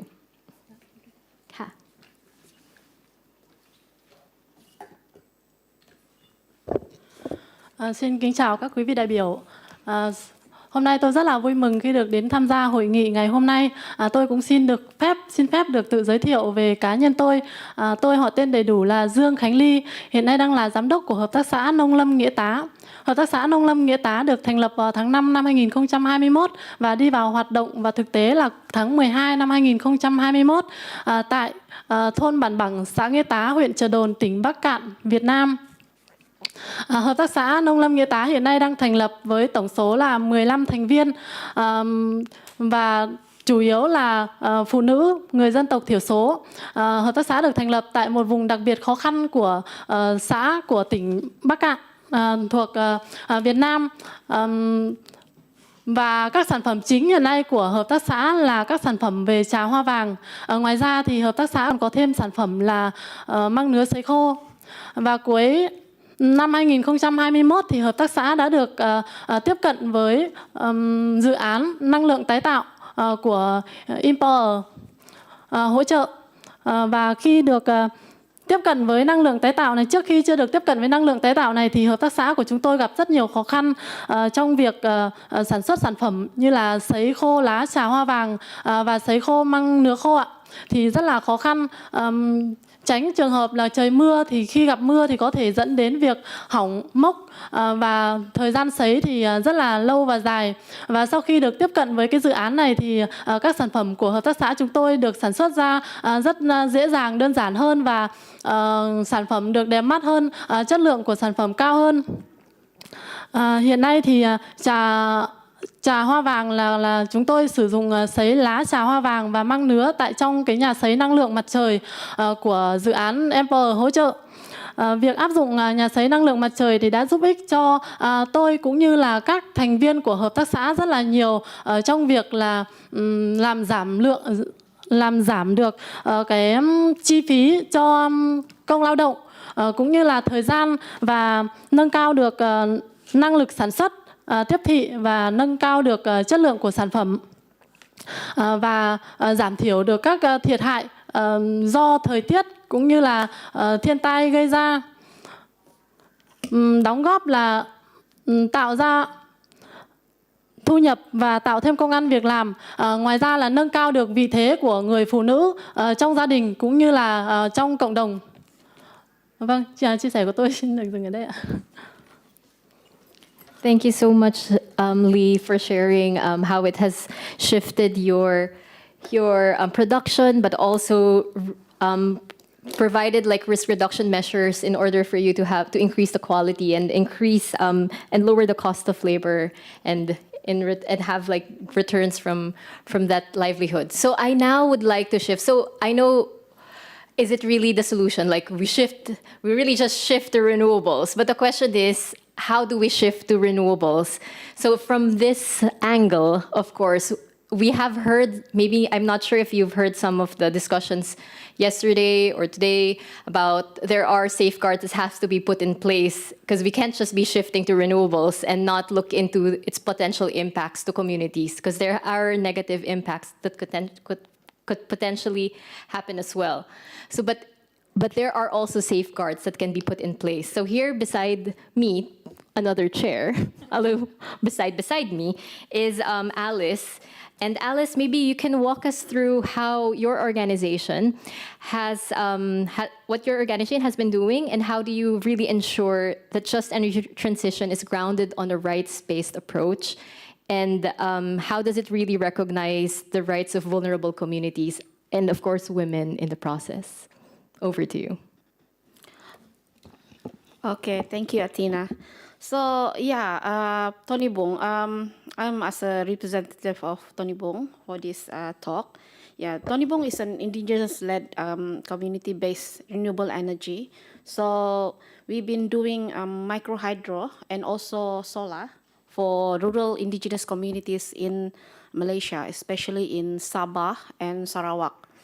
So yeah, for some of the action that Tony Bong undertake for those action includes some inclusive participation or community engagement and participation. This, whenever we do a project, Tony Bong makes sure that there are participation from all community members, especially women. So we are for example, every RE project, one of our project in what we call micro hydro Kabulo, which is power up a micro hydro that power up about 50 households. We wanted to make sure that the community members are women, not all women, but some of the committee members are women. There must be a participation from the men, women, and also youths. So yeah, for example, like one or two of our project, the head of the committee members are women. So it is one we considered a must for our project. And then of course FPIC. So if we must respect the right of indigenous people to whether they want to take or withhold their consent for the RE project. So if they say that even after we explain about the project, the RE project, when they still does not want it, then we should respect their wishes. And the next thing will be the gender mainstreaming. So we should consider the needs, roles, and capacities of women and men. They are different. So in this case, usually Tony Bong will do a focus group discussion where we put 3 groups where men, women, and youths. So we will ask for their aspiration and what do they want from the RE project. Because if we put them in one place, one discussion, sorry to say this, but indigenous men tends to dominate the conversation. So yeah, if we put them in their groups, then we will know what's the aspirations of each gender. So one of our project that we have done, we done a focus group discussion, and we asked the men, indigenous men, women, and youths what they want. For example, men's, they tend to have wanted electricity for to power up their power tools, refrigeration for food security, and also for entertainment, which is a karaoke system. But yeah, we are very into the entertainment business. The karaoke. And for women, surprisingly, what they wanted most, which come top of the list, is, can you guess what? Can you guess what, Athena? What do women want? Lighting for their children's education? No? Not really. What they want is a washing machine. Oh. Yes, because laundry in the rural communities, laundry takes a lot of time. I mean, imagine now we are taking our laundry machine for granted, but for women in the rural area, you have to do your laundry by hands. Imagine the time consuming it takes. So if there's a renewable energy that can power up washing machine for them, it will take a lot of load from their hands, yes. So they can do a lot of things. They can do their craft, they can do gardening. So yeah. And for the youths, it's mostly, like Athena says, lighting for their studies and also internet. Enough power to have internet access. And for the socio-economic benefits, yeah. So we must ensure that every RE project have a socio-economic benefit. They can generate some income for the communities. And in this case, when Tony Bung have a RE project, we will do a socio-economic project for the women's group. Because for the women's, men do a lot of technical stuff, but women's, they wanted something that can contribute to the project, which is other than the civil work. But after that, after the RE is finalized, what do? They want to do a socio-economic project that can generate income, that can help the families. So yeah, so in our project, we will put one provision that there will be a program, a socio-economic program just for women's group. And most of the work that done will be the food processing, so we can ensure that there will be a food security for the community. And also, hopefully, it will generate income because from most of our project, the socio-economic program will help to maintain the system, the renewable energy system, may it be a micro hydro or solar power hybrid. The money generated from the socio-economic program will help to maintain the system where you can pay for the operators and also for the maintenance to buy some parts and all that. So it is crucial for every RE project for indigenous people. We must have a socio-economic program. And then the next one will be land and resource rights. So we must respect and recognize indigenous people territorial right and access to natural resource. Yeah, so some of our project, they will go to indigenous people land. So yeah, we will try to talk with the indigenous community and try to, if we are using their land, it will compensate them based on the indigenous law. So it will be a community thing where we will have a discussion with them on how can we compensate. It's based on their indigenous law. So it be it either like, for example, one in our project, so the indigenous community affected for the RE project, they will ask for like where we will not charge them electricity tariff for like 5 years, or they will be asking like 3 buffalo for it. So, or either that they wanted some community to help them to do some agriculture works for the next 1 year. So each communities are different. But yes, we must compensate the land that we use for the RE project. And then there should be a capacity building and empowerment for the community. So Tony Bung, in every of our project, we will make sure that there will be a training and training for RE, renewable energy operators, and also empowerment for the communities. So some of the training that we have done will be the for micro hydro operators and solar power operators, and also for maintenance work for the system.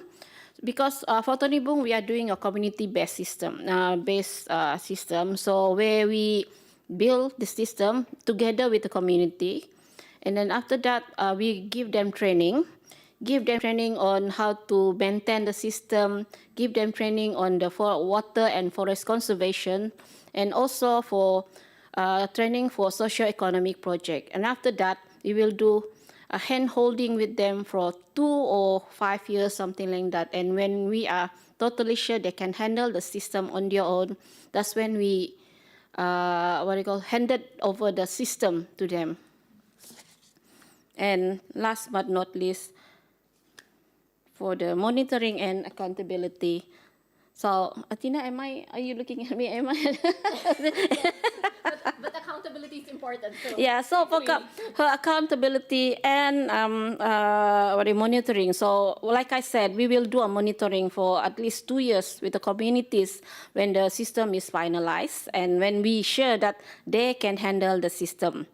So in this part, women will play a very important role where they will keep track, because in the management system, most of them are women who hold for the finance, management and all that. They are the one who keep track of the system, where the men will be the technician doing the maintenance, but the woman will keep track of everything. So that's where we do monitoring with them, and sometimes whenever our team went to the village, we will get the information from them.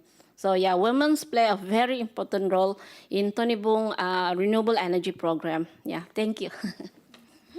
Thank you so much, Alice. I think that was a very comprehensive and a set of checklists, if you may, of what has to be put in place in order for really, I guess, mutually equally benefiting for both women and men of all RE initiatives. But I really like the point that you provided like a very comprehensive set of interventions in communities where you start with really participatory approaches and you still end in accountability and monitoring those participatory approaches and looking at needs and priorities and aspirations as part of the whole system. So it's really amazing work. All right, so moving on. Yes, I see you looking at me. Kathy, what now? How is the private sector? Because we heard Anna Maria say that financing is one of the key enablers to actually facilitate this whole shift towards low carbon development. And can you tell us more about IEX work and how this fits into this new development? Thank you, Athena. Good afternoon, everyone, and thank you for having me in this session today. Again, my name is Kathy Thuy Nguyen. I'm the Vietnam Country Director of Impact Investment Exchange, IIX. IIX is a Singapore-based company.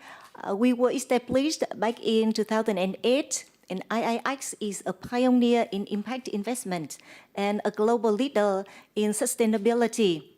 We have transformed the financial system so that women, the climate, and underserved communities are finally given a voice and a value in the global market.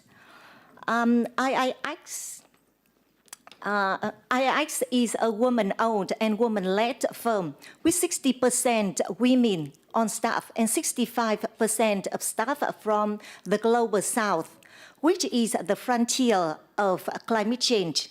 That's why it is in our DNA that we work at the intersection of gender and climate change. At IIX, we empower women to take on solutions-oriented roles while also allowing private sector investors contribute towards tackling the world's most pressing climate and sustainability issues.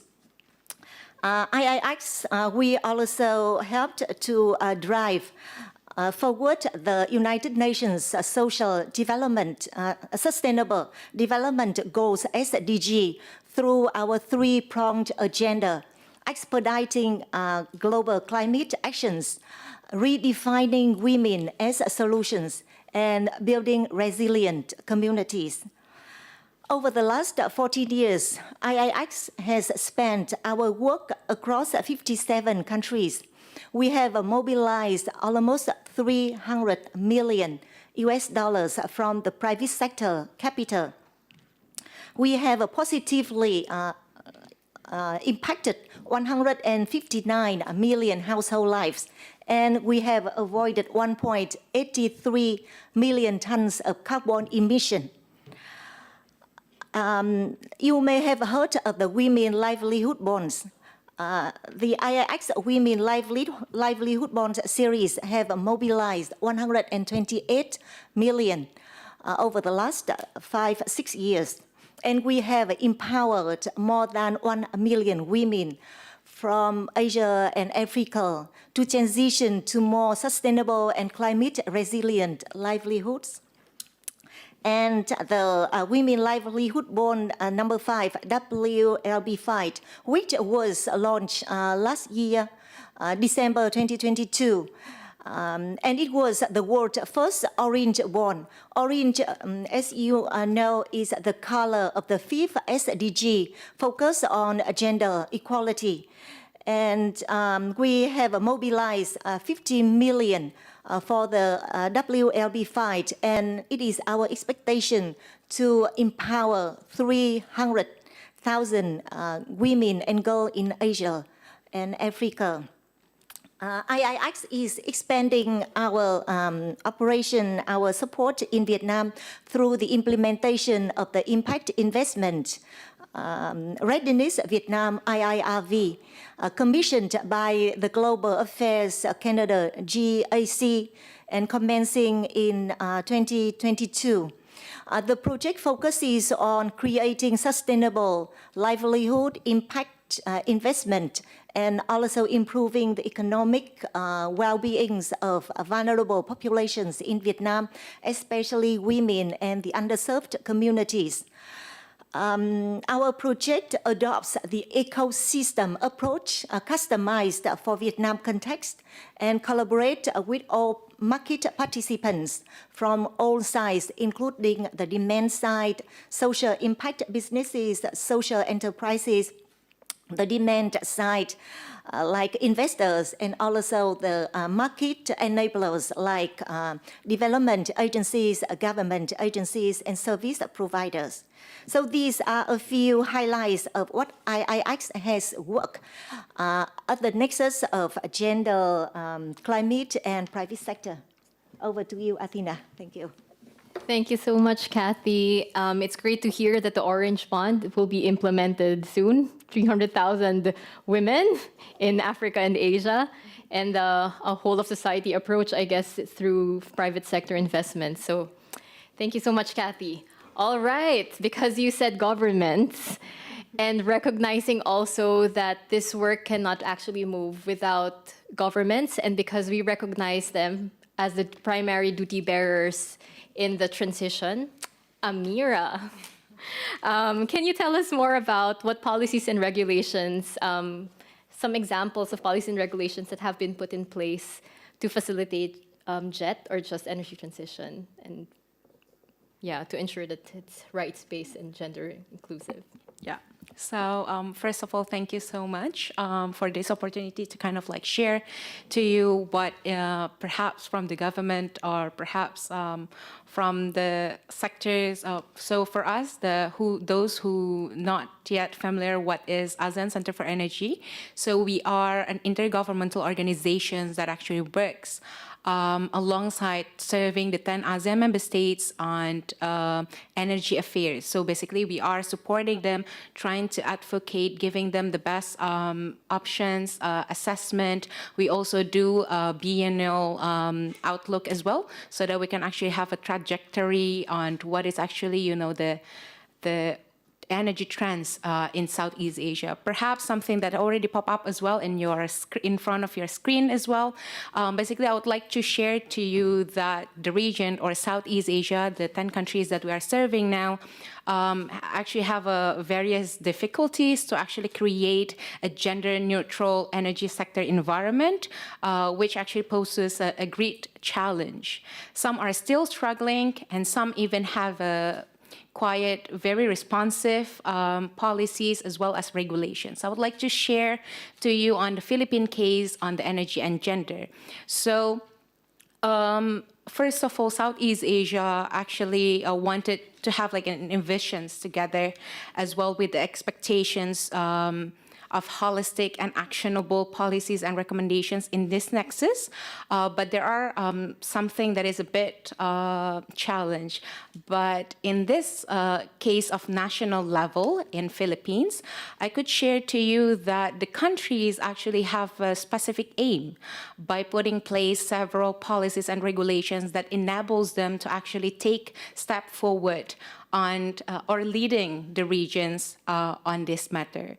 So the country actually aims to address the energy needs for both women and men better, more ergonomically, given the variations in the gender-related aspect, as has mentioned in Tony Bung as well. The women in planning and management of the energy sectors, but also the variations of gender-related aspect in the energy explorations, development, utilizations, distributions, and conservations, which we think the key deals that happens in the Philippines is that there is a close coordination between the Department of Energy in the country alongside with the Philippine Commissions on Women.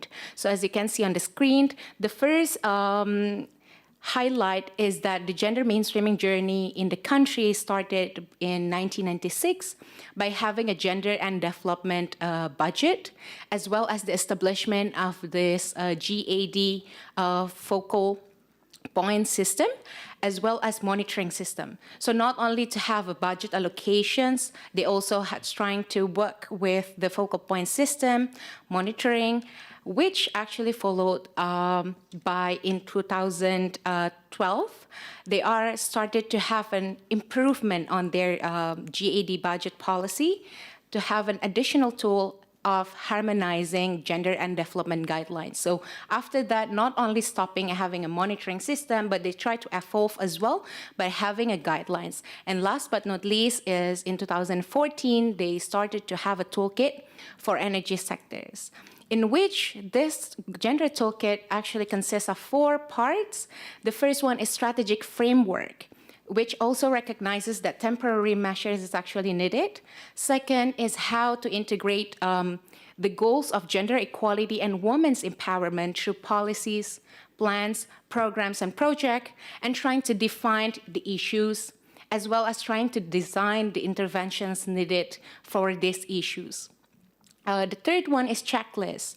So complementing the part 2 to provide summary guide for designing energy programs or projects, which is dedicated to project proponents, planners, designers as well. So it's a bit technical in a sense, the policy, but I think this is the kind of policies and regulations that we need to also have around the regions as well. And last but not least is mainstreaming gender perspective and integrating goals in the main businesses of the Department of Energy. So not only trying to regulate it to the external parties with this, the designers, project owners, stuff like that, but also internally as well. So there is this 2 sides of, well, I wouldn't really say 2 sides of a coin, but it's something that is aligned as well, but needs to be done simultaneously. The previous milestone of this Philippines Energy and Gender is that they are successfully integrating gender and women's concern in the key policies, which is the Philippine Energy Plan 2012 until 2030, which is a huge milestone, and we are trying to get that as well in the Southeast Asian countries. I'll stop here and I'll pass it back to Athena. Thank you. Thank you so much, Amira. And as a Filipino, thank you for highlighting our experiences back in the country. But I think you made a very critical point on 3 things. I feel like the key 3 enablers that has been identified is really not working on silos between the different ministries that works at the energy transition. So making sure that they coordinate. So the Philippine Commission on Women is actually the women's machinery back at home, Philippines, and that they work closely with the DOE, and making sure that we really maximize the policies that are already in place, like the Philippine Energy Plan, to really mobilize, and also putting monitoring mechanisms and guidance.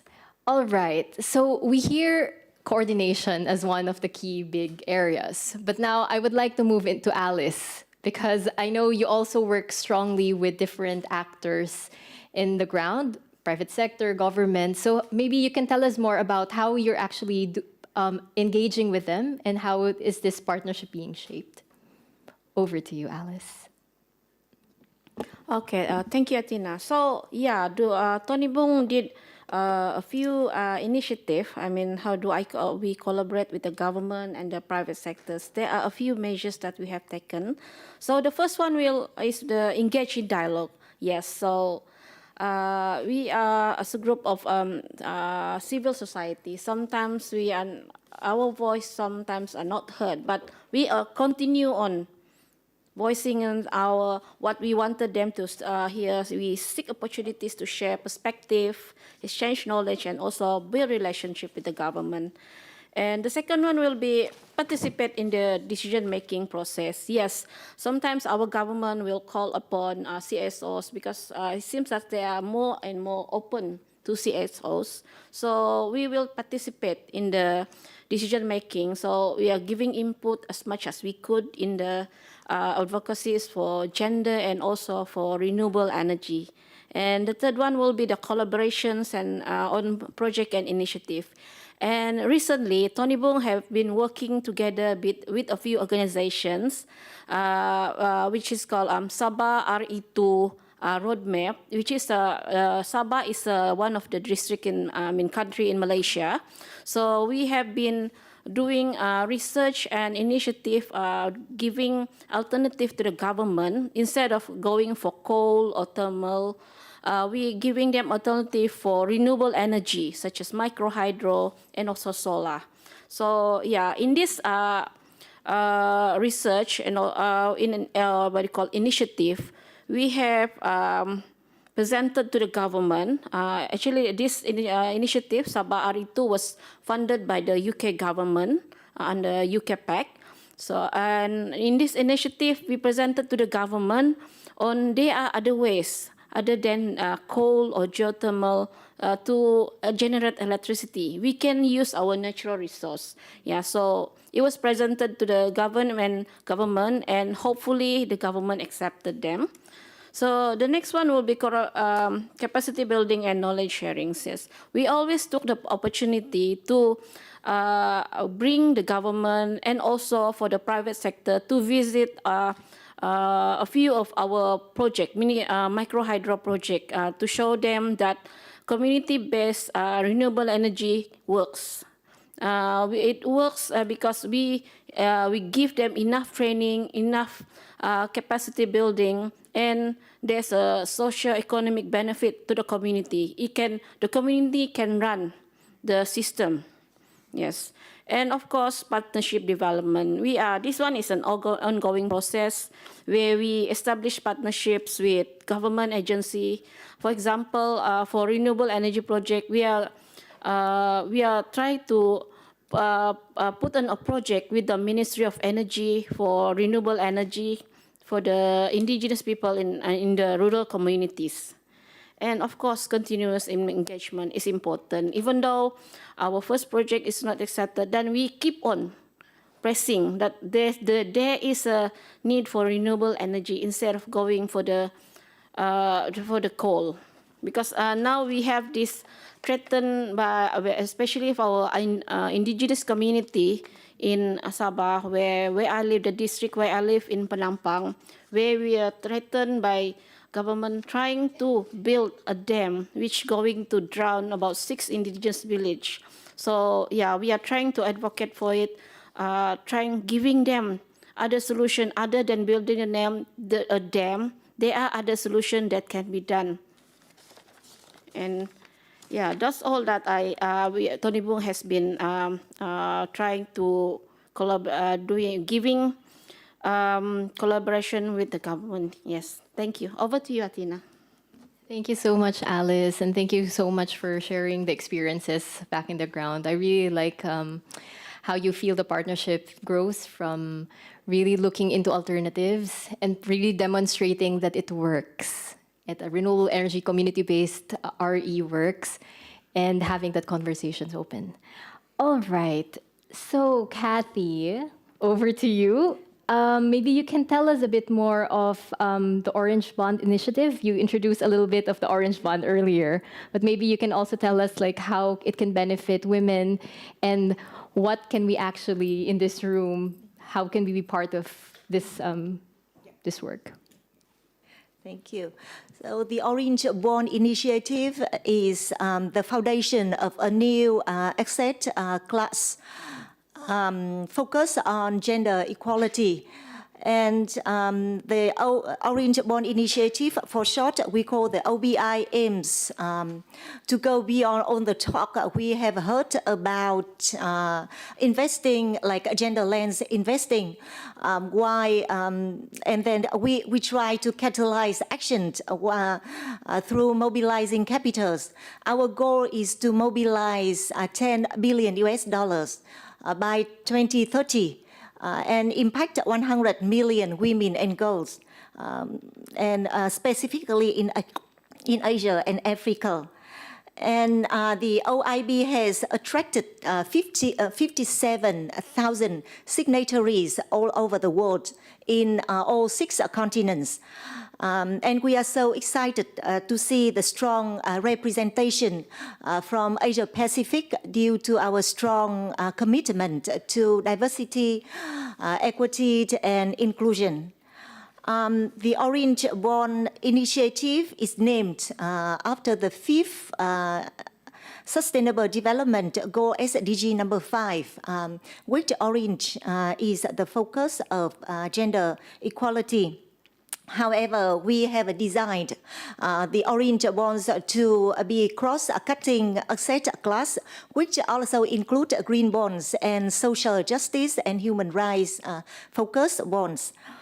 For example, as I have shared earlier, the Women Livelihood Bond number 5, or it is the world's first orange bond, which was launched in December 2022, and the WLB5 has mobilized 50 million US dollars, and we expect to impact 300,000 women and girls in Asia and Africa. And the WLB5s specifically support low-income and rural women to better adapt to climate change and to be part of the climate transition by entering the green workforce. Through the Women Livelihood Bond, or we say the Orange Bonds, IIX has invested in clean energy enterprises ranging from solar panels to electric vehicles. And in the future, we will continue this trend by investing in like more clean energy enterprises, or we say small-scale renewable energy-based companies. And we will also encourage the company to adopt gender lens or gender-sensitive initiatives in their recruitment or their production, as well as retention or training policy for their employees. We take this approach because we believe that women should not just be viewed as victims of climate change. Rather, women should be recognized as solutions of climate actions and driver of change. And we at IIX, we provide services throughout the growth journeys to women-owned businesses, from like seeding growth, seeding early stage growth, expansion, and maturity. And we not only support businesses in mobilizing capital, we also have a pillar specialized in mainstreaming impacts. That we have advisory, we have institute and values to support during the growth the journeys of businesses. Thank you. Yeah. Thank you so much. Thank you so much, Kathy, for sharing that there are the way that you are trying to unlock or mobilize investments towards impact, but also strengthening current enterprises to also integrate gender. All right. Hey. No, but there's always a big discussion on how do we actually move this forward as a region, right? Because it can't be, of course, we want micro level, and that's why we work at the community level, but we also want to scale up these approaches across the region. And that's why we have you, Amira. So maybe you can share more about the work that ASEAN is leading now in terms of the gender roadmap, and maybe introduce the gender roadmap as well to the... Yeah, sure. Thank you, Athena. So perhaps on the sense of our regional efforts that we are trying to do, it's that the region actually already have a lot of things already on the joint statement, basically on the written paper, recognizing gender importance, which we quote somehow gender sensitive. But we are trying to move away to go to gender responsive. So ASEAN Center for Energy trying to make a breakthrough by publishing the first ASEAN RE gender roadmap that we are actually work alongside with Empower Project, which charted a pathway to accelerate renewable energy development in ASEAN by incorporating a gender-responsive policy. It actually stems from the agreed statement by the ASEAN member states during the 39th ASEAN Ministerial on Energy meeting in 2021, which shows that ASEAN determinations to explore innovative approaches to fulfill the regional target of lowering energy system emissions. With 4 phases, as you can see in front there, we tried to list down. So the way that it works before, during the development, is that we are trying to define the challenges in the region. We see the potentials, opportunities, so that we understand that working from both sides, from bottom-up approach as well as top-down approach is important. So we try to list down several phases that we need to undergo, because as seen before in the Philippine case even, they are starting in 1996, which is a long time, and they kind of like trying to build the system mechanism. So this is something that we also wanted to do to work on together. It actually builds up from the ASEAN Declaration on the Gender Responsive Implementations of the ASEAN Community Visions 2025, as well as the ASEAN Gender Mainstreaming Framework. The challenges that we have identified so far during the development is that, first, the lack of data on gender in renewable energy sector. Second, gender awareness in general, and in the renewable energy per se sectors. Jobs, educational, social, and cultural norms, the nature of renewable energy field work, and access to finance, which perhaps something that already kind of like raised as well by EYX. So, however, one of these issues that I've listed now, I found one particular things that might have a ripple effects to the other challenges, which is the lack of data availability in the region. Policymakers mostly require an evidence and data-based policies, which the region is still lacking. So in our roadmap as well, we try to put forward the idea to build the region's capacity to enrich its gender data on energy, which would provide better understanding during awareness disseminations and in its actual policy reform. We acknowledge as well that UN Women has done similar work for the ASEAN, and it needs to be enhanced more because it's not stopped there. The data needs to be flexible, agile, more comprehensive, so that later on, having evidence-based data, tailoring it to the existing policy sphere would actually be more relevant, and it takes more into considerations in a sense. It is also known as well that projects with gender objective and related terms will increase visibility in donor countries' development assistance strategies. Thus, if we complement gender to energy projects in the region, it will most likely provide a better opportunities to secure potential funding. The opportunity to implement this roadmap is that fortunately this year, ASEAN Energy Blueprint, or what we call ASEAN Plan of Action for Energy Cooperation, will conduct a midterm review of its plan of actions, which provides a momentous opportunity to incorporate gender further in the ASEAN Energy Blueprint, to firm up ASEAN member states' political will, as well as planting seeds in this midterm review and bring a favorable chance for 2024. So why 2024? It's because next year, ASEAN will start developing the next phase of ASEAN Plan for Energy Cooperations, or the ASEAN Energy Blueprint for the next decade. So this is something that I would like to highlight, that the push towards a gender-responsive policy in the energy blueprint within the region could actually take place in this time of the year as well as next year. Thank you. Thank you, Amira, for showing us there's opportunity to actually engage in this midterm evaluation, a midterm review of APEC. And hopefully, when we're able to integrate gender components in APEC, we also inform the next generation of APEC and potentially also the next generation of the post-2025 vision. All right. I mean, we have discussed from macro to micro, but I think this discussion always goes back to what is its added value at the end of the day to our communities and the women on the ground. And sorry, Lee, for having to sit through the whole discussion, but I now bring this back to you.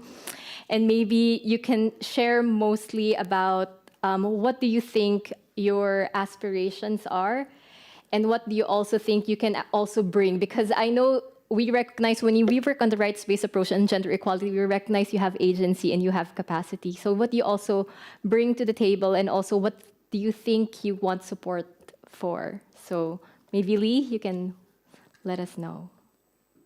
Over to you. And guys, headsets. Dạ vâng. Vâng, tôi xin được chia sẻ về phần này của tôi. Tôi thì thực tế thì hợp tác xã chúng tôi đã có những kế hoạch là sẽ tiến hành mở rộng quy mô sản xuất cũng như là vùng nguyên liệu để cải thiện mẫu mã và đăng ký bảo hộ thương hiệu cho sản phẩm của chúng tôi. Ngoài ra thì chúng tôi cũng đã có kế hoạch là trong thời gian tới sẽ tiến hành sản xuất ra các sản phẩm mới cũng từ trà hoa vàng, như là từ lá trà hoa vàng, trà túi lọc, hay là sản phẩm từ bánh được làm giữa bột gạo nếp nương của dân tộc chúng tôi, cũng như là kết hợp với bột matcha là được làm từ lá trà hoa vàng, để nhằm là nâng cao, tạo thêm nhiều công ăn việc làm cho chị em phụ nữ ở nông thôn của chúng tôi và gia tăng được giá trị của người phụ nữ trong cộng đồng. Chị em phụ nữ người dân tộc thiểu số của Việt Nam có cuộc sống là phụ thuộc chủ yếu vào các ngành sản xuất nông lâm nghiệp và bị ảnh hưởng rất nhiều vào các thời tiết khí hậu hay là biến đổi khí hậu, thiên tai, và đặc biệt là trong khâu chế biến cũng như là khâu bảo quản sau khi đã thu hoạch về ạ. Với bản thân tôi thì là một người quản lý của hợp tác xã, thì tôi luôn luôn mong muốn rằng những thành viên là phụ nữ của hợp tác xã chúng tôi cũng như là những người phụ nữ tại Việt Nam sẽ được nâng cao năng lực, áp dụng các công nghệ để áp dụng công nghệ sấy năng lượng mặt trời này vào, áp dụng vào để có thể là cải thiện được đời sống, nâng cao được thu nhập cho gia đình cũng như là có thời gian để tham gia vào các hoạt động xã hội khác. Và để góp phần đạt được điều này thì tôi cũng sẽ chia sẻ những kinh nghiệm của cá nhân tôi trong thời gian thực hiện cái năng lượng tái tạo, chính là nhà sấy năng lượng mặt trời này, cho những người phụ nữ khác ở Việt Nam, và rất mong muốn rằng các đối tác cũng như là các nhà tài trợ sẽ tổ chức nhiều hơn nữa các chương trình để nhằm nâng cao được năng lực nhận biết được những biến đổi khí hậu trong tương lai, và có những sự kiện chia sẻ học hỏi như là hội thảo ngày hôm nay để cho chúng tôi được tham gia. Vâng, xin trân trọng cảm ơn. Thank you so much, Lee. And I think this is only the first of a series of learning exchanges. And we're also looking forward to having more of these discussions where you can share, and also other women from the ground can also share. So I think that concludes the session here in front. So we are giving the floor back to the floor to you guys in the room. And if you have questions, maybe you can raise your hand and introduce yourself. Yes. And then introduce yourself and very quickly share your question. Thank you. I'm really happy to see that we have a session devoted to talk about gender aspect in the just energy transition, because everyone just talk about the just energy transition, and this one is talk about the women. Although I just, how the still question for everyone to discuss, especially the panelists. Do you see any way that we can make sure the transition is just for women, right? And do you see the opportunity that this transition can bring to the women rights? For example, we can just like move ahead, take ill of the transition to move ahead to use the gender transformative approach instead of all the way talking about gender mainstreaming, you know. For example, the one opportunity I can see in the transition for women is like we can actually solve the gap in the workforce in the energy sector. So that's one opportunity that we can move ahead with the gender transformative approach. Thank you. Maybe your name, sorry, and organization? My name is Loan. I'm from UNDP Vietnam. Hello, Lana. Lon. Yes. Hi, Lon. Okay, I saw some hand up in the back. Yes, please. We'll take a few, maybe another question, and then we'll have the panelists answer. Hello, my name is Bing. I'm from Vietnam too. I'm working on gender equality and diversity and inclusions. Thank you very much for a very practical panel talking on this topic. In Vietnam, I don't know in Malaysia or Philippines, but in Vietnam, energy is quite male-dominated industries. And you can see that not many women participated in the energy sectors. And there's a lot of gender norms that prevent women enter the industry because woman is not considered to be technically capability, for example. And a lot of girls directed to study social science rather than AI or IT or engineering, etc. So that's the kind of fundamental causes of gender disgregation. And people believe that the energy transition provide a lot of opportunity for women to participate more in the green energy, for example. But if we don't address gender norms, then that expectation might not result. So I just have a question, in the work experience, do you see any gender norms that need to be addressed so that more women will enter the green energy sector, for example? And you have any practical way or solution to address this gender norms? That would be great. Thank you. All right. Are there any more questions? Okay, we have one here. Thank you so much for the last. Yeah, thank you. This question, before that, I'm Frederick from Asia Indigenous Peoples Spec. I would like to ask a question to Amira. I think it's really good to learn from your presentation about the Asian renewable energies and also gender roadmap 2022. I think I also would like to learn more in this roadmap.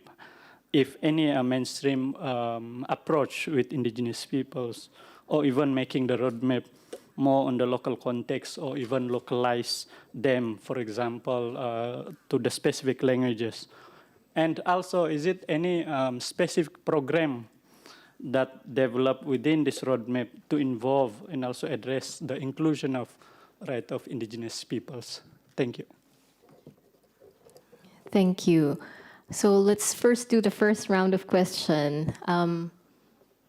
Lon, I didn't ask who you were targeting the question to, but it's a generic question. So is there anyone from the panelists who would want to answer the question on how do we maximize JET to really advance women's rights? I can share. Sure, Kathy. So I have shared with you the Women Livelihood number 5. It is the world's first orange bond. And we are in the process of, we are going to launch the Women Livelihood Bond number 6, which is expected to be issued later this year in 2023, quarter 4 of 2023.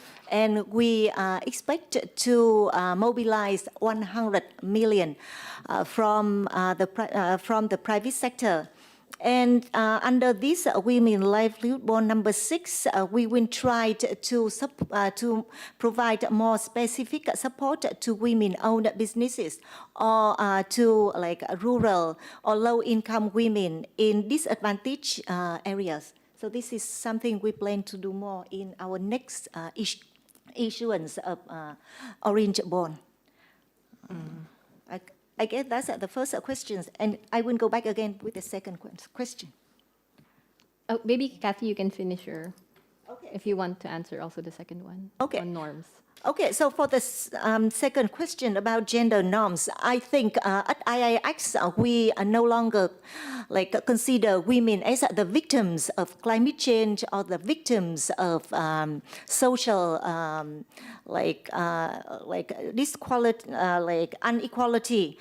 Instead, we recognize women as solutions for like climate actions, and women as the agents or a driver of change. So with this redefining the position of women in all of our activities, we see the success and the achievements in all of our work. So from our experience. Okay, thank you so much, Kathy. Anyone else who would want to answer the discriminatory gender norms? I do wanted to share about the gender norm, especially not in Malaysia, but for Tony Bong. Yes, actually, my background is social science. I'm not an engineer, or I'm not an electrical engineer, something like that. It was, at first, Tony Bong is the main domination organization. Most of them are men. But then when I come into the scene, slowly I try to encourage women's engineer, women electrician, and everything that related to renewable energy. Because their background is actually not renewable energy, but they are engineers. So they learn. So, and then we need to, maybe it's not what you call, maybe it's an orthodox way, but you push them to know about renewable energy. If you wanted women, because women sometimes doesn't want to do the nitty-gritty work. I know, I sometimes don't want to go.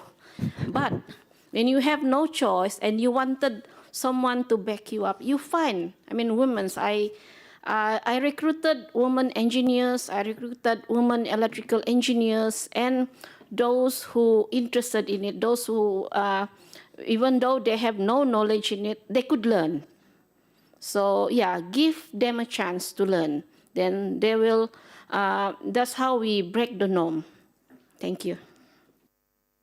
Thank you so much. And changing the narrative, modeling, inspiring, and really looking into a trajectory that's not, cookie cutter, I think, and give them the space to develop. Amira, we had a question for you. So maybe how are IPs integrated in this plan of ours? Number 3, right? Yes. Yeah. So thank you so much, Frederick, for your questions. Definitely, it would be really great to engage in the near future as well on the implementations of this roadmap. Definitely, this is something that we are trying to work on together alongside with the ASEAN member states. So because the way that this roadmap actually get endorsed by the ASEAN member states, and especially knowing that the ASEAN way still persists. So right now, what we are trying to do, the involvement is that we are trying to get a lot of involvement of not only government, but also private and also the indigenous in the coming years, definitely, because this is right now still, after the roadmap is done, we have not yet implemented in a way, because this is something that we are trying to work as well with Empower Project, and this is something that we also wanted to highlight on the coming future. So the potential involvement, definitely getting on roundtable discussions alongside with the indigenous people, as well as women, men, even private sectors, financial institutions, development banks, and so forth, in order to get the transitions that we envision as gender transformative. I think it's also linked to the first questions by Ms. Lund as well, that in a way, it's the goals that we envisioned, but how can we move forward to that? That's the steps that we are trying to say. In the first slide that I said that I shown before is that we are still in the phase where gender sensitive. We haven't actually got a responsive yet in the region. We know that there are several other works in the national level, but not yet unified or standardized in the regional level. So that's where we want to go for. But of course, when we want to do something, we really need to take into considerations as well the level that we want to be pushed forward to. And perhaps going back to Mr. Bingand's questions as well, is that we noted that the limited involvement, especially women in the region, is very much limited. And especially there are the norms where the physical ability of women and especially the nature of renewable energy jobs is field work, stuff like that. But we know now several countries already have a lot of support, adjustment, as well as program, like empowering program, where they kind of like capacitated women that wants to work in the industries and try to be encouraged as well to be involved in the core of renewable energy sector. So I think that will be all. Thank you. Thank you, Amira. So yes, we'll have more dialogues with multi-stakeholder dialogues to really frame and better move the agenda. All right, other questions? Is there anything else you would want to learn? No. Okay, we have one more. Yes, please.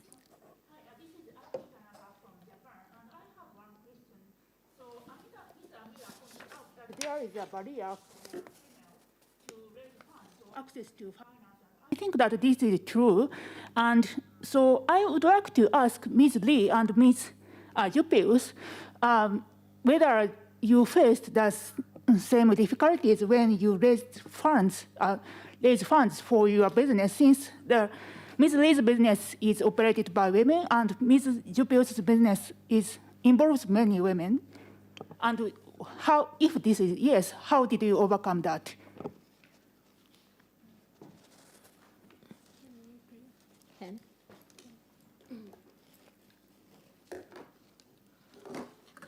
Dạ vâng, tôi xin được trả lời câu hỏi ạ. Bản thân tôi cũng như là hợp tác xã chúng tôi thì hầu hết là 100% là phụ nữ, là nữ giới. Chính vì vậy mà trong quá trình hoạt động ấy, thì chúng tôi luôn công khai, cùng nhau hoạt động, cùng nhau giải quyết mọi vấn đề. Và thực ra thì chúng tôi cũng mới chỉ là thành lập thôi, mới thành lập được 2 năm nay. Còn về các loại nguồn vốn thì hầu như là bây giờ là đầu tiên là nguồn vốn từ cá nhân của một người, có nghĩa là cá nhân tôi đã đứng ra vay vốn và để điều hành và hoạt động mọi sản xuất ở trong hợp tác xã. Còn các loại quỹ khác ấy thì chúng tôi khi mà được dự án hỗ trợ thì chúng tôi sẽ cho kế toán quản lý và đưa vào sổ sách và sẽ được công khai ở trong mỗi cuộc họp của ban quản trị. Câu hỏi khác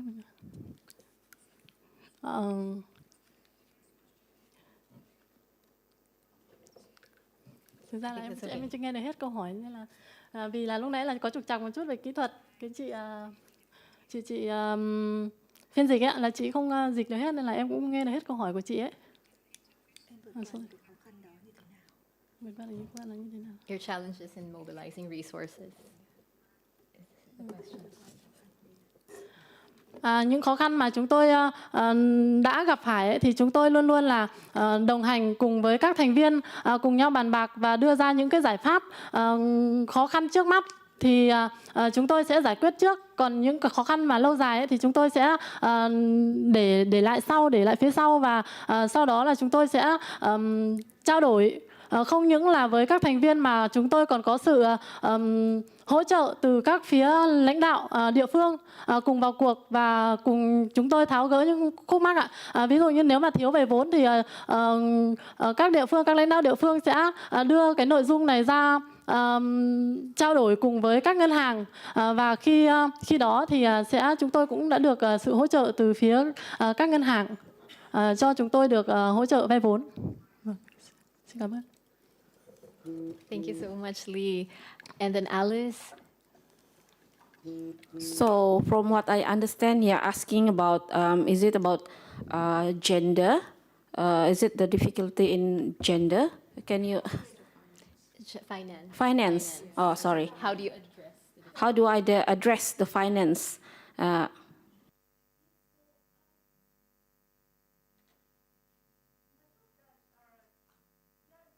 Generally speaking, there is a difficulty for women to raise funds, and your business involves so many women.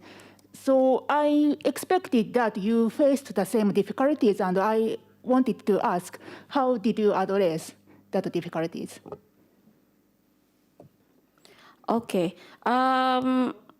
My organization is not fully 100% women. It's equal representations of women and men.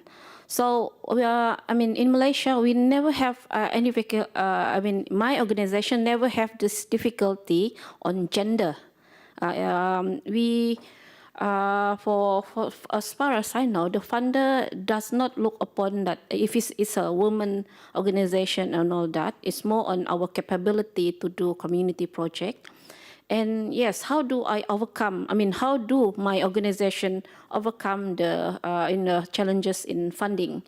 My answer will be yes. During the pandemic, our organization almost closed because we are unable to mobilize our team to do our work. But what we have done was we put out another sister company, which is a social enterprise. So this social enterprise, since our organizations already have engineers, fabricator, we already have the machinery. So we open a social enterprise which can fund our organization. Hopefully that can answer your question. Thank you. Are there any more questions? Oh, there's one more. Yes. Oh, okay. Yeah, thank you. My name is Huân, and I'm also from Vietnam. So we heard, I'm not an expert in gender issues, but we heard a lot of empowerment for women. We heard a lot of positive social impact related to the projects that was in your activities. But I have one concern that in the projects or in your activity, especially for Amira in policy level and Kati in practical level, do we put the concern as the consideration on the negative impact that the project, the energy transition project put on local community, especially on women? And that is one aspect of what we call gender responsive approach. In consider the negative adverse impacts and how, for example, in the case of Kati's fund, how do you evaluate the investor of that project upon the way that investor will treat local women group? For example, a lot of just energy projects put disproportionate impact on women, like deprive them from livelihood because of the project use a lot of land or use a lot of natural resource. So I would direct my question to Amira in the policy level and Kati in practical level. Thank you. Okay, Kathy, maybe you can go first on the practical end. Okay, thank you for your question. It is a very interesting question. So from the practical perspective, I also wanted to take this opportunity to share with you our largest private placement platform we have at IIX. We have the Impact Partners platform of more than 1,300 investors and 500 social impact businesses all over the world. And before listing these investors and social impact businesses into our platform, we have to conduct the screening and then due diligence, both from the investor side and from the businesses side. And so that's why the investors and businesses listed in our platform, they are accredited. And we also conduct the webinar on a regular basis so that investors and businesses, SMEs, they meet and then they discuss. So most of the time, businesses, they have to provide a pitch, and then after that, due diligence, and then after that, the site visits, the direct interview. So, it means that it is like a two-way interaction between businesses and businesses, and we tried to not only develop like the pipeline, but also develop the relationship between investors and businesses, and more importantly, we tried to approach this topic from the gender and climate perspective, in order to ensure that these are the two considerations in any investment or portfolio decisions. I'm not sure whether that partly responded to your question. Yeah. Thank you.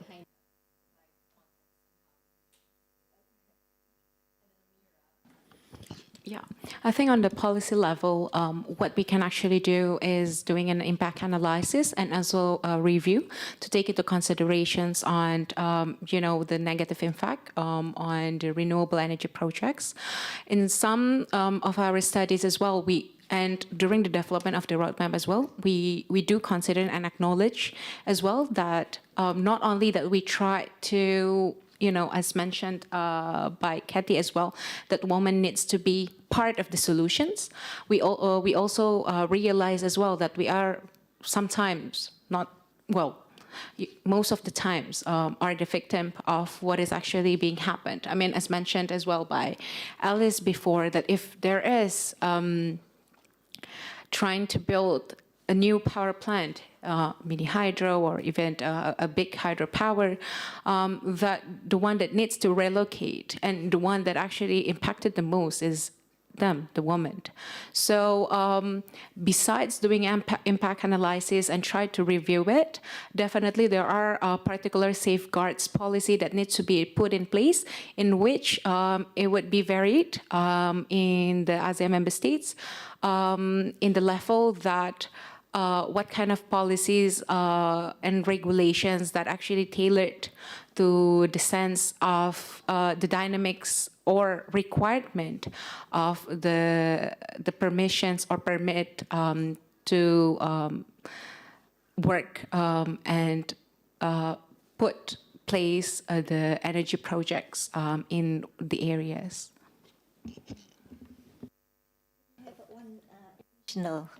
Comment to the questions on funding possibilities for businesses and organizations. And I asked that we provide what we call innovative finance. It means that, so as Lee has mentioned, she utilized her access to traditional banks. And sometimes access to the loans from the traditional banks is very, very difficult. And you need to have the guarantee.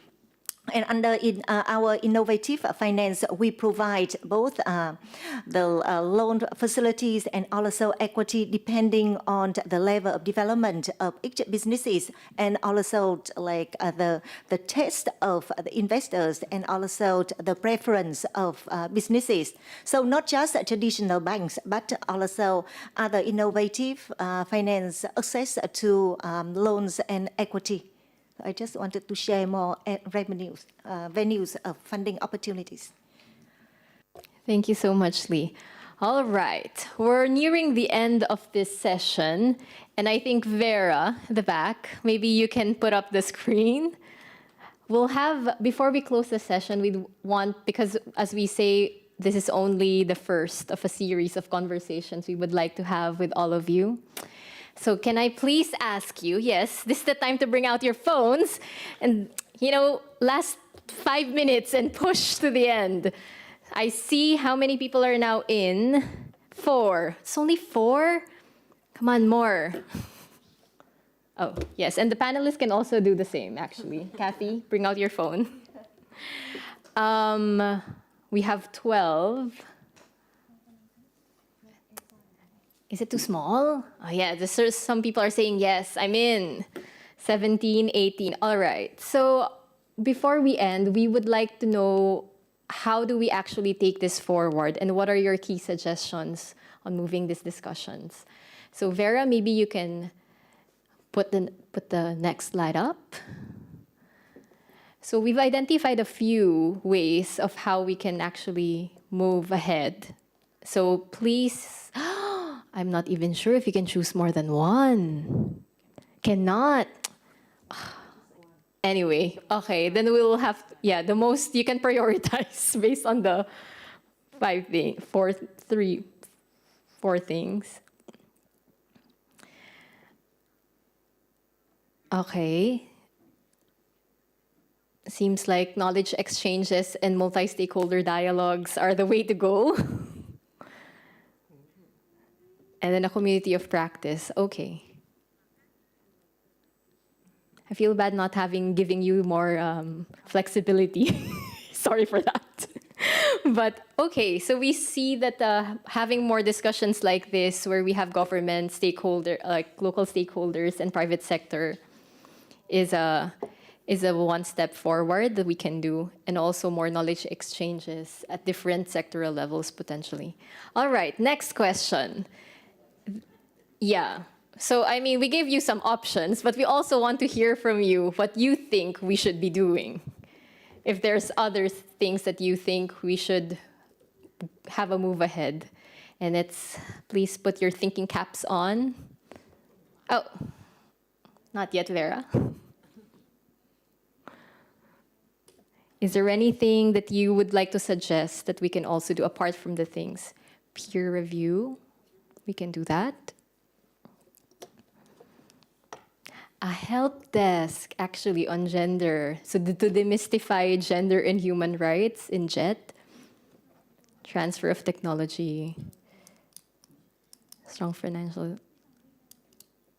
Education for girls free from gender norms.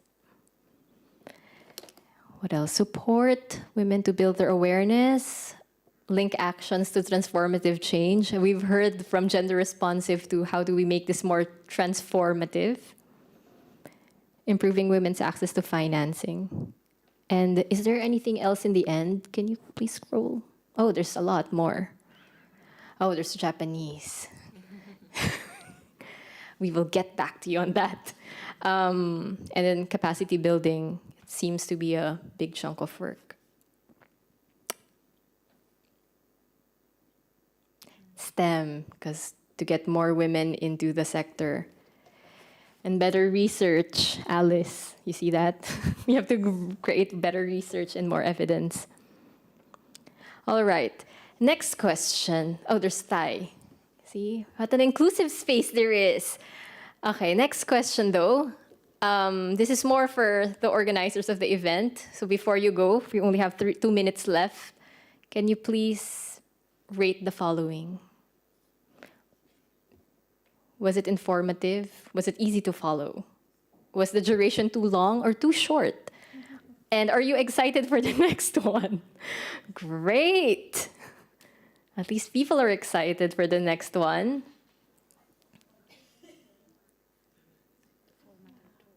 Oh, the format and tools is something we can improve on.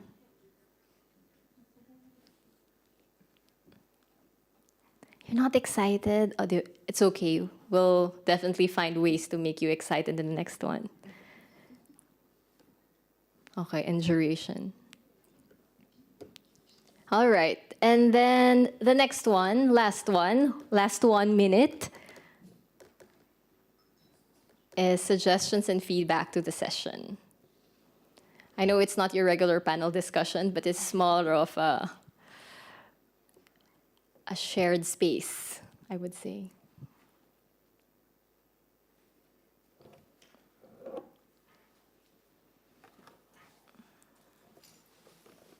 Oh, can you reveal the answers, if there's any?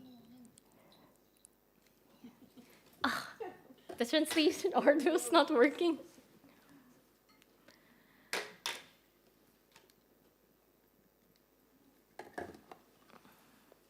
All right. I guess people are out. All right, but thank you so much for oh, there's more.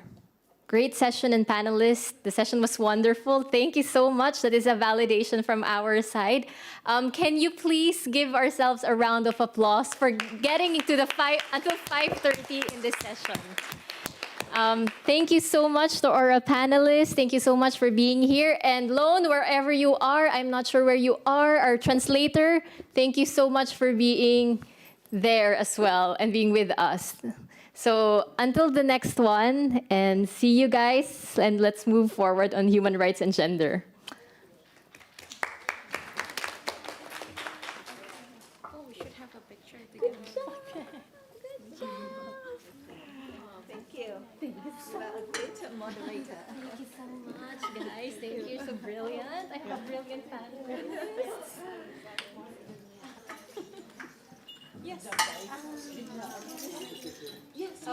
Oh, there is a photo taking.